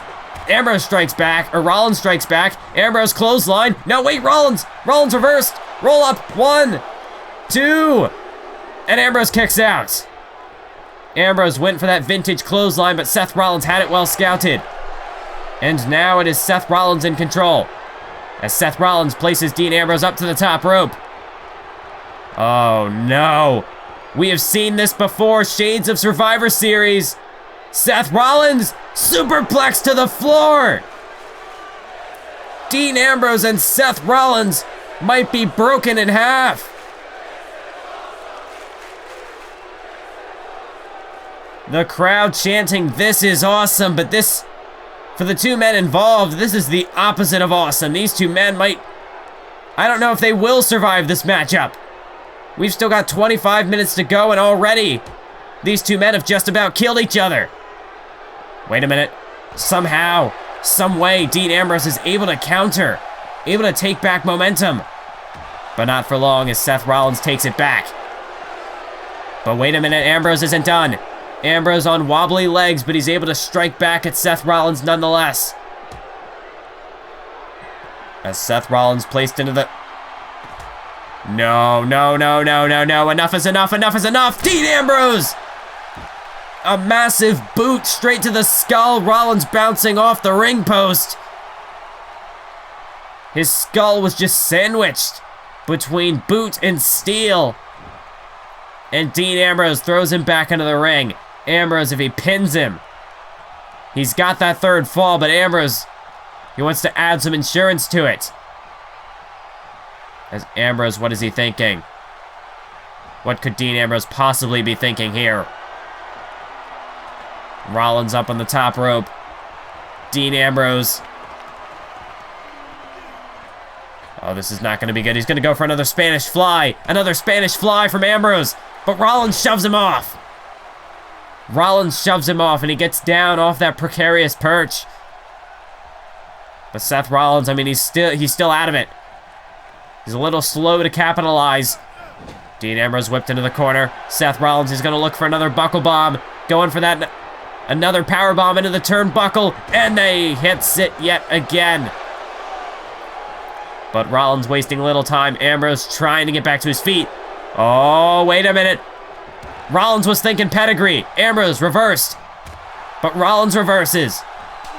Knife edge chop by Rollins. And now it's just a slugfest. These two men trading shots back and forth. Not even the referee is safe. The referee takes a step back as Rollins tries to back Ambrose into a corner, but Ambrose bounces back in a big way, unloading on Seth Rollins with a flurry of left and rights. 23 minutes to go. Dean Ambrose looks for another Dirty Deeds, and he connects with the Dirty Deeds. Hook of the leg. Third fall in hand. No! No! Seth Rollins kicked out of a Dirty Deeds. I don't believe this. These two men have got to be running on pure adrenaline at this stage. As now you can just see the adrenaline from Dean Ambrose. Massive clothesline. As Dean Ambrose is just on fire right now. Ambrose scales to the top rope. Could he be looking for another one of those elbow drops? I think that's exactly what he's looking for. Seth Rollins stumbles to his feet. Here comes Dean Ambrose from the top rope. No! A kick to the midsection. Seth Rollins hooks the arms. Pedigree! Pedigree! He caught him in midair. Hook of the leg. Seth Rollins secures the third fall. No! Ambrose kicks out of the pedigree now. How on earth are these two men doing this? Almost 40 minutes into this matchup. Dean Ambrose, the original Dirty Deeds. Ambrose with the headlock driver, the original Dirty Deeds. Hook of the leg on Rollins. 1, 2, 3. No way. Dean Ambrose, whenever the Dirty Deeds doesn't work, he always traces it back to his roots, and that always gets him the fall. But not this time. Oh my God. Dean Ambrose looking for a pedigree, but Rollins reversed the pedigree. Well, I mean, if Ambrose's own moves weren't working, guess he looked to venture outside the box. But now Seth Rollins, Dirty Deeds! Seth Rollins counters the pedigree, hits a Dirty Deeds, 2, 3, and Rollins secures the third fall. We have just over 20 minutes to go, and Seth Rollins has a 3-2 lead over Dean Ambrose. How can these two men possibly go for another 20 minutes? Ambrose has hit his finisher, Rollins has kicked out. Rollins has hit his finisher, Ambrose has kicked out. Hell, Ambrose went for Rollins' finisher, Rollins hit Ambrose's finisher. What more can these two men possibly think of? They've taken their own moves, their opponent's moves from other superstars on the roster. I don't know what can possibly be left. I mean, just look at this. Look at this incredible feat of strength, of pure athletic ability by Seth Rollins. That superplex into the Falcon Arrow, but not even that could put Ambrose away. And I mean, see, after this move, I don't know how either of these two men are still standing, let alone fighting. At Survivor Series, we saw it at Survivor Series. Rollins did it again tonight. But Ambrose had a bigger shot in mind, this massive boot to the skull. Yet somehow Rollins is still standing. These two men just aren't human. I'm amazed that neither of these two men are a world champion right now. It's because they've been so consumed with fighting one another that has held them back. I mean, think about it. If these two men were on separate shows, they might both be the world champions right now. But they're not. Instead, they're fighting each other. They're tearing each other apart. They're trying to end each other's careers. And even if their careers continue beyond this night, they're certainly succeeding. I mean, both of these men, they have lost 9 months of their career just fighting between the two of them, between the both of them. As Ambrose back to his feet, the bell rings, 18.5 minutes to go. Seth Rollins wasting little time with a swinging jawbreaker. As Seth Rollins again back on the defensive now, he's got the lead. He doesn't have to take as many risks as Dean Ambrose does, because he's got that advantage. But then again, Rollins can't afford to play it. I mean, he can't afford to play it too safe, I suppose, because if he becomes too predictable, that's going to give Ambrose the opening as well. And if Ambrose ties it up, well then Seth Rollins loses that advantage.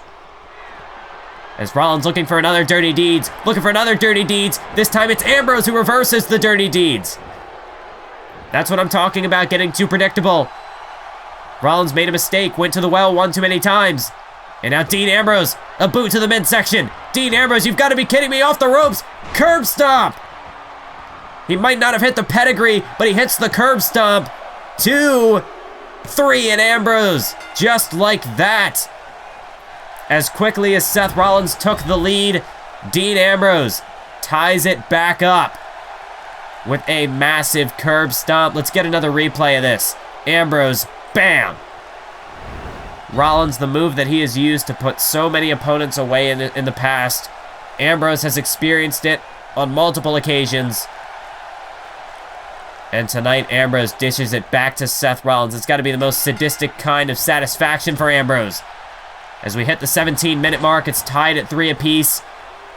We're essentially back at square one. As Seth Rollins now out on the apron. Ambrose hung out to dry on that top rope. As Seth Rollins, Tope Atomiko, he's back in the ring now. Seth Rollins, look at this. Seth Rollins, Skywalker! That might score him another fall right here. 1, 2. No, Ambrose kicks out. Seth Rollins, that's one of... I mean, that's vintage Seth Rollins right there with the the Skywalker. But Ambrose able to kick out of it and still go on the attack nonetheless. Dean Ambrose, inverted power slam. 16 minutes left. We're getting down to crunch time now, folks. As Dean Ambrose elbow drop from the second rope. I'm not quite sure if he got all of it. These two men are absolutely spent right now. Ambrose might have fallen a bit short, not gotten the full impact that he wanted. But nonetheless, Ambrose follows through with an air raid siren. Hook of the leg on Seth Rollins. 1, 2, and Rollins kicks out. Rollins just able to kick out.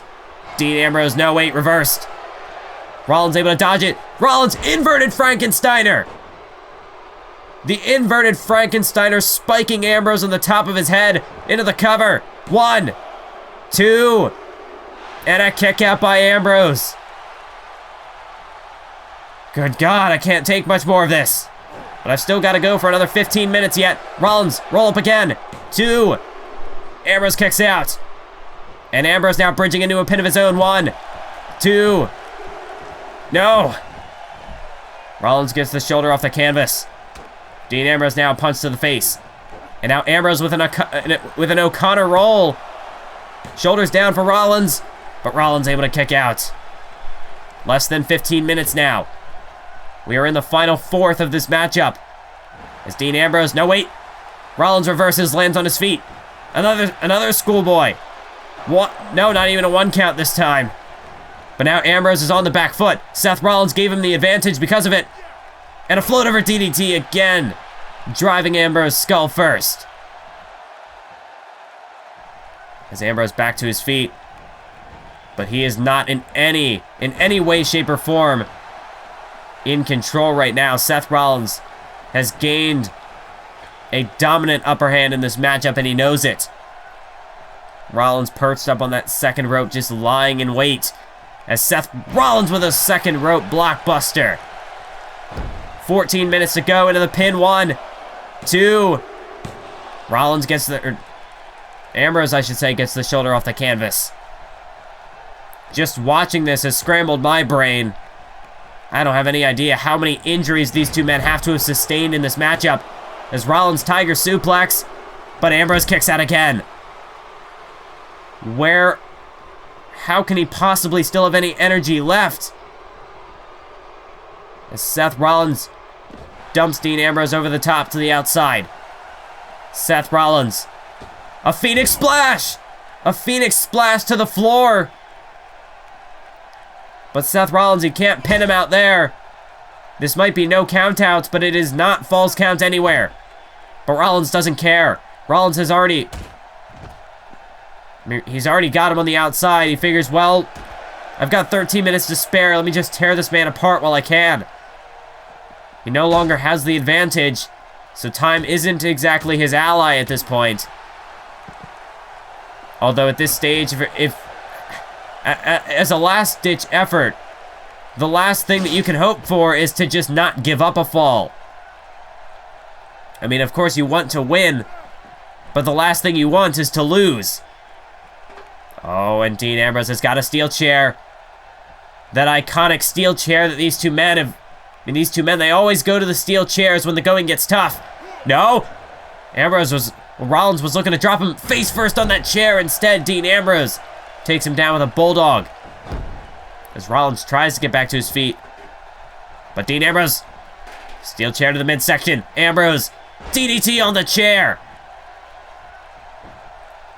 And Ambrose hooks the leg. 1, 2.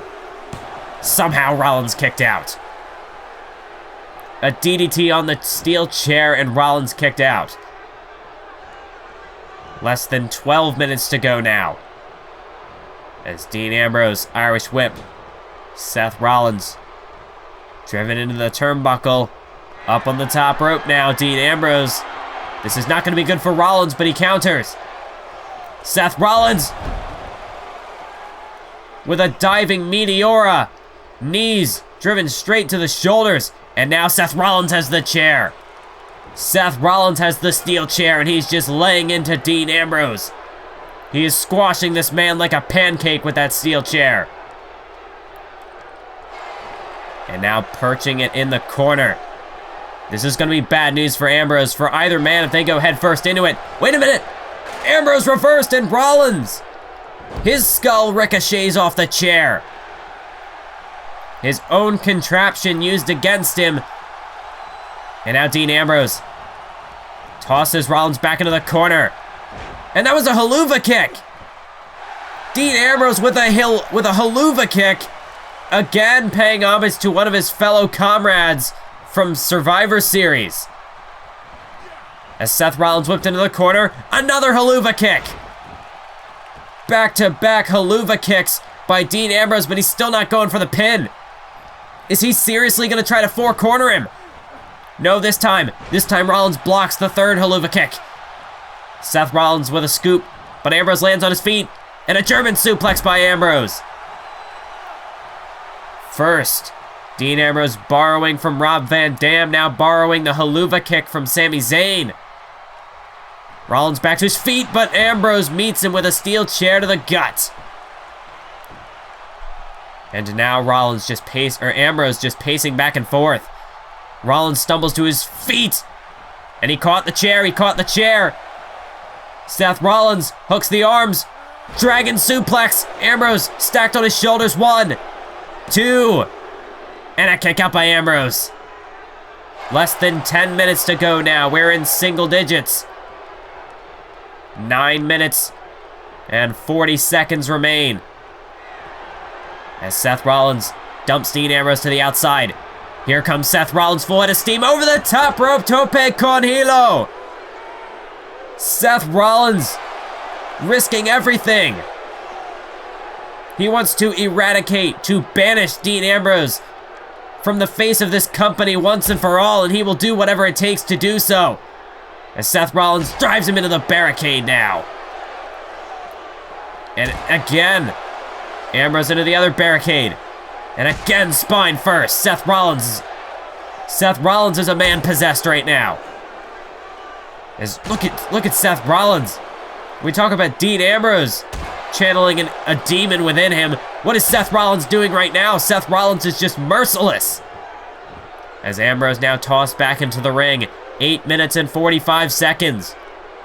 It is still tied at 3 apiece. But Seth Rollins has a firm advantage right now. It could just be one more chair shot away. And Seth Rollins may secure his 4th fall. Ambrose stumbles to his feet. He doesn't know where he is. And a steel chair shot to the skull that might just do it. That might be the death sentence. 2. No! How the hell? I guess I really shouldn't be surprised by anything anymore. Rollins has got the chair again! And another steel chair shot to the skull. Is that going to do it this time? That might have been the last gasp from Dean Ambrose.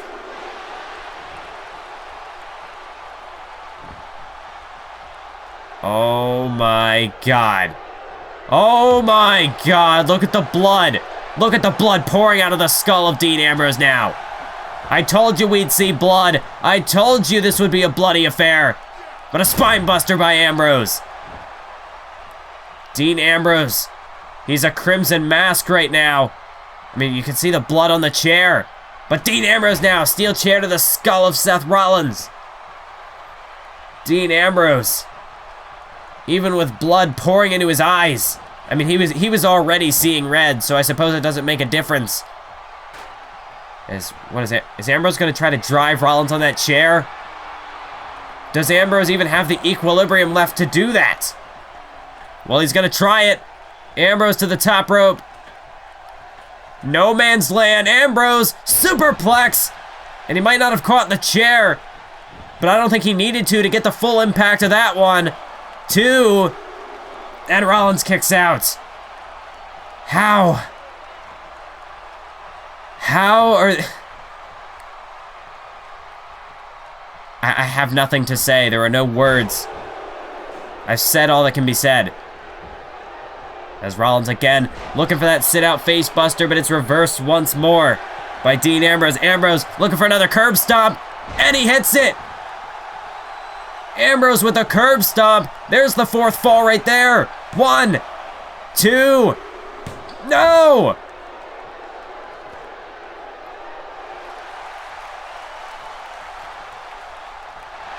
I don't know what to say. This is just unbelievable. Dean Ambrose now, wait a minute. Wait a minute. Dean Ambrose, modified burning hammer.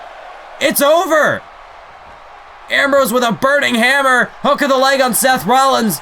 1, 2, and Ambrose secures the win. No! No! Rollins kicked out of a burning hammer. We've got 5 minutes and 38 seconds to go. 55 minutes into this matchup, and Seth Rollins kicks out of a burning hammer. How? Rollins now, no. Rollins looking for the pedigree. Rollins looking for a pedigree, and he hits it. Ambrose face first into the mat. And the hook of the leg by Rollins. 1, 2. Rollins secure. No! He doesn't. Ambrose kicks out of another pedigree. It really is crunch time now. 5 minutes left, and these two men. Full scale adrenaline now. Nothing is going to stop these two. As Rollins, you see the steel chair to the skull, but he's not even done there. Seth Rollins continues to strike to batter Dean Ambrose with these vicious chair shots. I mean, just look at the top of Ambrose's skull. There's more blood than skin. There's now Seth Rollins' boot to the midsection. Seth Rollins queuing up a curb stomp. And that should do it. Seth Rollins just telling Ambrose, yeah, kick out of that one. Hook of the leg. And Seth Rollins secures the win. In this Ironman match, Ambrose kicks out of a curb stomp. You have... I'm gonna sound like I'm just repeating myself at this point. I mean, there's no reason why these two men should still be kicking out.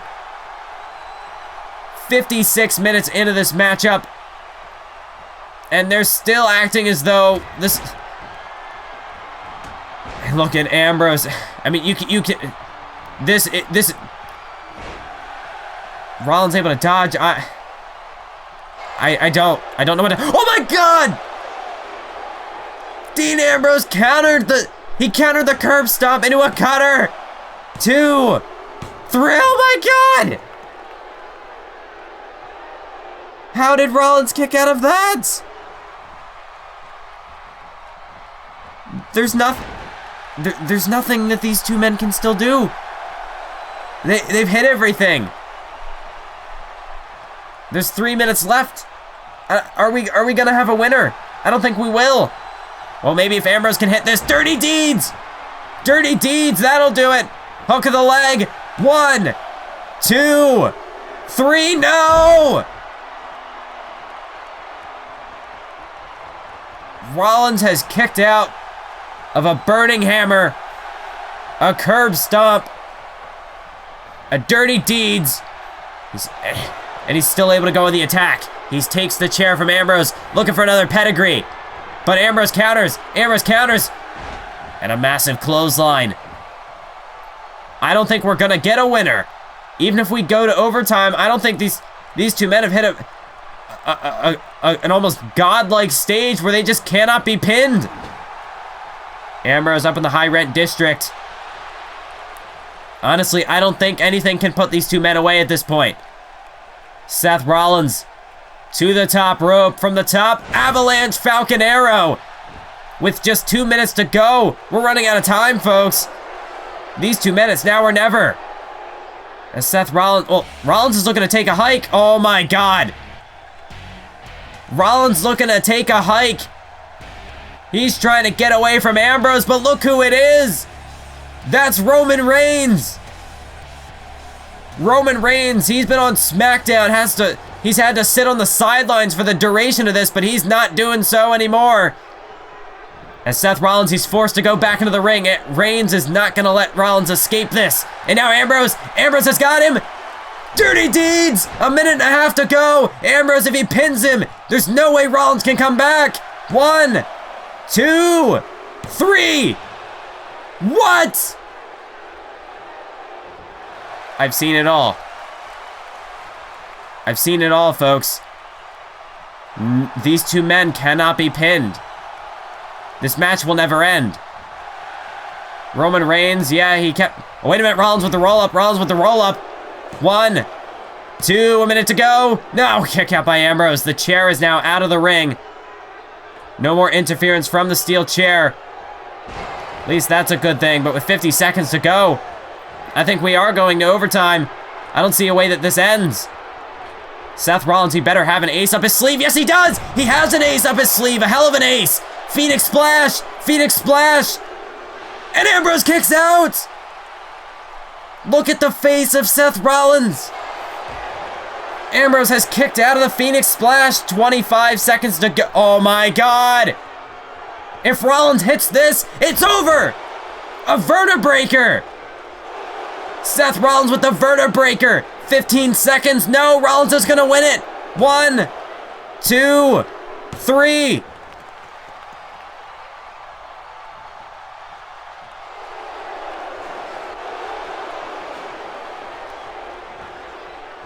What? Well, time has expired, folks. We're now in overtime. It's 1 fall to a finish.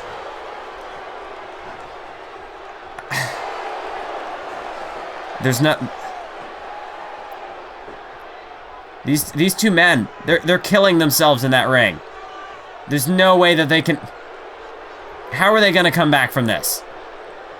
They're risking everything, jeopardizing their entire careers for the sake of this one matchup.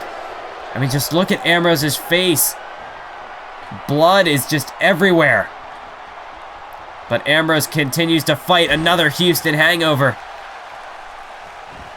Ambrose gonna try to go for the pin here. 1, 2. And yeah, that's what I was expecting. Is now Rollins is bleeding, or maybe that's just Ambrose's blood on his face. I don't know at this point. Ambrose has lost so much blood.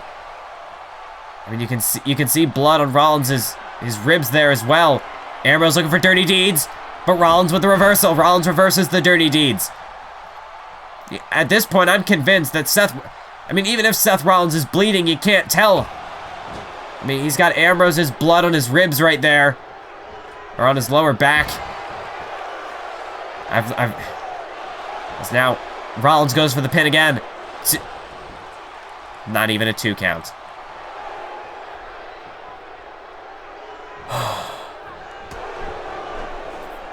We might be witnessing the end of 2 men's careers in this matchup tonight. As Ambrose able to counter. I mean, this matchup has gone from... I mean, this is hard to watch, folks. We are beyond the 60-minute mark, and these 2 men continue to fight as if nothing has happened. As Seth Rollins, able to roll him up. Ambrose's shoulders are down. 2. What? Rollins just won! Rollins rolled up Dean Ambrose, caught him off guard, and he has just stolen the victory. Seth Rollins has hightailed it out of here. As soon as he got that pinfall, he jumped out of the ring, hopped over the barricade. He is bolting out of this arena. Dean Ambrose has just been robbed. Seth, oh my, after all of that, and Rollins just rolled up Dean Ambrose. Ambrose is pissed. Ambrose is absolutely livid. He is tearing apart the ringside set here. After everything that Ambrose kicked out of, after everything that he dished out, Rollins still walks out with the victory. I mean, Roman Reigns is coming to the ring now. Roman Reigns trying to calm down Dean Ambrose. These 2 men are in the ring now. I mean, Ambrose is just livid right now. Oh my God! Dean Ambrose! Dirty deeds to Roman Reigns! The referee back in the ring now, but... Dean Ambrose, what has he just done? I don't think Ambrose even realizes what he just did. I think... No, I'm wrong. I think it's actually just... It has just dawned on him. He just attacked his former friend, Roman Reigns. I mean, Ambrose is not happy. I mean, how could he be? After everything. And Seth Rollins still stole the win. Yet again. I don't know how you can expect to follow that. But it seems as though Fandango is looking to take up the challenge. Now, this isn't scheduled on my lineup sheet here. I don't have anywhere in my notes that Fandango was supposed to come out here tonight. From what I was aware, we were supposed to just move straight into our next matchup, the WWE title match, but seems as though Fandango has taken it upon himself to make his own WrestleMania moment. Even though he's not on the match card. Of course, Fandango, yes, he did not have a match on the match card, but it seems as though the search for the party animal continues into Santa Clara, California, as Fandango, well, you can see he's in the same mood as ever. He looks like he's ready to party.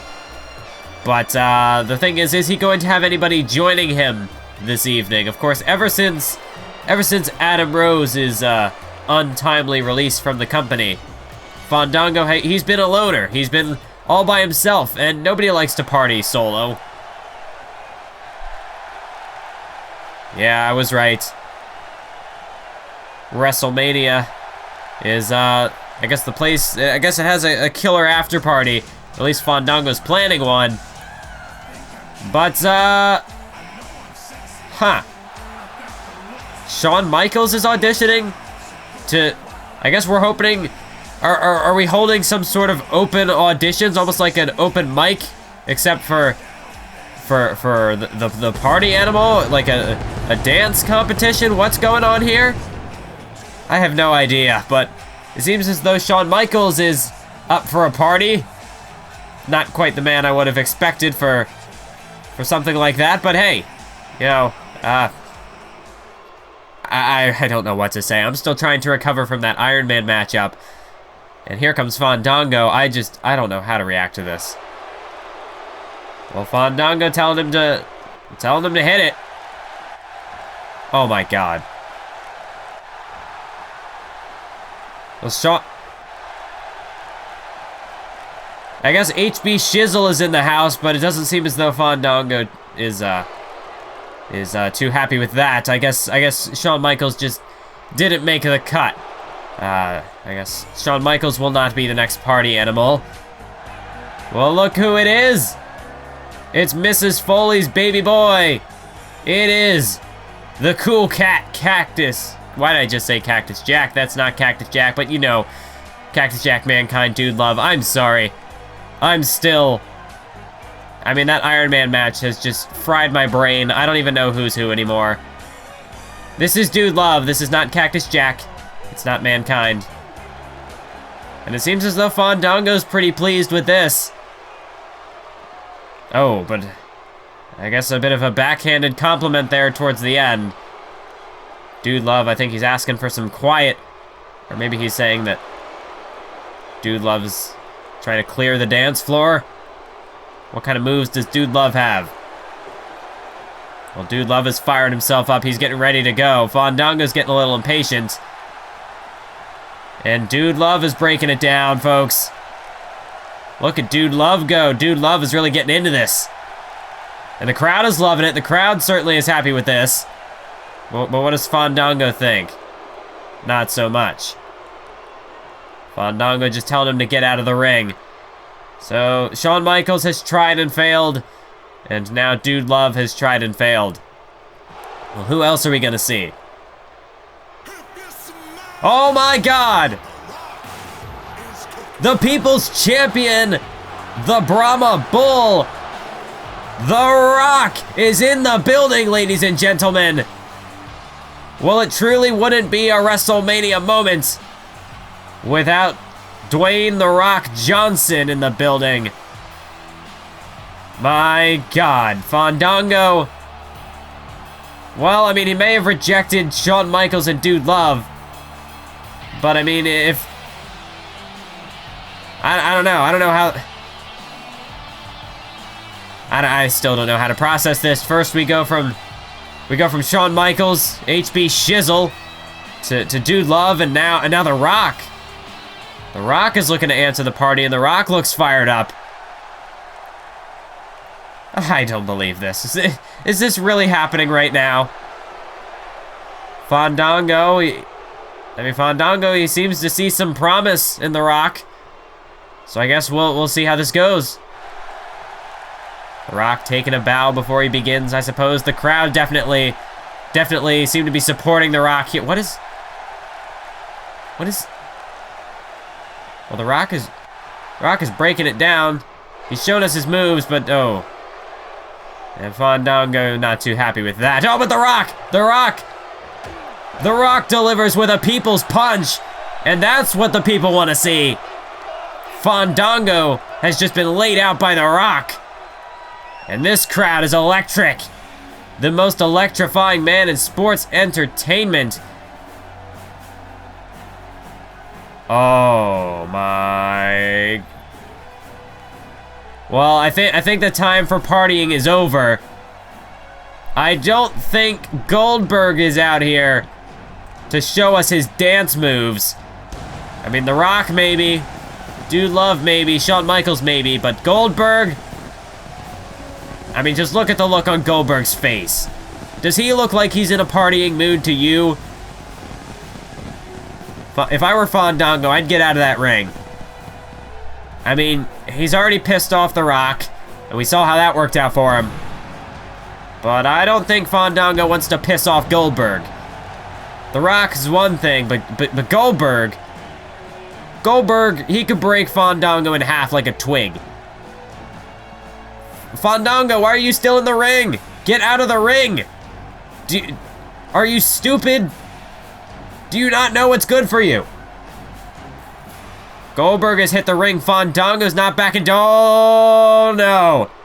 I told you, Fandango. I warned you. Goldberg, he's not the type of man to join. I mean, really, what else would you expect? But a spear! Goldberg with a spear damn near broke Fandango in half, and I think the party's over. It's lights out for Fandango. And Goldberg fires the shot. You're next, Fandango. As Goldberg, after the spear, we know what comes next. Up on his shoulders, look at the strength of Goldberg. Jackhammer! And the search for the party animal we have yet to conclude, as Goldberg has cleared the ring. Oh no. Oh no, things are serious now. I mean, Goldberg might have killed the party, but Kevin Owens has gone and killed the entire... I mean, he's killed the entire crowd. This crowd is just dead silent as Kevin Owens makes his way to the ring. I mean, at least with Goldberg, we could end on something of a high note. But these people, they don't like Kevin Owens. These people despise Kevin Owens. But like him or not, Kevin Owens is the WWE Champion of the world. He's got that title draped around his shoulder. Kevin Owens. Kevin Owens is a prize fighter, and he's holding that WWE Championship high above his head. The symbol of his success. Kevin Owens has just set down his title at ringside, and now Kevin Owens is looking to step into the ring. Goldberg eyeing him down. Goldberg is not backing down. Well, Kevin Owens wants Goldberg out of his ring, but Goldberg, he's not going anywhere. And Kevin Owens is in the ring now. Goldberg, he's not backing down face to face. Kevin Owens and Goldberg. Well, Kevin Owens, he's got to fight The Undertaker here in just a few moments. Does he really want to get in a fight with Goldberg? I mean, very biting words. Very callous is Kevin Owens, but Goldberg, I mean, ultimately Goldberg, he's not the competitor. Goldberg, oh my God, but Kevin Owens. Now what is this? Kevin Owens told Goldberg to get out of his ring. Goldberg showed his respect. Whether or not he likes Kevin Owens, he is the champion. Goldberg showing respect to Kevin Owens, leaving the ring, and then Owens blindsides him. And now look at this, pop-up powerbomb to Goldberg. Now what called for that? Was that really necessary, Kevin Owens? Ugh. And now look at Kevin. Kevin just clearing the ring. Taking out the trash. And while he wants the dead man, he's gonna get the dead man. As the lights have gone out in the arena here in Santa Clara, as we await the arrival of the one and only, the Phenom, the Dead Man, the Undertaker.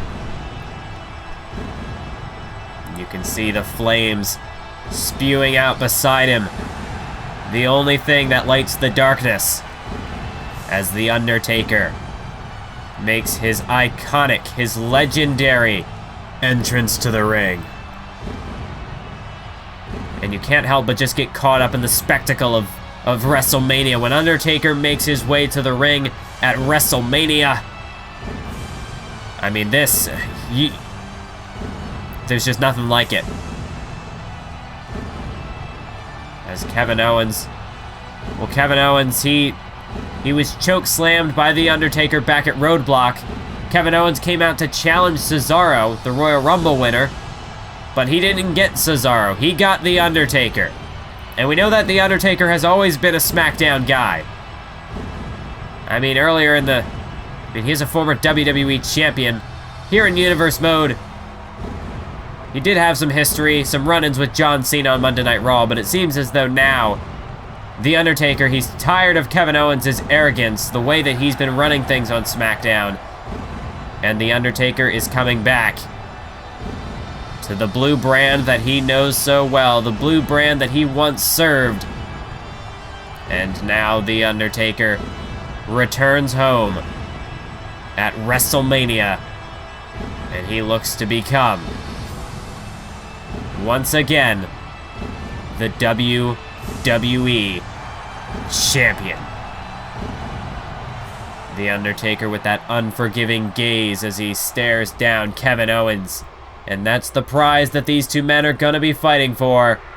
The WWE Championship.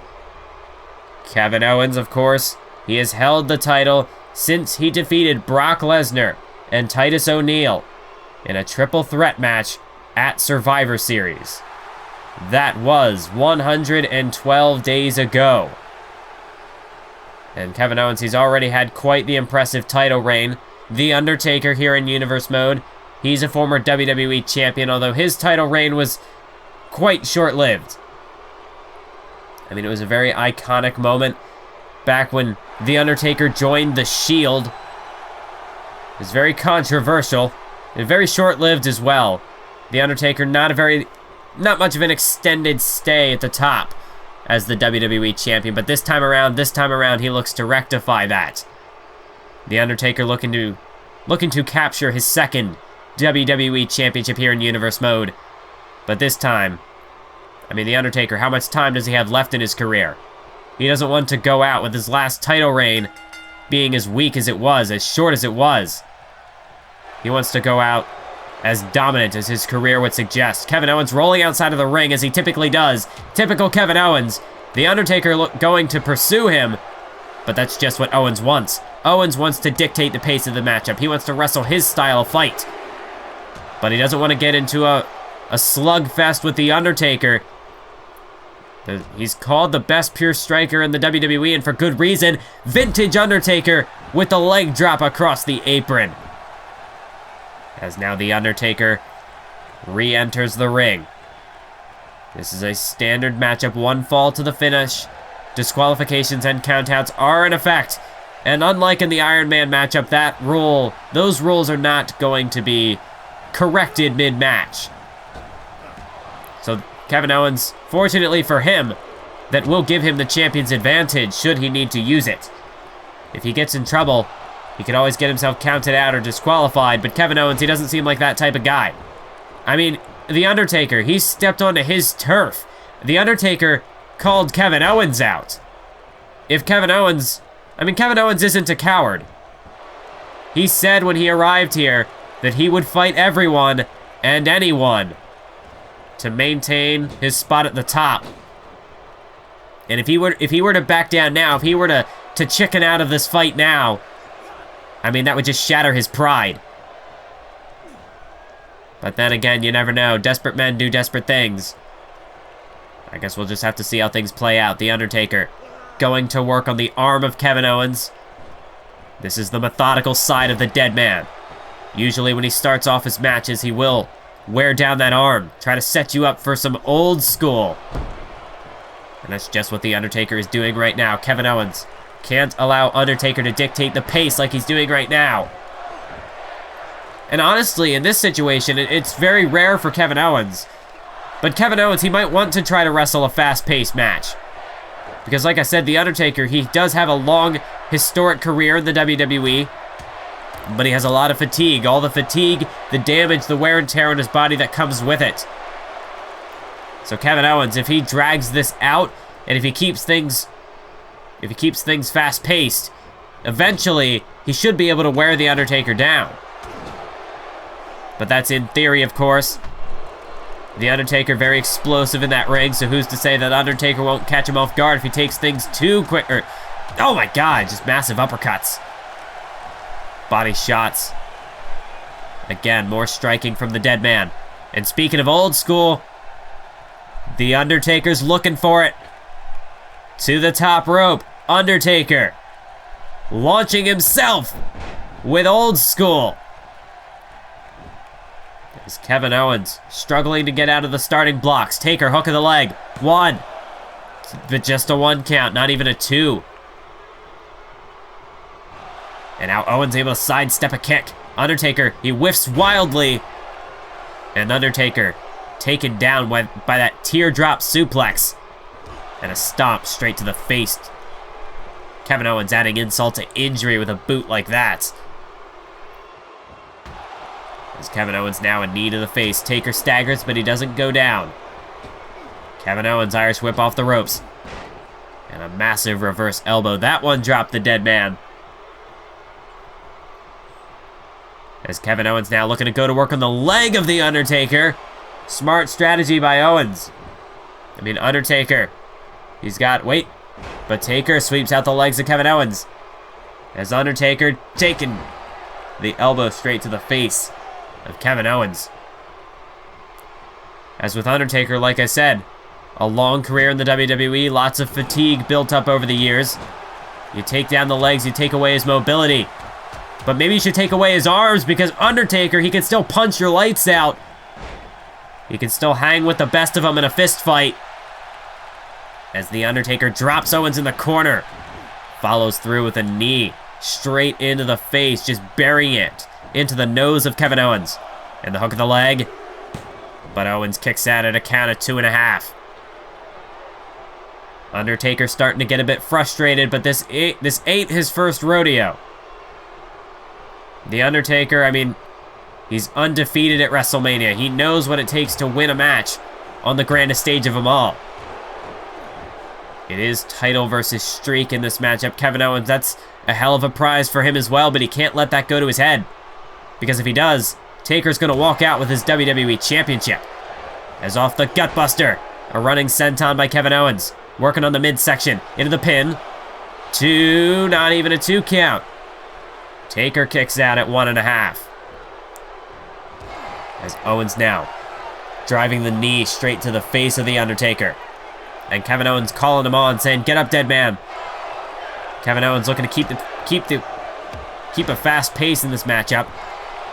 Still stumbling over my words from that Ironman match. As Kevin Owens right now just mocking the crowd. Kevin Owens brings all eyes to him whenever he's in that ring. As now he rolls the Undertaker over into a sharpshooter. Taker, he's in trouble here. Owens, a very smart strategy, working the legs, working the lower back. Undertaker, his back has definitely taken, I would say, the majority of the punishment over the course of his career. Would be a smart strategy by Owens to go to work on that back as Undertaker hung out to dry on the top rope. And you saw the height on that one. Kevin Owens, pump handle neck breaker. Is that going to put Undertaker away? Kevin Owens, has he broken the streak? 2. Not by a long shot. Undertaker powers out at 2. But Kevin Owens, he's got the clear advantage after that move. As Owens continues to strike away with his kicks. Stomp straight to the face, off the ropes now, running senton yet again. Just crushing the life out of Undertaker. And now a boot to the midsection. Kevin Owens again back to the neck this time. As he bounces him straight off of his knee. And you hear the crowd chanting, "Let's go Taker," as Kevin Owens applies a submission hold. The crowd trying to rally behind the Undertaker. They've had to put up with Kevin Owens ever since he arrived on the scene back in October. They want to see this man get his comeuppance. And I mean, they've got to be restless after Seth Rollins defeated Ambrose just moments ago. They want to see somebody get taken down. And if anybody could take down Kevin Owens, it would have to be the Undertaker. As Undertaker calling for a choke slam. Look out, Kevin Owens, you might not want to turn around. As the Undertaker choke slam all the way to hell. Hook of the leg. Undertaker, new WWE Champion 2. No. This time it's Kevin Owens who powers at it too. The Undertaker, that massive choke slam. Not enough. As Kevin Owens brought over to the ropes. Massive clothesline. Owens head over heels to the floor. And the Undertaker's building up a full head of steam. Over the top rope. Vintage Undertaker. With the tope suicida. A massive dive from a massive man. As that is 300 pounds. The Undertaker launching himself airborne to the outside. All of it crashing down on Kevin Owens. Could that perhaps be a mirrored effect of Kevin Owens' WWE Championship reign crashing down around him? As the Undertaker leg drop again on the apron. Undertaker, that chokeslam, he really has shifted the momentum in this matchup. Kevin Owens is now backed into a corner. As the Undertaker literally backs him into a corner. And now driving that boot right under the chin. The long legs of the Undertaker coming into play here. And now Undertaker putting the boot to Owens again, but Owens caught it this time. Owens forces Taker into a face plant. And that's going to be a huge opening for Kevin Owens. As Kevin Owens calls him to his feet, now scaling to the top rope. We talk about Undertaker going airborne. How about Kevin Owens? He ain't afraid to fly. Crossbody, 1, 2. No, but not a 3. But you saw the damage it did. Taker unable to power out of that one. Just barely got the shoulder off the canvas. And now Kevin Owens looking to add more damage with the Sidewinder suplex. And again, you see Undertaker favoring his neck. 1, 2. But Taker again just meekly gets that shoulder off the canvas. I'm not sure if that's Taker just trying to save energy, or if he just simply does not have it in him to power out of these pinfall attempts. Either way, Kevin Owens is clearly in the driver's seat, and he's looking to take it for a ride. Kevin Owens over the top rope tope. Con hilo from Kevin Owens. Launching himself like a cannonball. And that surely has crushed all the life out of the Undertaker. Can Undertaker come back from that? As Kevin Owens now off the announce table, off the ring post, and now looking to drive him spine first into the barricade. Kevin Owens looking to go to work on that back of the Undertaker. And as much as I hate to admit it, that is a smart strategy. Kevin Owens targeting that. Oh, but Taker caught the boot. Taker caught the boot and retaliates with a big-time clothesline. And now it's Undertaker who stomps in the face of Kevin Owens. As Undertaker, look at this, reverse STO. Owens planted face first.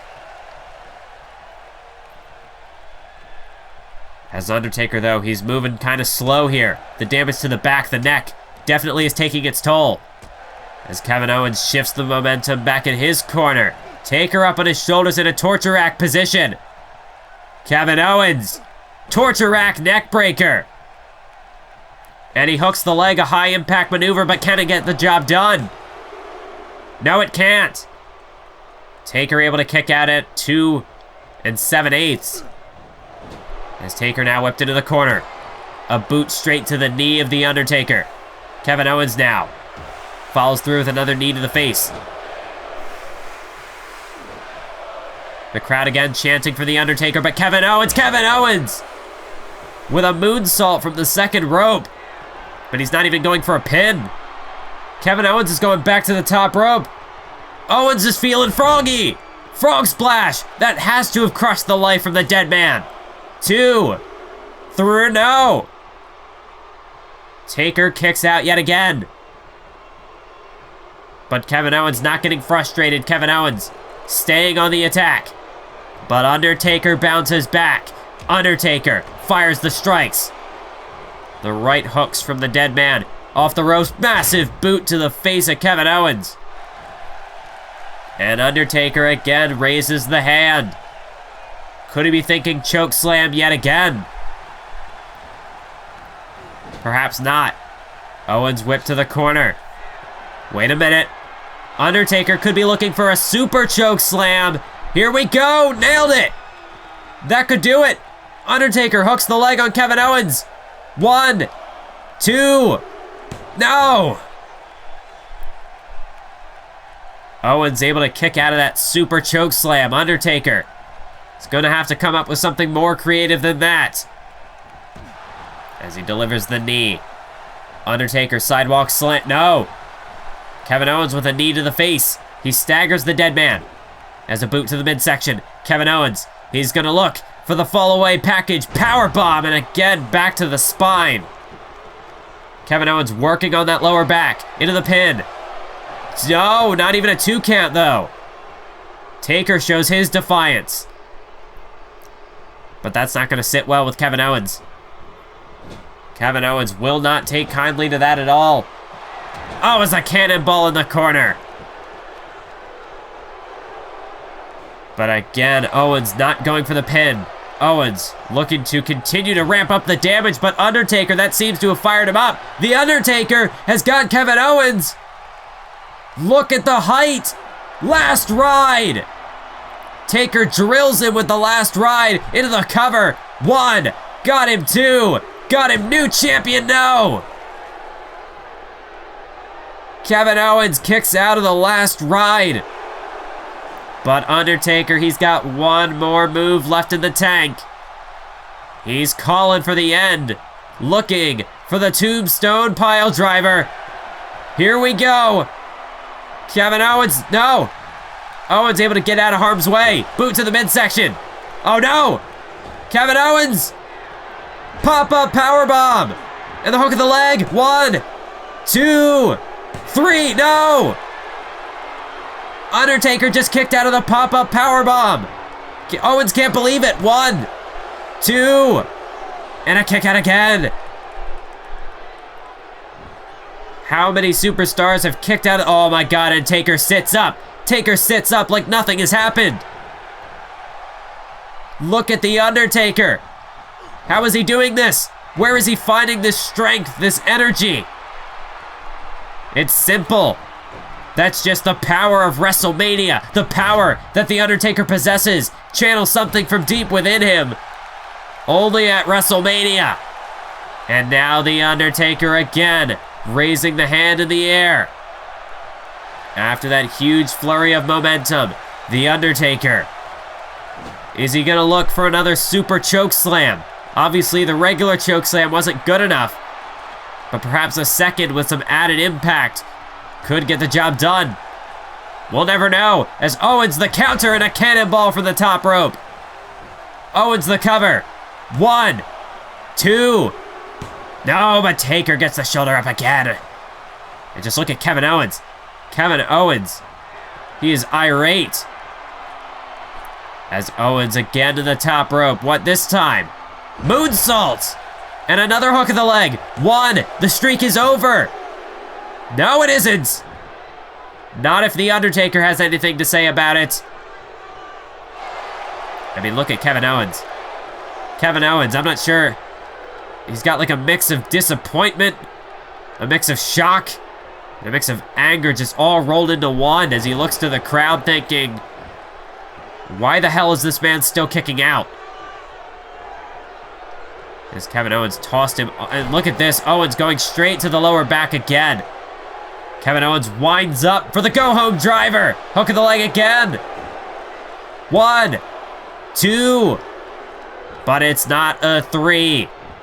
You can get to 2 as many times as you'd like, but if you can't get to 3, this match will never end.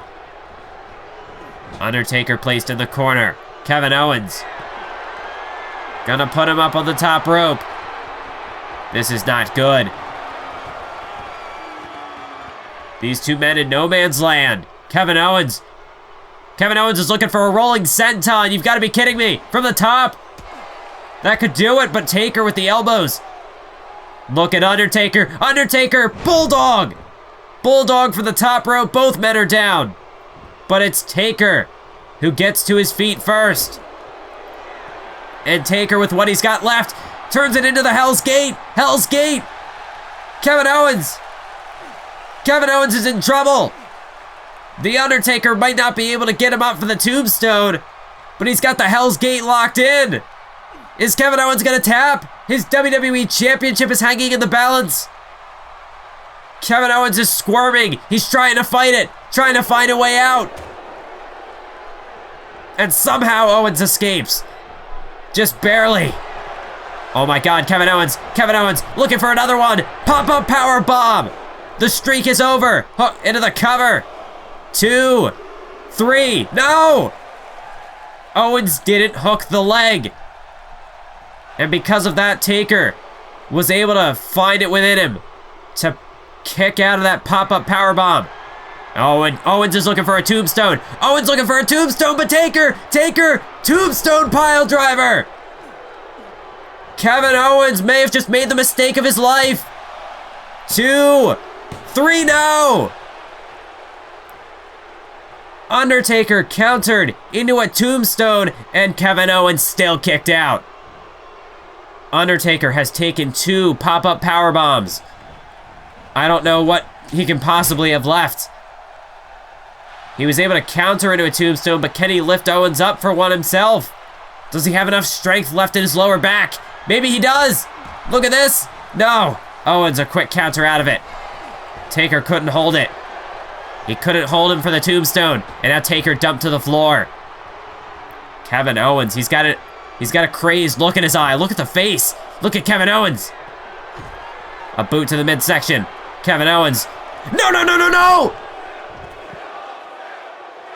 Powerbomb on the apron. Undertaker's spine has to be shattered in pieces. Oh my God, and Kevin Owens, look at Kevin Owens. Kevin Owens isn't done. A powerbomb onto the, I mean, Taker can't even defend himself. That powerbomb on the apron might have paralyzed him. But Kevin Owens keeps going. I mean, look at Kevin Owens. The referee's up to, I believe, a count of 7. But Kevin Owens just continues to attack. Undertaker whipped into the ring. Kevin Owens picks him to his feet. Undertaker can't even make it back to his feet under his own power. No, no, no, no, no. Enough is enough. Package pile driver. There's no way. Not even Undertaker can kick out of that. Kevin Owens has just ended the streak. Kevin Owens retains his WWE Championship, and in a dominant fashion. Oh my God. Someone's gonna have to check on the Undertaker. What condition is Undertaker in after that power bomb on the apron? Surely Undertaker's gonna need to have surgery on his back after that. But even if that was it, Owens would have won the match right there. I mean, when he hit that power bomb on the apron, Taker was done. But Owens just kept going. He just kept going, kept attacking, and then, just when you thought maybe we were done, no, he had to follow through with a package pile driver as well. I mean, the apron powerbomb was enough, but coupled with the package pile driver, not only was Undertaker not going to kick out, Undertaker might never walk again. Kevin Owens, he said he was going to start taking careers, and he was going to start with the Undertaker's career. He was going to start with the streak, and he may have done just that. He's taken the streak, and he may have just taken the Undertaker's career as well. I mean, to Undertaker's credit, no man has ever kicked out of 2 pop-up powerbombs. Not even Brock Lesnar could manage that. But Undertaker, not only did he kick out of 2 pop-up powerbombs, but he was able to still deliver a tombstone after the fact. But it wasn't enough. Kevin Owens, I mean, you see it here. Owens got a little too arrogant, and he set himself up for disaster. But it wasn't enough. That tombstone did not have enough force behind it. And here, Owens put his full force behind that apron powerbomb, and then a package pile driver to follow it up. There was no coming back from that. Kevin Owens retains the WWE Championship, and he crushes The Undertaker's undefeated streak. There is the man who has conquered The Undertaker, and the man who remains SmackDown's WWE World Champion. I don't know if anybody can stop this man. I don't know if anybody is safe. Kevin Owens, he said that he's been holding back this whole time, and he was right. Oh my God! Oh my God! That's Bray Wyatt! And he's got Sting's baseball bat! Bray Wyatt strikes The Undertaker with the bat. Well, fortunately, we can see that at least The Undertaker can still walk somehow. But, I mean, look at this. He can barely even make it to his feet. And here's Bray Wyatt. Bray Wyatt with a baseball bat to the skull. Bray Wyatt, he's already destroyed one icon tonight. And now he's looking to take out another. First it was Sting. And now Bray Wyatt. With this. And even the crowd has gotten into it as well. Bray Wyatt. His reach is expanding. His influence is only becoming greater and greater. As he lays out The Undertaker with a Sister Abigail. What does this mean?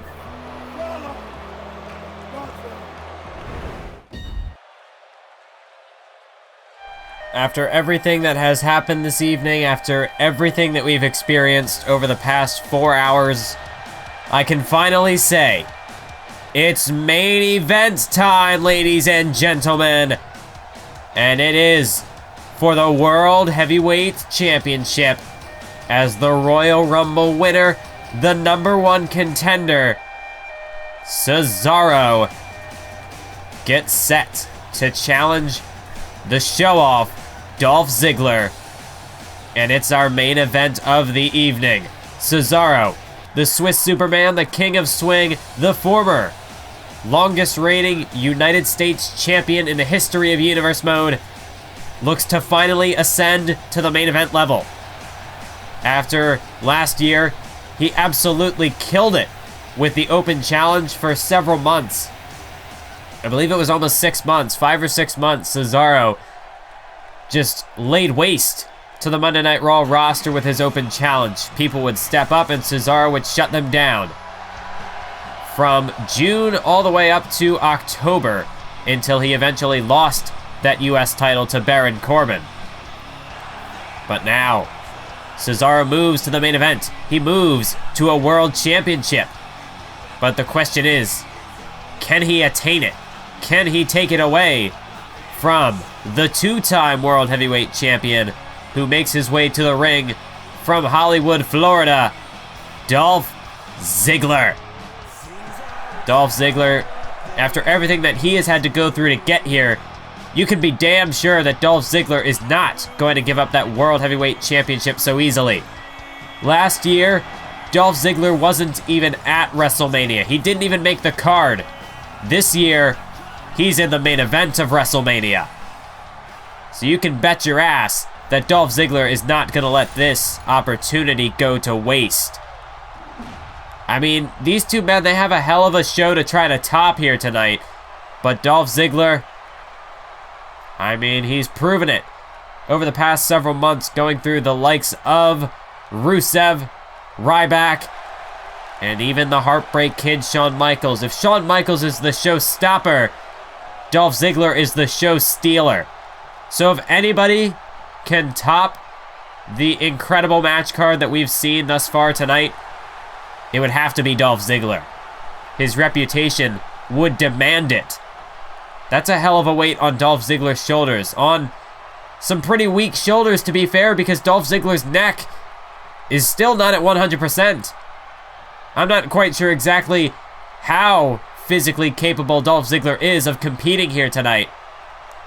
I could throw out any sort of arbitrary percentage, but ultimately, it doesn't matter because Dolph Ziggler is not. He's not at his best tonight. Perhaps that could end up costing him the world title. As these two men lock up. One thing I would expect to see in this matchup is a very technical showcase. We saw earlier on, the masterclass that was CM Punk versus Daniel Bryan. Cesaro and Dolph Ziggler, they might be able to do that one better. Although that's a hell of an ask between these two men. As Cesaro backs Ziggler off the ropes, it's going to be a battle of speed versus power. Cesaro packs the uppercuts, the strength. Look at that back body drop. Dolph Ziggler catapulted 10 feet in the air. And that's no exaggeration. Cesaro just absolutely sent him flying. And look at Cesaro. That's the strength advantage that Cesaro possesses. But Dolph Ziggler with the explosive drop kick. One of the most picture-perfect drop kicks in the game today. Dolph Ziggler, of course, he does have the speed advantage. He's not going to be able to win a battle of strength with Cesaro. And even in a battle of technicality, I don't even know if Dolph Ziggler has the advantage there. Of course, Dolph Ziggler, former amateur wrestler, so his mat game could be the difference maker in this matchup. I mean, it's very tricky because you want to try to wrestle a fast-paced style of match against Cesaro, although to be fair, Cesaro can hold his own in a slow-paced match, a fast-paced matchup. And even in a mat-based affair, Dolph Ziggler, yes, he probably has the edge there, but Cesaro's no slouch either. These two men, much like Punk and Bryan, very all-around, well-seasoned competitors. Cesaro made his name on the independent scene. Dolph Ziggler here in the WWE. He's been here for quite some time. And of course, his success speaks for itself. Two-time World Heavyweight Champion. At last year's WrestleMania was when Cesaro won his first ever United States Championship. That's what kick-started his legendary reign as the US Champion, when he defeated Alberto Del Rio. But tonight, Cesaro's in the main event. Not quite the same storybook ending as Dolph Ziggler, who wasn't even on the card last year. But perhaps that could be the difference maker for Cesaro's case. Oh, massive DDT out of nowhere. Dolph Ziggler looking to catch him off guard. 1, 2. No, but Cesaro's able to kick out. Cesaro has experienced the bright lights of WrestleMania before, and he has achieved success at WrestleMania before. So he knows what it's like to compete on a stage like this. Dolph Ziggler does not. He was not at last year's WrestleMania in Universe Mode. This is his first for Universe Mode. As now, look at this. The headstand headlock, and again, I have to question why Dolph Ziggler would choose to use a move like that with his neck injury, but Dolph Ziggler, he doesn't... That's part of his pride. Dolph Ziggler's not willing to adjust his arsenal, to weaken himself, to lower himself, just because of this injury. Dolph Ziggler is stubborn in that regard. As look at Cesaro. You have to think that Cesaro has... I mean, he said it on the Slammy Awards when these two stood face-to-face in the ring. Cesaro said that I'm not going to take it easy on you just because you're wrestling injured. That's your decision, not mine. And when somebody has an injury like that, if you want to win the matchup, you have to exploit that. So you have to think that Cesaro has been, working his arsenal. I mean, he doesn't really have to do much, actually. Just his massive flurry of European uppercuts could be enough. It's already a very neck-based assault for Cesaro. But even then, Cesaro could look to step up his game, as right now, Dolph Ziggler driving the knee straight into the spine, but Cesaro able to slip out of it. And now Cesaro looking for a German suplex, drills it! And that is going to begin to take its toll. Too many of those, and Dolph Ziggler, he's going to be in a bad way. His hook of the leg by Cesaro, 2. But a kick out by Dolph Ziggler. Cesaro thought maybe one German suplex to the injured neck would be enough. But he was wrong. And Cesaro, he didn't choose this matchup because Ziggler was injured. He didn't choose this matchup for an easy fight. He chose this matchup because he respects Dolph Ziggler, but he's also disgusted by the way that Ziggler has been acting as the top dog on SmackDown, disrespecting legends like Shawn Michaels. Cesaro, he's a Raw boy through and through, and he doesn't want his show to be run like that. As Dolph Ziggler sizes him up with a missile dropkick to the side of the skull. And I mean, even if Cesaro was looking for an easy fight out of Dolph Ziggler, if he thought that Ziggler was easy pickings just because of his neck injury, he'd be dead wrong. As Ziggler now the cover off the knee to the face, 1. No, but a kick out at 1 by Cesaro. Cesaro, he's not easy pickings either. As Dolph Ziggler went to target Cesaro, but Cesaro, look at this! German suplex yet again! Cesaro was able to duck out of harm's way and then follow through with emphasis on that German suplex. Is now look at Cesaro, double underhook for the butterfly suplex, and he held him up there for a bit as well. Cesaro hooks the leg, 1. No, but just a 1 count. There's the defiance by Dolph Ziggler. Dolph Ziggler will not be outshined in this matchup. As Cesaro's got him. No, Ziggler's got him. Nice counter going to work on the arm there. And now Ziggler, look at this pop-up Meteora. Legs are hooked. 1, 2. No, but a kick out by Cesaro. There's some innovative offense by Dolph Ziggler. As Ziggler now sets him up. Going to work on the neck of Cesaro. And with a bit of flair to it. That's trademark Dolph Ziggler for you. As Cesaro stumbles to his feet. Dolph Ziggler. Irish whip into the turnbuckle. Dolph Ziggler now looking for the 10 count punches. And here we go. 5, 6, 7, 8, 9. And a 10th one. Dolph Ziggler starting to pick up the pace. As he scales to the top rope. Neck injury and all. He doesn't care. Elbow drop. High risk maneuver, but it pays off. 1, 2. No, but it's not going to get him the win. Dolph Ziggler looking for the drop kick, but Cesaro able to slip out of the way. Straight punch to the face. Dolph Ziggler now, what's coming here? Teardrop suplex. And again, Ziggler dropped right on the neck. Very calculated assault by Cesaro as he delivers a European uppercut, follows through with another one. Ziggler staggered against those ropes. Clothesline, Ziggler head over heels to the floor. And Cesaro, he's got that look in his eye, off the ropes. Full head of steam, Cesaro with a suicide dive. Takes out the world champion, Dolph Ziggler. And with moves like that, it won't be long until we start calling Cesaro the world champion. As Cesaro takes him to the barricade. European uppercut again, Ziggler falls to the ground. And Cesaro looking to swing straight into the barricade. As the referee continues to count, Cesaro's got to bring this back into the ring. Dolph Ziggler, that is part of the champion's advantage. He can get disqualified. This matchup can end on a countout, and Ziggler will retain the title. 1, 2, but a kick out again by Dolph Ziggler. That barricade swing was not enough. As Cesaro now trying to rally the crowd, trying to rally Ziggler to his feet. As Cesaro looking for another German, but he's not going to get it this time.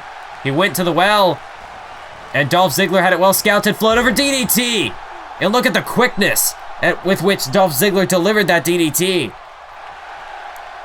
That is the athleticism that Dolph Ziggler possesses, and a cutter. Beautiful vertical leap by Dolph Ziggler into the pin. 2. But a kick out again by Cesaro. Ziggler's getting frustrated. He knows that he's on borrowed time in this matchup. He's got to end it quickly. Because the longer this goes on, the more wear and tear Cesaro's going to be able to dish out to that neck. And I think the longer this goes on, the more it favors Cesaro. As Dolph Ziggler drop kicks straight to the spine. And he's going to keep up the pressure as well. Looking to toss him into that corner, and Cesaro crumbles like a cookie. That's how the cookie crumbles, quite literally. As now Dolph Ziggler rolls him over, single leg Boston Crab. Again, going to work on the back of Cesaro. Dolph Ziggler usually likes to wrestle a very fast matchup, but in a matchup like this where he is working injured, he's going to have to use a mix of styles. Try to keep Cesaro off balance, but Cesaro drops him right back to the canvas. And now Cesaro's got him for the gut wrench suplex, but he keeps it hooked. And you know what I say, everybody loves a good gut wrench, especially when it comes from Cesaro. As look at the raw power, the strength of the Swiss Superman. Trifecta delivered. And Cesaro is feeling fired up. As Ziggler is down, Cesaro scales to the high rent district, looking to take a risk. Is it going to pay off, though? This crowd is on their feet. They're goading Cesaro on. And no! Cesaro went for the axe handle. Ziggler with a straight shot to the midsection. Oh, and Cesaro's on wobbly legs. Dolph Ziggler tuning up the bam. Sweet chin, no. Cesaro got out of the way. And look at this. A hurricanrana into the ropes. And Cesaro, you've got to be kidding me. Tiger feint kick. Cesaro springboard splash. Where did he pull that from? 1, 2, new world champion, no. Cesaro out of nowhere with the Tiger feint kick, but even that was not enough. As look at the strength. Cesaro, that deadlift powerbomb too. And no. Ziggler kicks out yet again. How? I mean, right there, you see it. You see the offensive diversity of Cesaro in just about those 30 seconds. In one moment, he's hitting you with a Tiger feint kick. In the next, he's picking you off the mat like you weigh, like you're just a bag of feathers. There's now a forearm to the face. Dolph Ziggler hung out in those ropes. Cesaro, slingshot and straight to the back of the head, straight to the neck, more importantly. And Cesaro, tope atomico. Again, Cesaro showing that diversity, that high-flying ability. 2. But Ziggler kicks out once more. And at this point, it's becoming clear that Dolph Ziggler will not die. As Cesaro going after that neck. And this is starting to get a bit aggressive from Cesaro. But look at Ziggler. Ziggler with a jawbreaker off the shoulder. That one staggered Cesaro. He's off balance. And Dolph Ziggler now to follow through. With a back suplex, but he keeps him hooked. Dolph Ziggler delivers a second. And now a German suplex of his own. Dolph Ziggler starting to kick it into high gear. 1. Got him. 2. Got him. 3. No. Ziggler, the frustration is definitely getting to him. But perhaps that frustration is making him all the stronger for it. As he dusts off his hands, he thinks it's done. He thinks he's won. But he hasn't. It's going to take more than that to finish off Cesaro. As you can definitely see the frustration getting to Dolph Ziggler. But he's in control. He's got to keep a cap on that hot temper, though. It might give him a bit more of an aggressive edge that he needs. But too much of it, and he's going to start making mistakes. He's got to be wary of that. He might be a veteran in that ring, but Dolph Ziggler, he's never main evented a WrestleMania before. The pressure could cause him to crack. But right now, he could crack the ribs of Cesaro with these elbow drops. As Ziggler just continues to unload with the 10 count elbows. And here comes the 10th, firing up with a bit of flair. Dolph Ziggler, vintage show-off. As he collapses to one knee, collapses into the pin. 1. Got him. 2. Got him. 3. No, it's not. Cesaro. Much like Dolph Ziggler, he refuses to quit. He refuses to die. But how much more of that can Dolph Ziggler pull out? How much more does he have left? As Cesaro whipped into the corner, Dolph Ziggler looking to place him up into no man's land. And this is dangerous territory, not just for Cesaro, but for Ziggler as well, especially with that neck injury. But wait, Cesaro tosses him down, and now Ziggler's a sitting duck. Cesaro positions himself to the top rope, and an elbow drop straight to the heart. Almost a very Shawn Michaels-like elbow drop by Cesaro. And now Cesaro hooks the arms, looking for the Ricola bomb, nails it to perfection. But he doesn't go for the pin there. Cesaro keeping up the onslaught of offense with a Boston Crab. Ziggler trapped in the center of the ring. Cesaro, can he make him submit? Can he make him tap out? Ziggler struggling, the referee's asking. But Ziggler refuses to give up. He's still hanging in there. And he forces his way out of the hold. Cesaro stumbles to his feet. Dolph Ziggler from behind. Inverted power slam. This crowd is just absolutely on fire.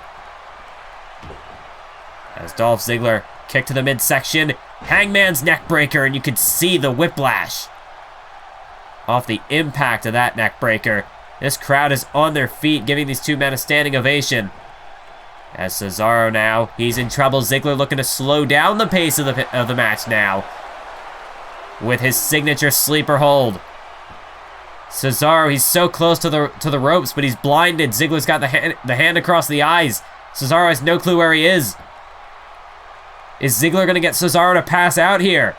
Cesaro, his chances at the World Heavyweight title could go up in smoke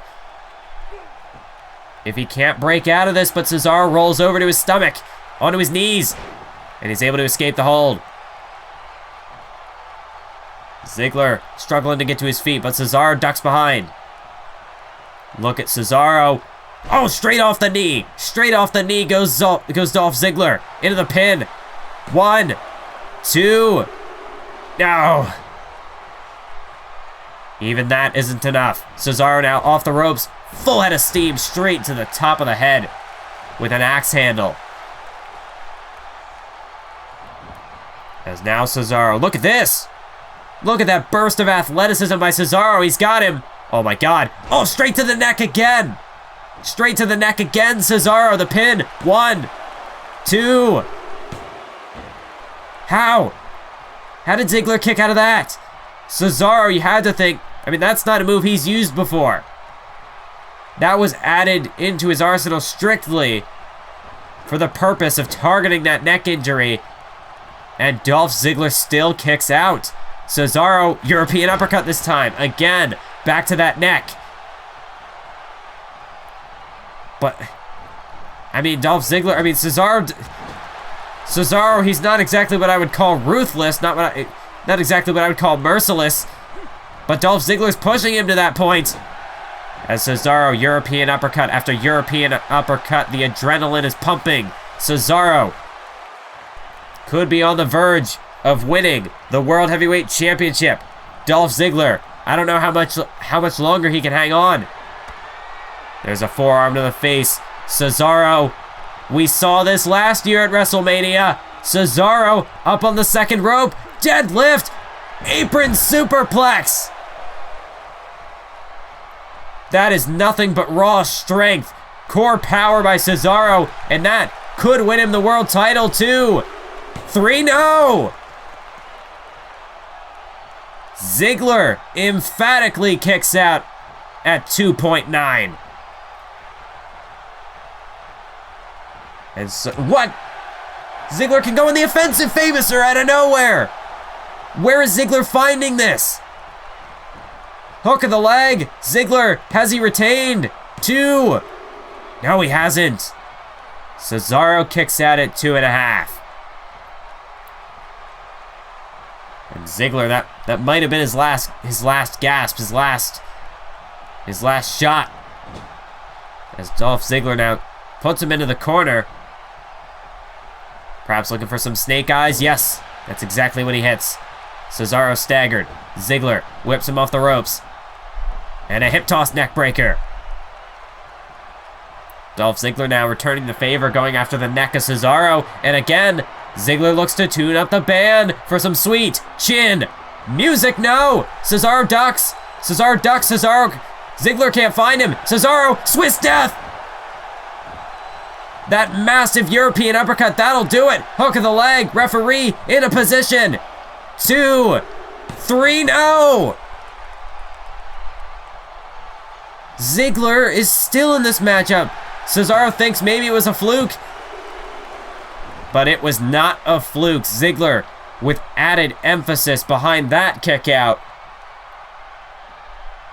He is not going anywhere.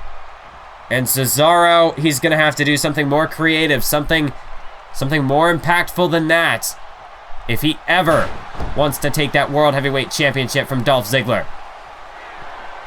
Cesaro has never been a world champion, and you can see the hunger, you can feel it in this matchup. As Ziggler stumbles to his feet, Cesaro, super kick! Out of nowhere! Dolph Ziggler nearly kicked his head off. Hook of the leg. 1, 2, 3, no! Now it's Cesaro who stuns the audience into silence as Ziggler collapses in the corner. I mean, I saw a bit of a smirk there, but Dolph Ziggler is clearly running out of ideas. That super kick, that's what Ziggler used on Monday Night Raw to win the tag match. But now look at Ziggler dropping Cesaro straight on his neck. 2. And a kick out again. This is very similar to the Rollins Ambrose match, and that these guys have hit just about everything they have, pulling out everything, you know, things that they've never used before. But even then, the matchup is not over. As Dolph Ziggler again, this time with more frustration behind these 10 elbows. But Ziggler fires him off like gunshots nonetheless.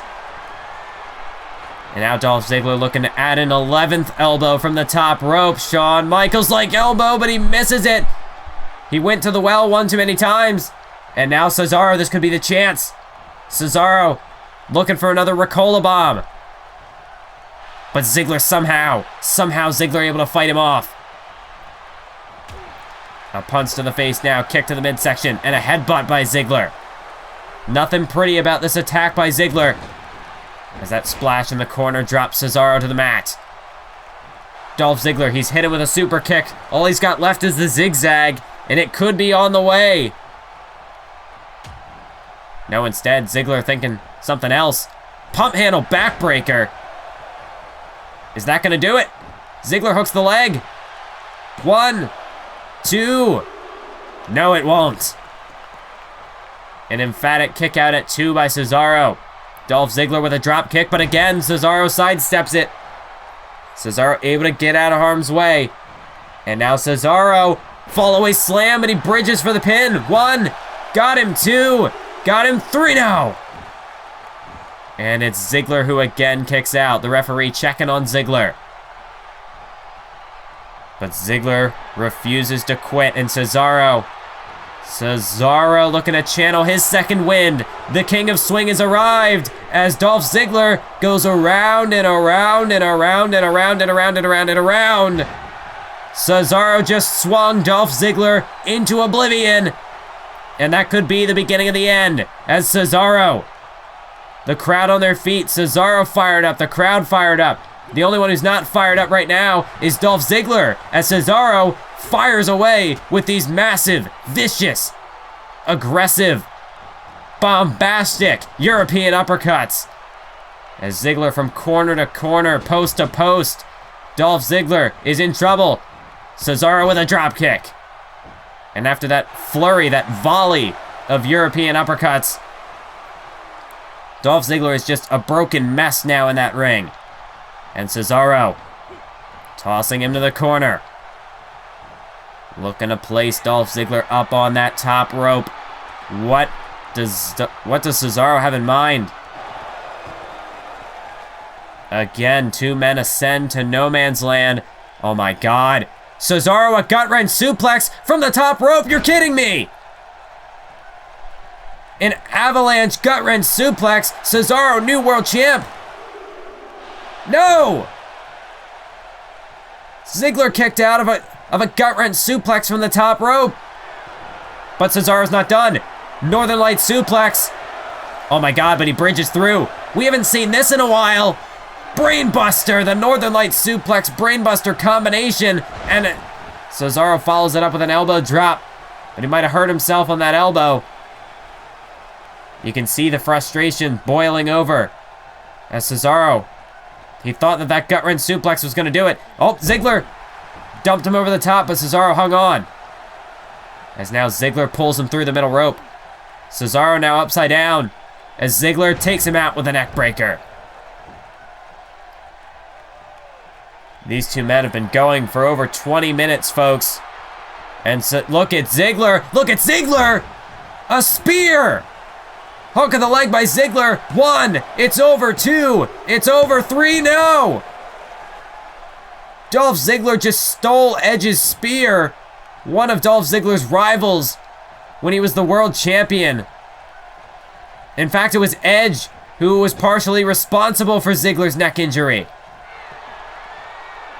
And Ziggler thought maybe he could put Cesaro away with a spear, but no, he could not.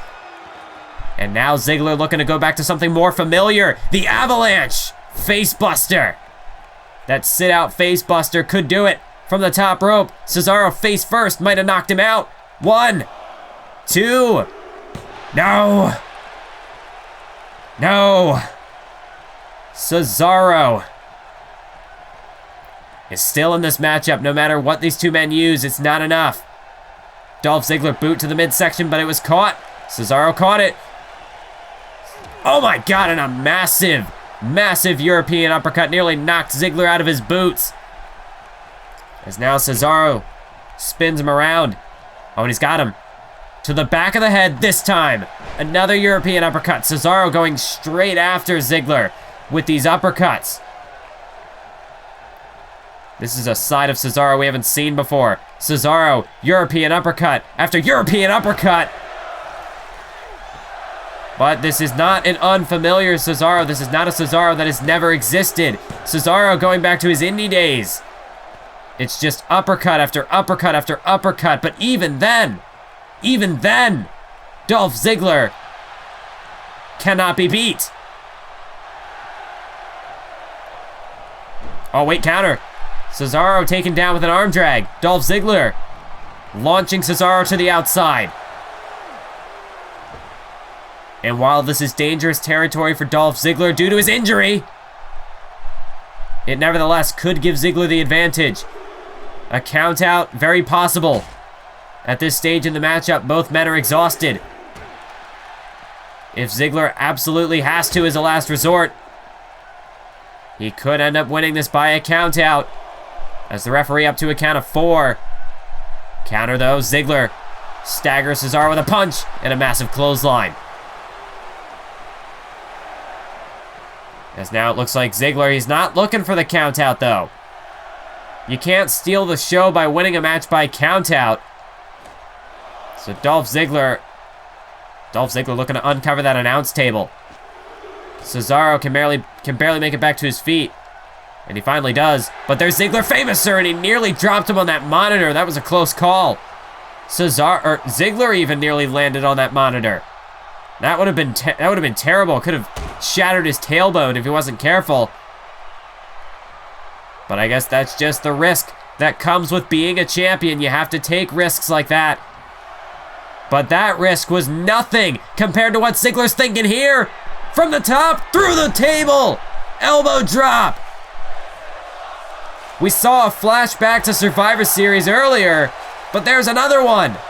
Ziggler risking life and limb to retain his world title here. As Ziggler the elbow to the face, that announce table has just exploded at ringside. As Dolph Ziggler now. Has he put Cesaro away? Has he done enough? 1, 2.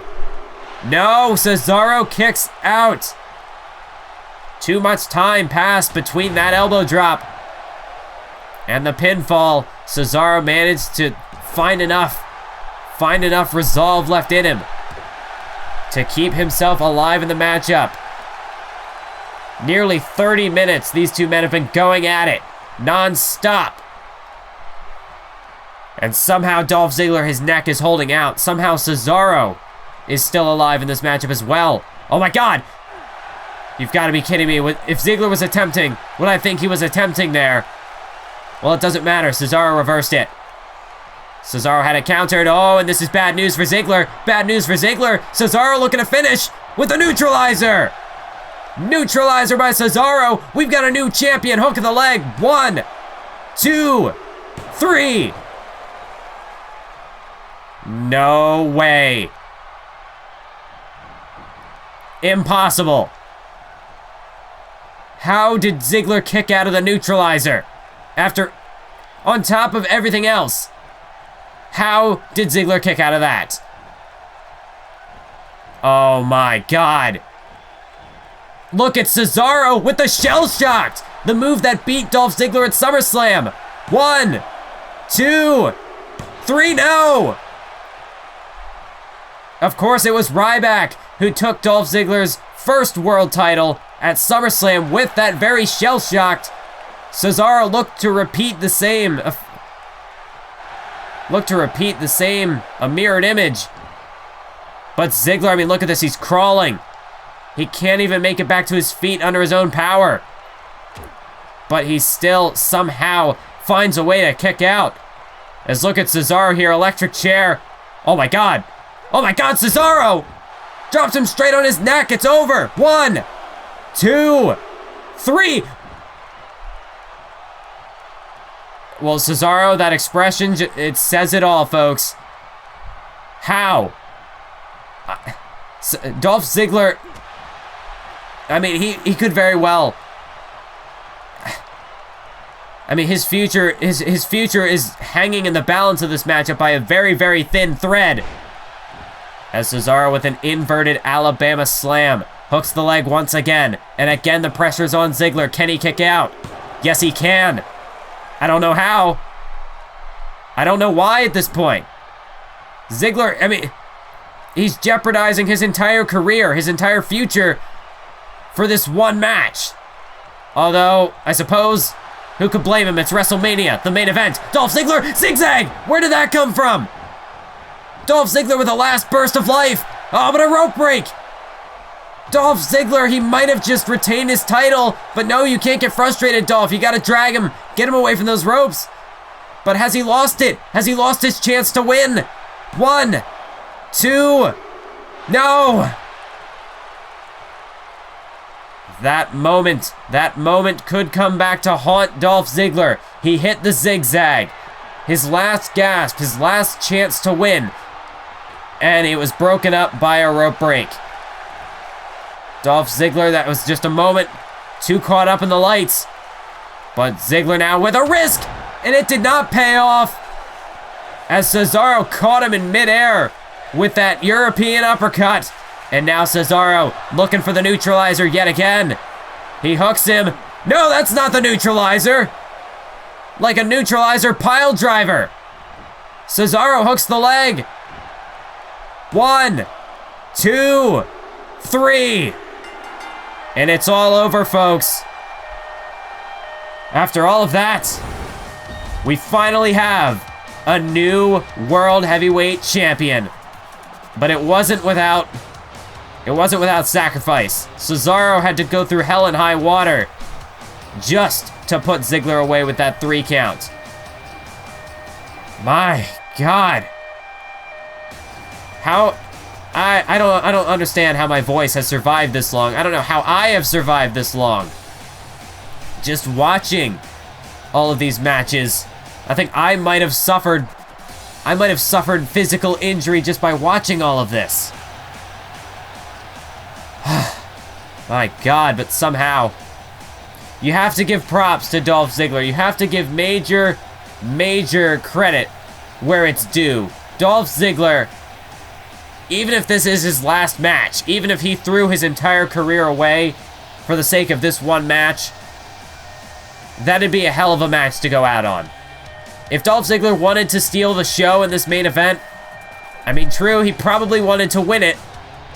He probably wanted to win in his first WrestleMania in Universe mode, especially in his first WrestleMania main event.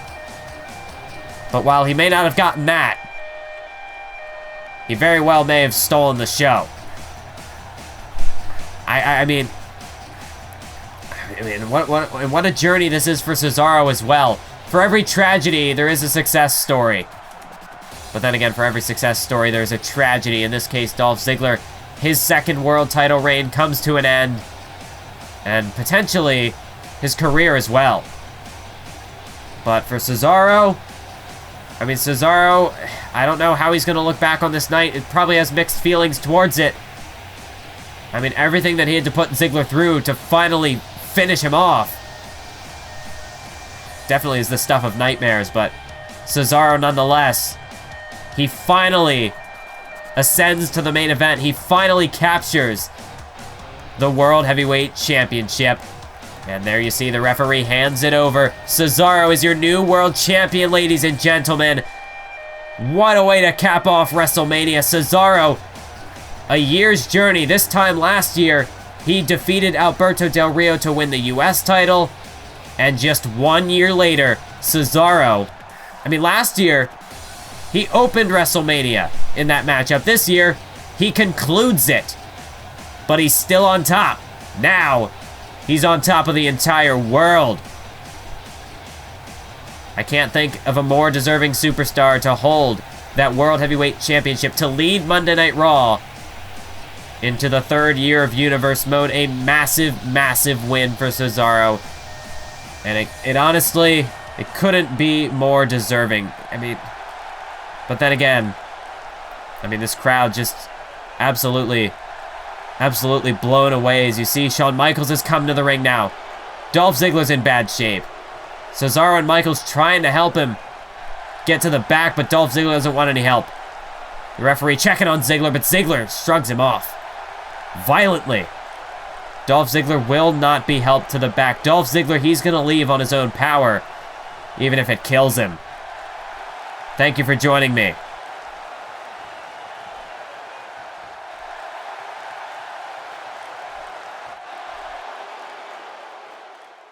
My God, it's finally over. Holy crap, 5.5 hours of WrestleMania. I'm not gonna try to push this to 6 hours, so I'm not gonna drag this out any longer than I need to, but thank you all for watching. Thank you all for supporting me over the past 4 years I've been doing this. It has been incredible, and this event, I think hands down, the best thing I've produced. It took over a month to get this all together. It definitely was not an easy task, but we've made it. It's all over. 2 years down, 2 years in Universe Mode down. Technically, it's been 4 years. We're going on 5 in real life, but in real time. But in terms of the in-calendar Universe Mode, 2 years down. We've got the WWE Draft coming up. We've got a 3rd year of Universe Mode on the way. And, well, it's going to be tough to top that. But we are going to work towards it. You always have to have a goal. You always have to try to better yourself, to set the bar even higher. And that's what I'll have to do next time. But until then, thank you all for joining me. I hope you enjoyed this event. Let me know down in the comments section what was, I guess, your favorite match, favorite moment, anything you have to say about the show. Let me know down in the comment section. But as well, I don't just want to hear all good things. If there's something that I could have done better, please let me know. That's the only way that I'm going to improve, is if somebody points out my flaws and I can work to correct them for next year's WrestleMania. Although, considering the rate at which I can get these videos out, it'll probably be 2 years until the next WrestleMania, but you get the idea in calendar. Anyways, I hope you had a blast watching this show, and until next time, keep on YouTubing.